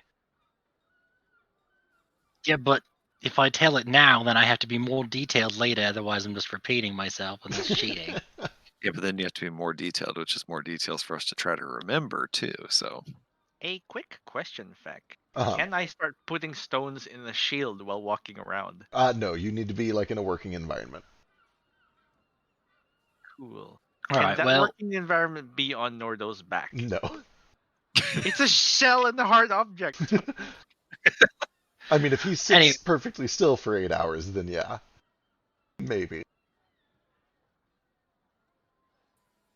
okay. Yeah, I might sit out. I think we're having to wait to go to the bar anyway. I was gonna say, Yeah. it's about that time, conveniently, whenever you guys finish this conversation, that Cass does walk in to that place where you guys have been pre-gaming and chatting a little bit. Those of you who are there, which I assume is probably most of you. How much time did we say we had between this? Because I was actually semi-serious about asking Nomad or Gale to put those things in my bracelet if it took 4 hours, and we had 4 hours. 4.5, 5 hours. So you guys could have got that done if you want. Cool. Can we roll for that real quick? Yeah, somebody give me a roll. I'll help. I'll help with Jeweler's Kit. I can't. That's fine. Gale is I know working on you're something busy. else. You're very busy, and I appreciate you anyway. I have the railgun and Leo's arm. Yeah, those are both more important. I will help you. My only motivation is greed. I will pay you with sulfur. Sulfur. I do not require sulfur right now. Right now? I Right thought you now. always wanted sulfur. When have I What implied kind of this? crazy asshole just wants to stop making explosive once he knows how to make explosives? You're I've wasting your potential, Nomad. recently learned how to I start make this shaking explosive. Nomad. It's like wobbles like a jellyfish. Think of all the money you could make selling literal explosives. This sounds highly irresponsible. What is a figurative explosive? Like Taco Bell. Oh, okay. That makes sense. Go ahead. Continue. Sorry. I mean, if you wish to pay me, I can accept money. But, What, you think I have money? yes, 'Cause I this do. is how you... I imagine you do. You bought stones. That being It doesn't said, give me the shits either. I just appreciate the meme. Yeah, same. But I feel also, like- it's now that they're getting rid of Baja Blast and a lot of the other things. on They're their menu, not I feel like I actually haven't. They aren't? Okay, because I was Well, gonna say so- I feel like I have no reason to go there anymore. I told you Let's about discuss that. this. Let's talk about this. Yeah, we weekly don't. on We don't stream. need to talk about Taco Bell on stream. That's fine. Until they sign that brand deal with us, we are not going to talk about that Sponsor us, that Taco chain Bell. anymore. We will talk after I'm about rolling. making us shit our pants, even though you don't actually. Crosswinds Crunch Wrap. We will talk about how much we love the AM Crunch Wrap. Wow, I love it's so low. Mexican food in the morning. All right. So what is this is a necklace, right? What's this necklace do? Is this the talking? It's No, we this, already did this that. is a No, this is the bracelet. This is literally just the bracelet that Vasu has had since session 0 that had a very weak purple stillstone in it. I'm just trying to cram some actually powerful purple stillstones in it to get something cool. Oh, I And have to remove the purple stillstone now. I think we already took that out a while ago, I think, Okay. and Yeah. I put it in my necklace instead. Okay. Because Okay. it still has sentimental value because it was like my graduation reward thing. Yeah. But I want my bracelet to do cool shit. And Like this, actual cool shit. This was they're all level 3 and half of them are compact, right? Yep. Okay. And I think purple is like death and decay Yeah, and shit. death, necrosis, decay, fear, that sort So of thing. so if I could pick some sort of effect or sort of influence the roll at all, I think it would be really cool to have something that either like stopped enemies from healing or like did some sort of lifesteal effect. And since it's a bracer, maybe it could be like on my unarmed attacks. Excellent. 3C is pretty high too. Okay. That is a 25 because the color combo is correct. Da, da, da, da. I rolled a 5. You can do better. I'm not It's fine, I'll redoing roll this. All right. I will get a card written up for you with a couple of like options that you can choose from. Sick. And we'll do that probably between sessions so we can get But a I little want further it in. now. I want it now. Instant gratification is my only fetish. But no, Gotcha. that's fine. Take your time. Nutshell. Sorry. It is shortly after that you finish that, and when Caspian enters the bar at that place, and you guys all see this Null with this kind of golden white, light blonde fur. He kind of takes off a heavy blue robe that has the emblem of the Guild of Divine Magisters on it. And underneath you can see that there is just some basic armor, a little bit of chain, a gambeson, just basic armaments. And he comes over and grabs a seat at the table with all of you guys. And he kind of looks around. He gives a wave. And he's like, "Hey, everyone, these must be all the friends I was told. I'm Caspian. Good to meet you." Hi, Cass. Yeah, this is everybody. Everybody, this is Cass. I could introduce you individually, but we could just pretend I did that and not actually do it. You're taller than I thought you'd be. Cast. I plan on drinking until I forget everyone's names anyway. Oh, perfect. That's wonderful. I haven't done that. I'm gonna try to slide Cass a bottle of my moon wine under the table without the bartender noticing, because I imagine this place is frowns upon like you bringing in your own things. Sure. But also, Vasu also believes that bars are a scam. They are, for the record. You don't pay They are. $14 for a shot and not being able to hear each other $14 speak? for one cocktail when I could buy 3 bottles of liquor on my own and make several of them at home. Fuck bars. We Or pay make Vickers and Diet Coke and pay $16 for it. we pay like 800% Moving on, markup to friends. drink in an environment where you can't hear your friends, and I don't understand. Anyway, And then they expect you to That's- tip too, but like I also always tip my bartender. always the few tip. It's a rare bad occasions when system, they but do if you tip. don't Yeah. do it, you're hurting the employee, not the company. Yeah. This isn't a Correct. real bar and they work in 30 minutes. Please move on. Anywho, All right, you're able to. here's me sliding some moon wine under the table. You do it. It's good. And the insight check is for sexual tension between Caspian and Oh, very high. I'll also make one of those. It's important. Greetings, Cass. Is that short for like Casanova? A lady doesn't kiss and tell. It's a little hard to read. They're good friends. It's short for Caspian, by the way. Shut up, I'm trying to flirt. Is it because you're in love with the sea because you're a sailor? Well, it's the funniest thing. I actually didn't pick my name, and certainly not after I had time to develop hobbies. So, it's Caspian because that's what my parents named me. Oh, the joke was about Flick Oh, loving Caspian because he's a sailor. oh, But I didn't say that in character. I'm a sailor because I was in love with Cass when we were 5 or 7 or however old we were. Are you Life saying lessons. this out loud? What? It was sarcasm, Vasu. No. oh. Also, I imagine Roll he is- deception. I'm assuming he's not under any illusion spells or anything. No, nothing weird. For a little while, you guys just kind of get introduced and have some drinks and order some food and nachos and shit like that. But eventually, as the bar gets a little bit quieter and you start to calm down a little bit, he does eventually kind of chime in, like, okay, so you got to tell me about these rumors you've been hearing. I've been doing guard duty. I've been doing mercenary work, and most of the people at the organization I've been working for have been pulled down towards the shores to deal with all them, monsters coming from the sea and whatnot. But I got assigned up here to the temples, and I know the temples are real important, but I can't imagine why the temple needs extra security right now. Apart from the fact that they've got that rickety bridge up, but it seems like they would just need, like, 2 dudes at the bridge. So, I don't know, that just smelled kind of fishy, and then you mentioned the rumors, and now it's got my gears turning. Like, tell me what you know. I didn't even think about that. There are a lot of people there just to man a bridge. Well, before anything starts, what are the Divine Magisters? What do they do? What do they stand for? They're just a mercenary guild, or do they do anything else? It's a guild, which means it's an organization of a lot of different, smaller organizations. It's I know what a basically... guild is.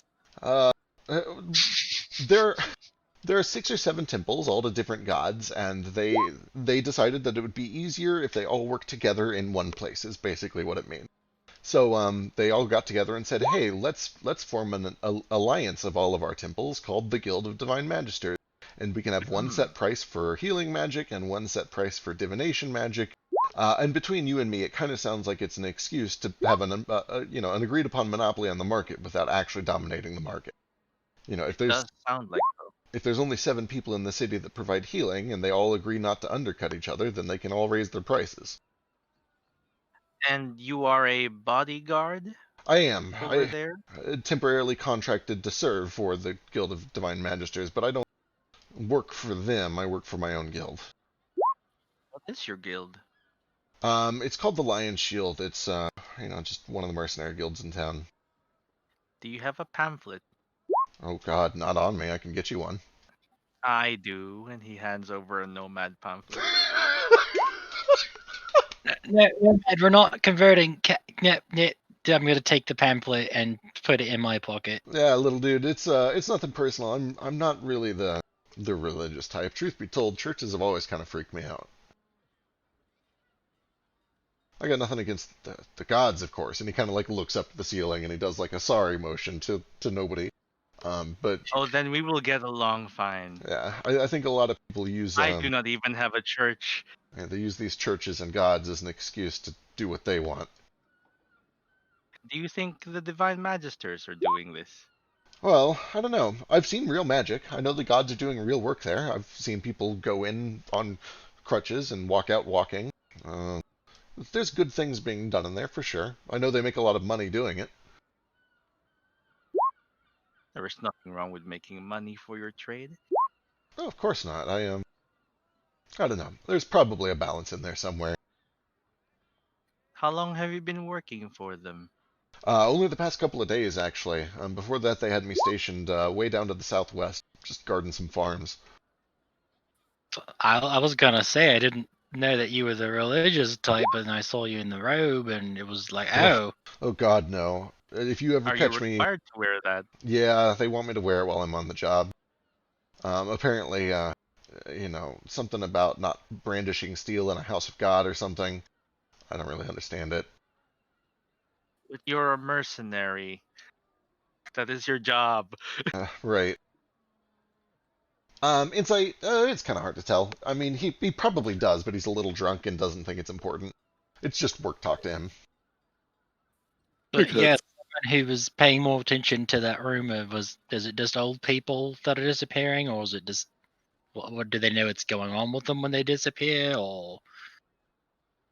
Norda doesn't answer that in character, but I will tell you out of character. It was people that wouldn't be missed, I think is how Blevany phrased it. So it was like old folks and maybe like beggars, people that wouldn't really be looked for if they went missing. They're Sweeney Todding. Merchants and drankards. Oh my gosh, yeah, that makes sense. Sweeney Todding. But for what reason? Well, yeah, they said that the people they're taking are people that won't be missed, like old people. I'm assuming without any family and the not drunkards. That's Yes. the homeless. Thank you, Nordo. I'm sorry, just yeah. So but they don't know what's going on with them. They're just disappearing, and they think that they're taking them. I don't know why. Was it for like I'll tell you. experiments? I'll tell you what. This is definitely the alcohol talking. But if you think there's something going on and maybe people's lives are in danger, if you don't tell anyone, I can get you into that building at night when they lock down. You can't tell anyone, of course, but Well, who am I gonna tell? I don't know. You've always been real good at sneaking into places. I figure this is up your alley. You just gotta promise not to, steal anything if there's nothing going on. I trust you. I'm not gonna just steal from a church. I'm not that bad. We've learned that this curses you sometimes. I will. Yeah, I'm real drunk already. how are you drinking again? I thought you stopped. Well, I stopped for a little bit, and then we went to a bar, and It's these I nachos. wanted it. It's these nachos, man. You get these nachos in you. You just gotta balance it. Plus, they have those goddamn vodka lemonades for $1. That's how they get you. They're not very strong. They only put a little bit of vodka in there, but they're $1. I was gonna say, I think Fuck that's is $1. just vodka or just lemonade. Truthfully, What do you? No, there's definitely a Well, little bit. there's Of vodka, and they You were. gotta order like 10 of them, but then it's like, who cares? It's who cares? It's because you're What's $10 when it's vodka? massive man, and get more alcohol. You have to have more alcohol than I do. I have never been. Are you calling me fat? No, I was talking about Kaz. He's real tall. He is a tall drink of water, isn't he? Go get your own water. I'd order him for $1. Shaken, He's a not stirred. mercenary. I think he costs more than that. What are your rates, Cass? My appetite has never been lower. And he stands. Excuse me. He's going back to the ship to do crafting. I never thought about that, but I guess for a mind flayer, being in a room full of drunk people is like wading through shit. It's like when you go to the all-you-can-eat buffet, but like everything's been sitting out for 4 hours. Yeah. And it just They kind of brought children's knees all on this. being gross. You thin can layer tell of mold. Just Yeah, it's rotten, like- moldy. Trying to decide if you should eat all you can eat buffet salmon or not. God. Nomad, where are you going? Nord will ask Caspian, what do you know about the folks that had out front? The SSLC people.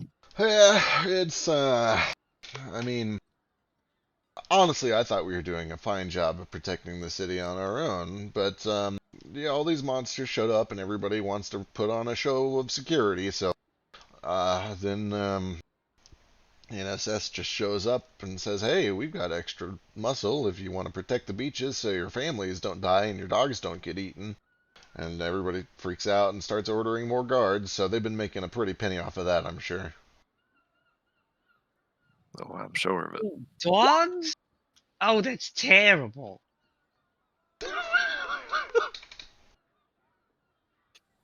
What? I love that Vasu's flirting is just like really hamming it up. That's Vasu's everything, though. Fair.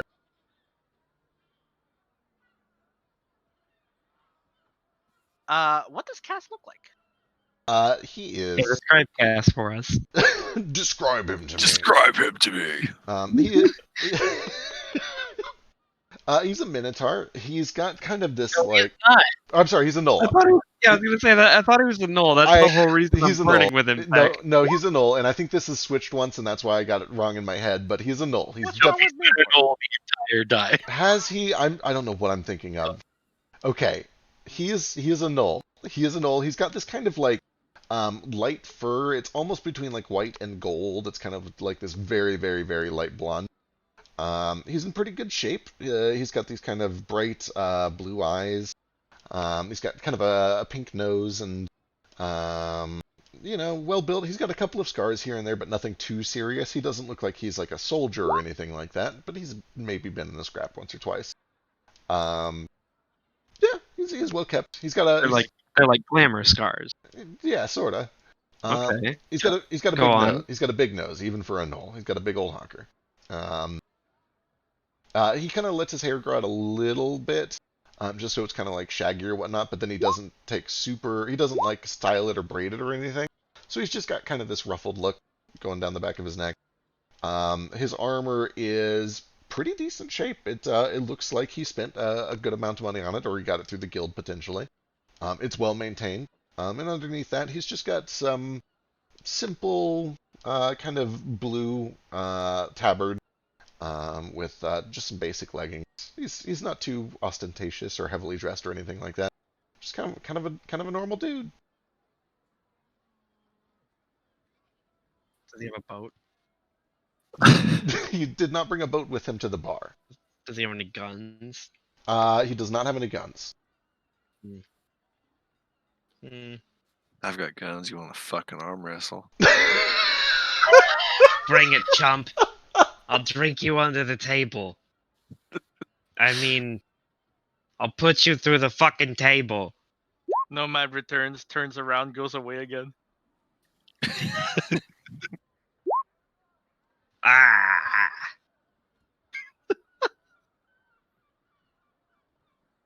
Eventually, at like 1 or 2 in the morning, the barkeep is like, "You guys have gotta find. You can't stay here. You don't have to go home." He says it in that order. And then Cass is like, "Well, if you guys want, we can get some fresh air and sober up a little bit, and then I can get you into that building if you want to take a closer look." Give me 10 minutes. Let's do it on Sunday, says Nomad. What are you, some sort of fucking calendar? Gotta do everything on a certain day or something? Yes. Oh, alright. What's that like? Organized. Must be nice. Alright, I'm gonna go lie down over there for a bit. Vasu just like shambles outside by himself and To do the 10-minute rally nap.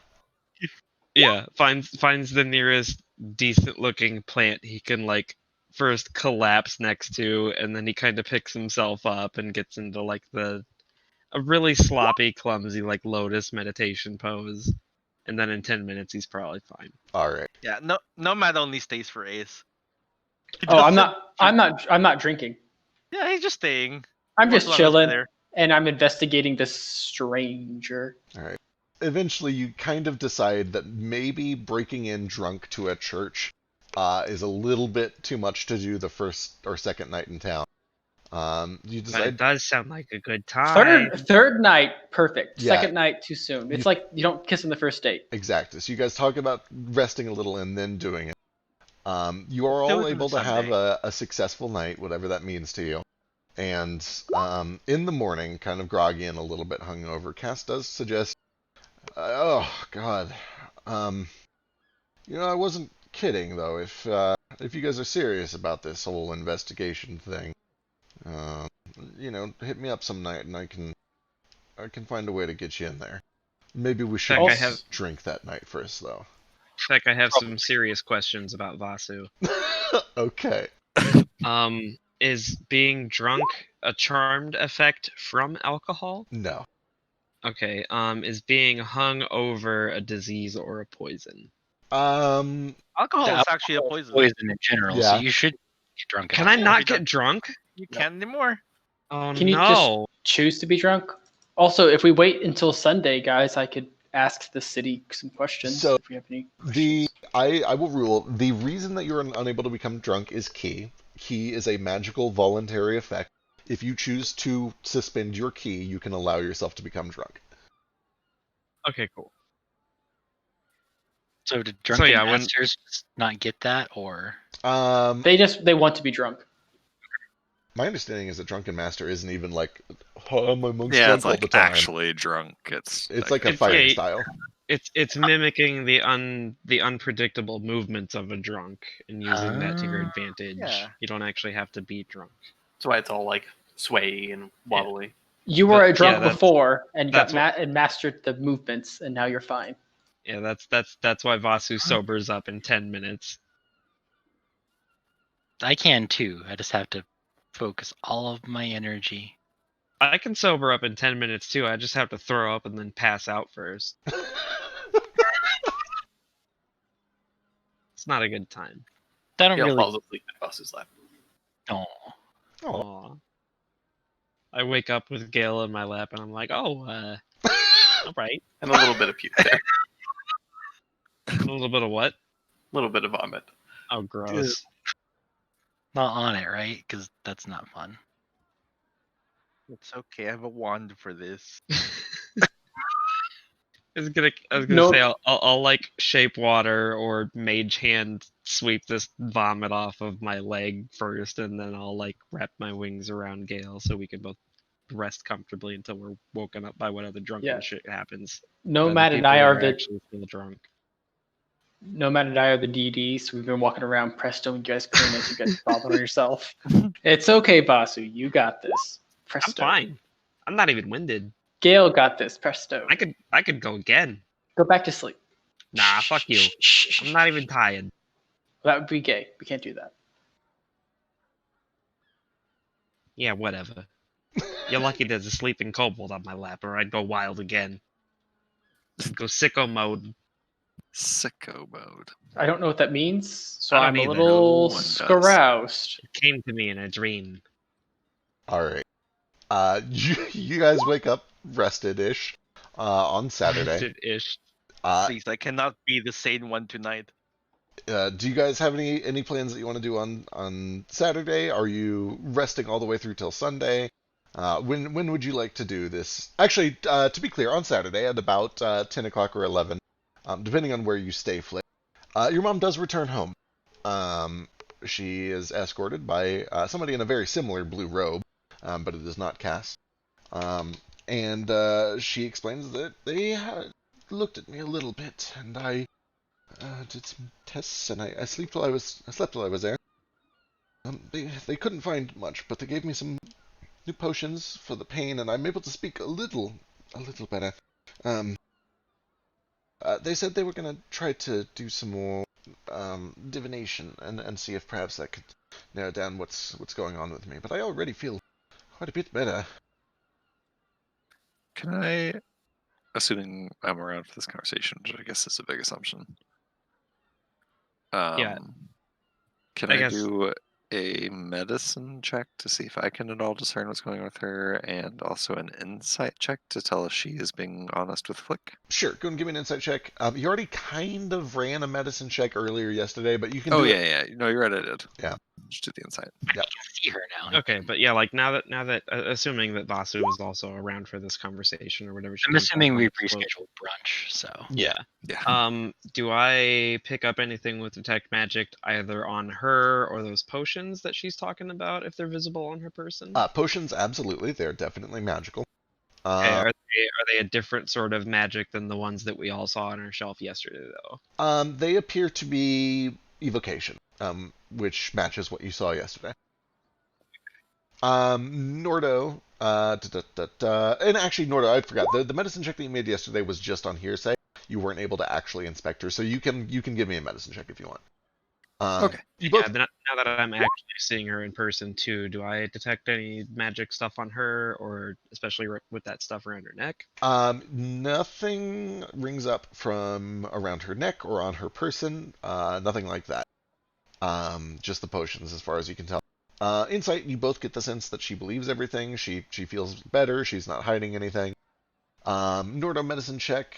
The only thing that you can really get with a 15 is this appears closer to like an internal wound than the bruising that you would expect from like a bludgeon or an attack of something. In other words, it doesn't. Okay. It looks a little closer to like internal bleeding than to an impact bruise. Beyond that, it's a little hard to say. She hasn't been strangling herself with a tube sock. No, she has not been. It doesn't run in the family. Flick's mom not horny confirmed. Just has a different Let's not make list. assumptions. We're making all those assumptions and moving on. Here, mom, let me just try this. I'm assuming they've done it, but I just want to do it, so I know. I said it didn't run in the family, thinking that it's Fossu's mom, but it's not. It's Flick's mom, so that joke doesn't work. Is Fossu's mom into that? He literally just said she is, well, so. give me a horny check. So Is that a D69? it is. Again. Yeah. Do What I are we want s- high or low? Oh boy. What are we seeing if she's into? Oh, Jesus. Hmm. choking. I I don't know if this is good. No, you. I mean, she might be, but you don't think so. Okay. That's Oh, good. like, As, she can be into whatever she wants, but I'm her son. I don't need to know about it. Yeah, just as long as she doesn't have the same fetish as you, that would be weird. It's not good for me. No, she can have the same fetish she wants. It's like she can have all the fetishes she wants, the same as me. It's just like when I don't want to like have Not a the dinner common ground table, and like ma. openly talk about it. That's weird. Like that's too comfortable Hi, about it. honey. Have you choked yourself lately? Go fucking Oh check yeah, I yourself. found this new brand of no sheer stockings that's like it's just super comfortable. It doesn't leave any marks. Okay. Anyway. Yeah, we're carrying on. Are you talking into a jar? No, wait. No, I'm sorry. I'm fucking with my mic because it came loose. Oh, okay. Sorry, give me a second. There we go. Also, that was a very good Voss's mom voice. Okay, Flick tries remove curse. Give me a spellcasting check. Okay.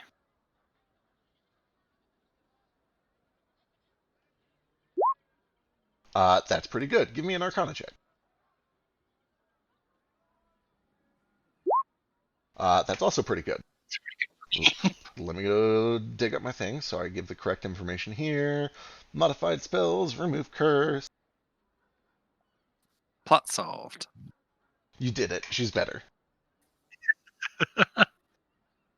Next arc. It's amazing how many established, organized religions don't have access to like fourth level healing spells. Right? It's the craziest shit. Third. The third. It's as- not even that. So as you're doing Vossu it, doesn't know that. she does kind of like she lifts her chin up and she says, "Oh, they tried something a bit like this while I was there.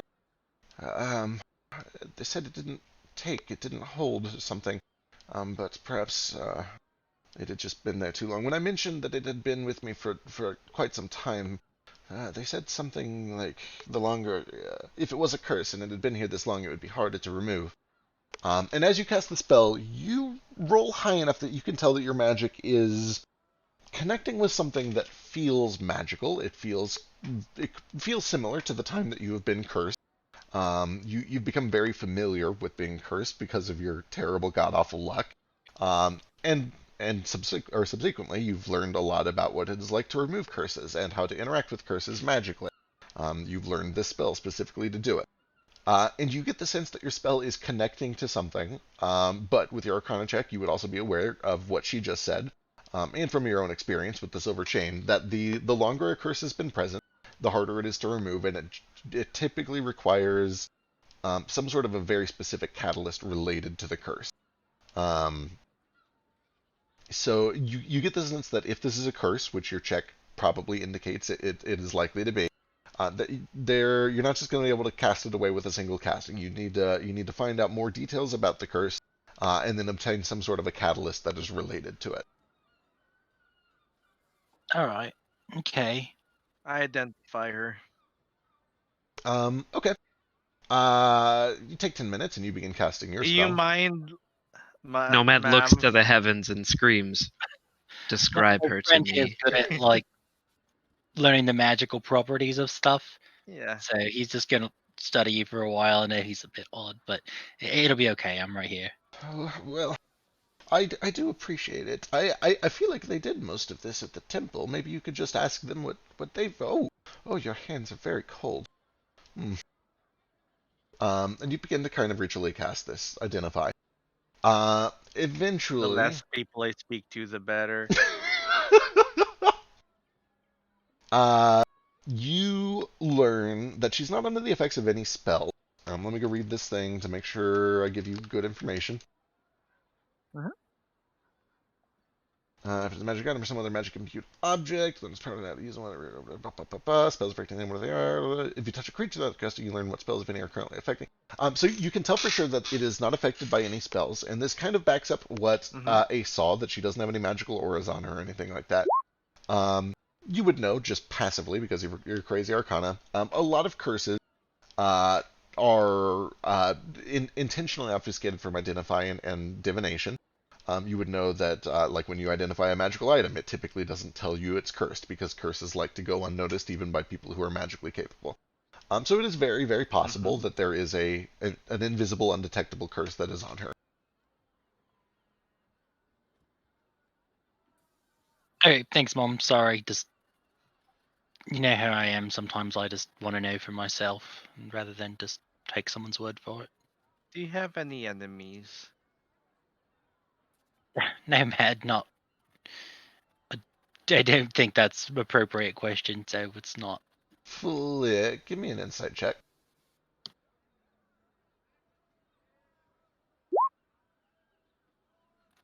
Why can't I roll everything but insight today? Here, I will give you my inspiration for this. It's your mother. Can you read her? Roll another terrible one. You want me to luck. insight check as well? Yay! It's 18. like my character thing. I mean, you probably can, but I think this is a passive thing. So My passive is 23. as you start to say, like, that's ridiculous, don't ask my mom if she has any enemies, you catch a weird look at out of the corner of your eye. Your mom kind of makes a bit of a weird face, and then when you interject, she seems suddenly relieved. My That damn apologies. Gladys from the bake sale. I am terrible at reading the room. I just wish to find information. It's okay, Nomad. I'm sorry. I didn't mean to be so snippy about it. I'm sure if Mom had any enemies, I would know about them, and that she wouldn't hide that from me my entire life. Give me a You would be persuasion. surprised how good people are at hiding Passive things. aggression. Give me a guilt check. Guilt check. What is it called? It's not motherly guilt, or what's a guilt check? If I 16 if it was a curse and I did have an enemy, would that matter? Would that help me get better? I mean, supposedly, hypothetically, if we were to find your enemy and just have a talk with them, maybe convince him to take this curse off of you. I haven't done a whole lot of dealing with curses, because, you know, that would be ridiculous and dangerous, and I wouldn't do that. But, Give me a deception Can you check. make an insight? Yep. She's your mother. She knows. Can I had a give curse for a long Flick's time. mom inspiration? Sure. I don't actually have it, but I Okay. feel like she should have advantage on that check because she's his mother. Okay. She probably did. Mom Insight is automatic. It's still just one short, so he probably just gets away with it, and she's not gonna be mad when she finds out about it later. She's Just gonna be disappointed. disappointed. Exactly. Doctors might have said this at the I don't know, I say hospital, what's the word? Whatever. But Temple? all the temple, that's the word, thank you. We have temples and not hospitals in this point in time. The longer a curse has been around, the harder it is to get rid of, but usually the method of getting rid of it is a catalyst related to the curse or who it was Very from. specific. If we had a specific name, we could possibly figure out how to fix this a bit easier than not knowing anything about it at all. And do not worry about embarrassing secrets. We have done worse, I assure you. I'm not embarrassed. I'm only. If it's Go go ahead. ahead. No, you.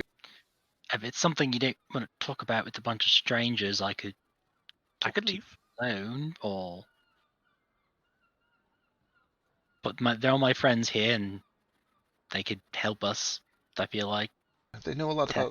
about magic and curses. Yeah, we've had some experience here and there. I mean, you say Nomad, he just oozes with magic over there. Ha! That was a pun, was it not? It was. I'm glad you caught on. Thank you. I am You're learning. learning. You're getting. You're learning. Well.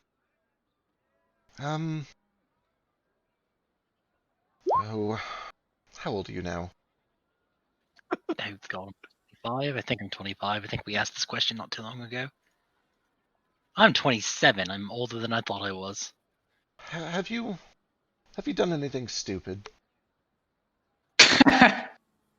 Mom, you know me. I've also done some stupid stuff. Well, It happens. it does happen, especially when you're young. When I was young and stupid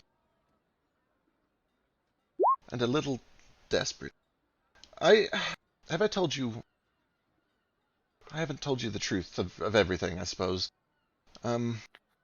Explicitly not telling me that. No, I know, and I suppose I've been keeping it quiet for all these years because I think you would be happier not knowing.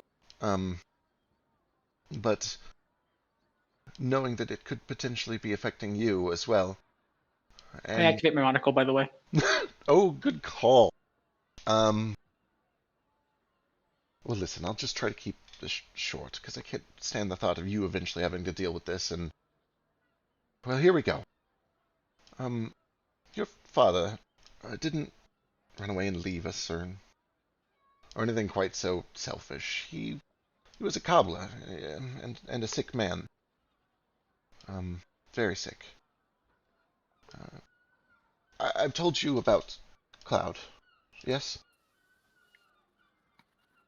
Yes, but I mean, for context, it might be good to retell.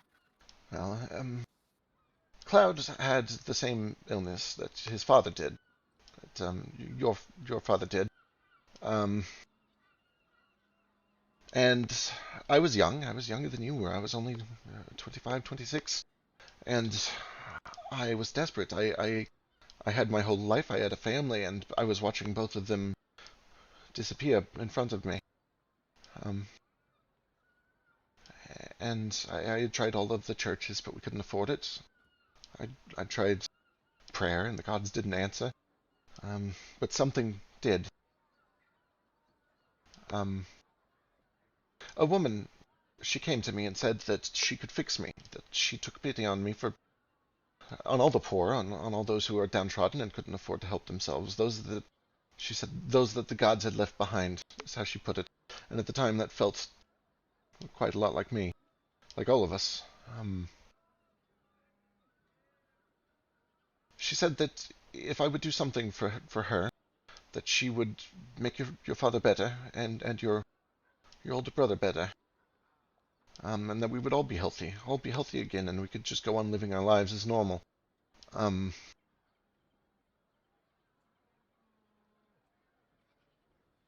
This cobbler, his name was, and she kind of laughs, but she's starting to wipe away tears. His name was Fire Blanket's the Mountain. And he went by Mountain, but I called him Blanket, and he hated it. And Sorry, that's really cute. but Blanket isn't your father.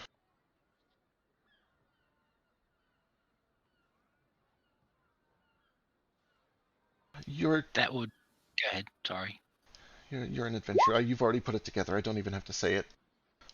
I'm sure you've noticed by now that you're not quite like the rest of us. I fear that I've made a stupid decision that has doomed both of us, and I didn't get anything for it. But it wasn't but 3 months later that Cloud died, and 2 after that, your father went. And I think at that point I'd sort of just deigned myself to sit in this chair and wither away. It's selfish, I know. I owe you and Sapphire both more than that, but this, all of this, I don't think it ended there. I don't think it ended with you. I started to get sick, and I thought perhaps I had just caught it from him, or perhaps that it was something in the water or something. But then I got better, and then worse, and better, and worse, and always something different, something new, something grotesque, and I've never been able to piece it together. And I supposed that maybe the gods were finally looking at me now. That now they had decided to focus their attention on me, now that I had shunned them, and that they were punishing me. But I didn't go in flames when I went to the temple yesterday. I don't know much about the woman that came to me. It was very short. It was only a night or two. But she summoned something. Your father.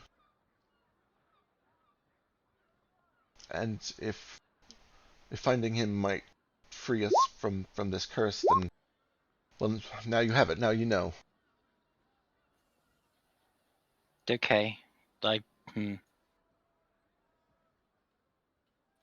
always wondered as a kid, you know. I mean, it's been kind of obvious to me for a while.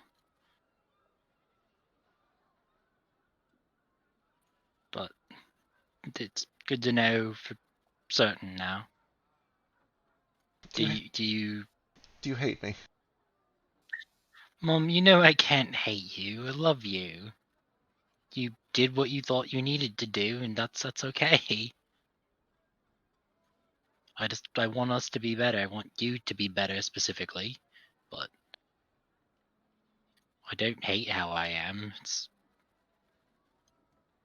a very similar theme. Sorry. She eventually takes like one more sip of tea, and she brings it up, and she can't quite bring herself to even do it. She sets the tea down quickly, and you can see her hand shake, and she reaches out for a hug. She can't stand up to give it to you, but she begins to cry, and she reaches out. I'll hug her. As long as she wants.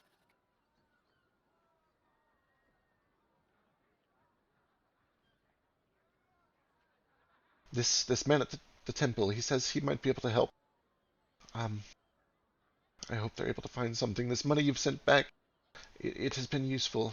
I should have just told you from the start. Perhaps it would have helped, but maybe this will finally be the help that we need. Maybe the gods are here for us. Maybe I should have just turned to them. But they didn't listen until I brought coin, and that feels false to me. I don't like it. I'm not a great big fan of it either, but we have the money now. We should use it. Have you told anyone at the church about the temple about this? I hadn't, but there was a moment where a man cast magic. There were several moments where they cast magic, but there was one in particular where he said he was going to look into my mind, and I saw it on his face. I think perhaps he knows. I must admit I'm a little nervous. If they think, I'm some sort of black magician or witch or something, I don't know what they're going to do, but they might know. Alright. Okay.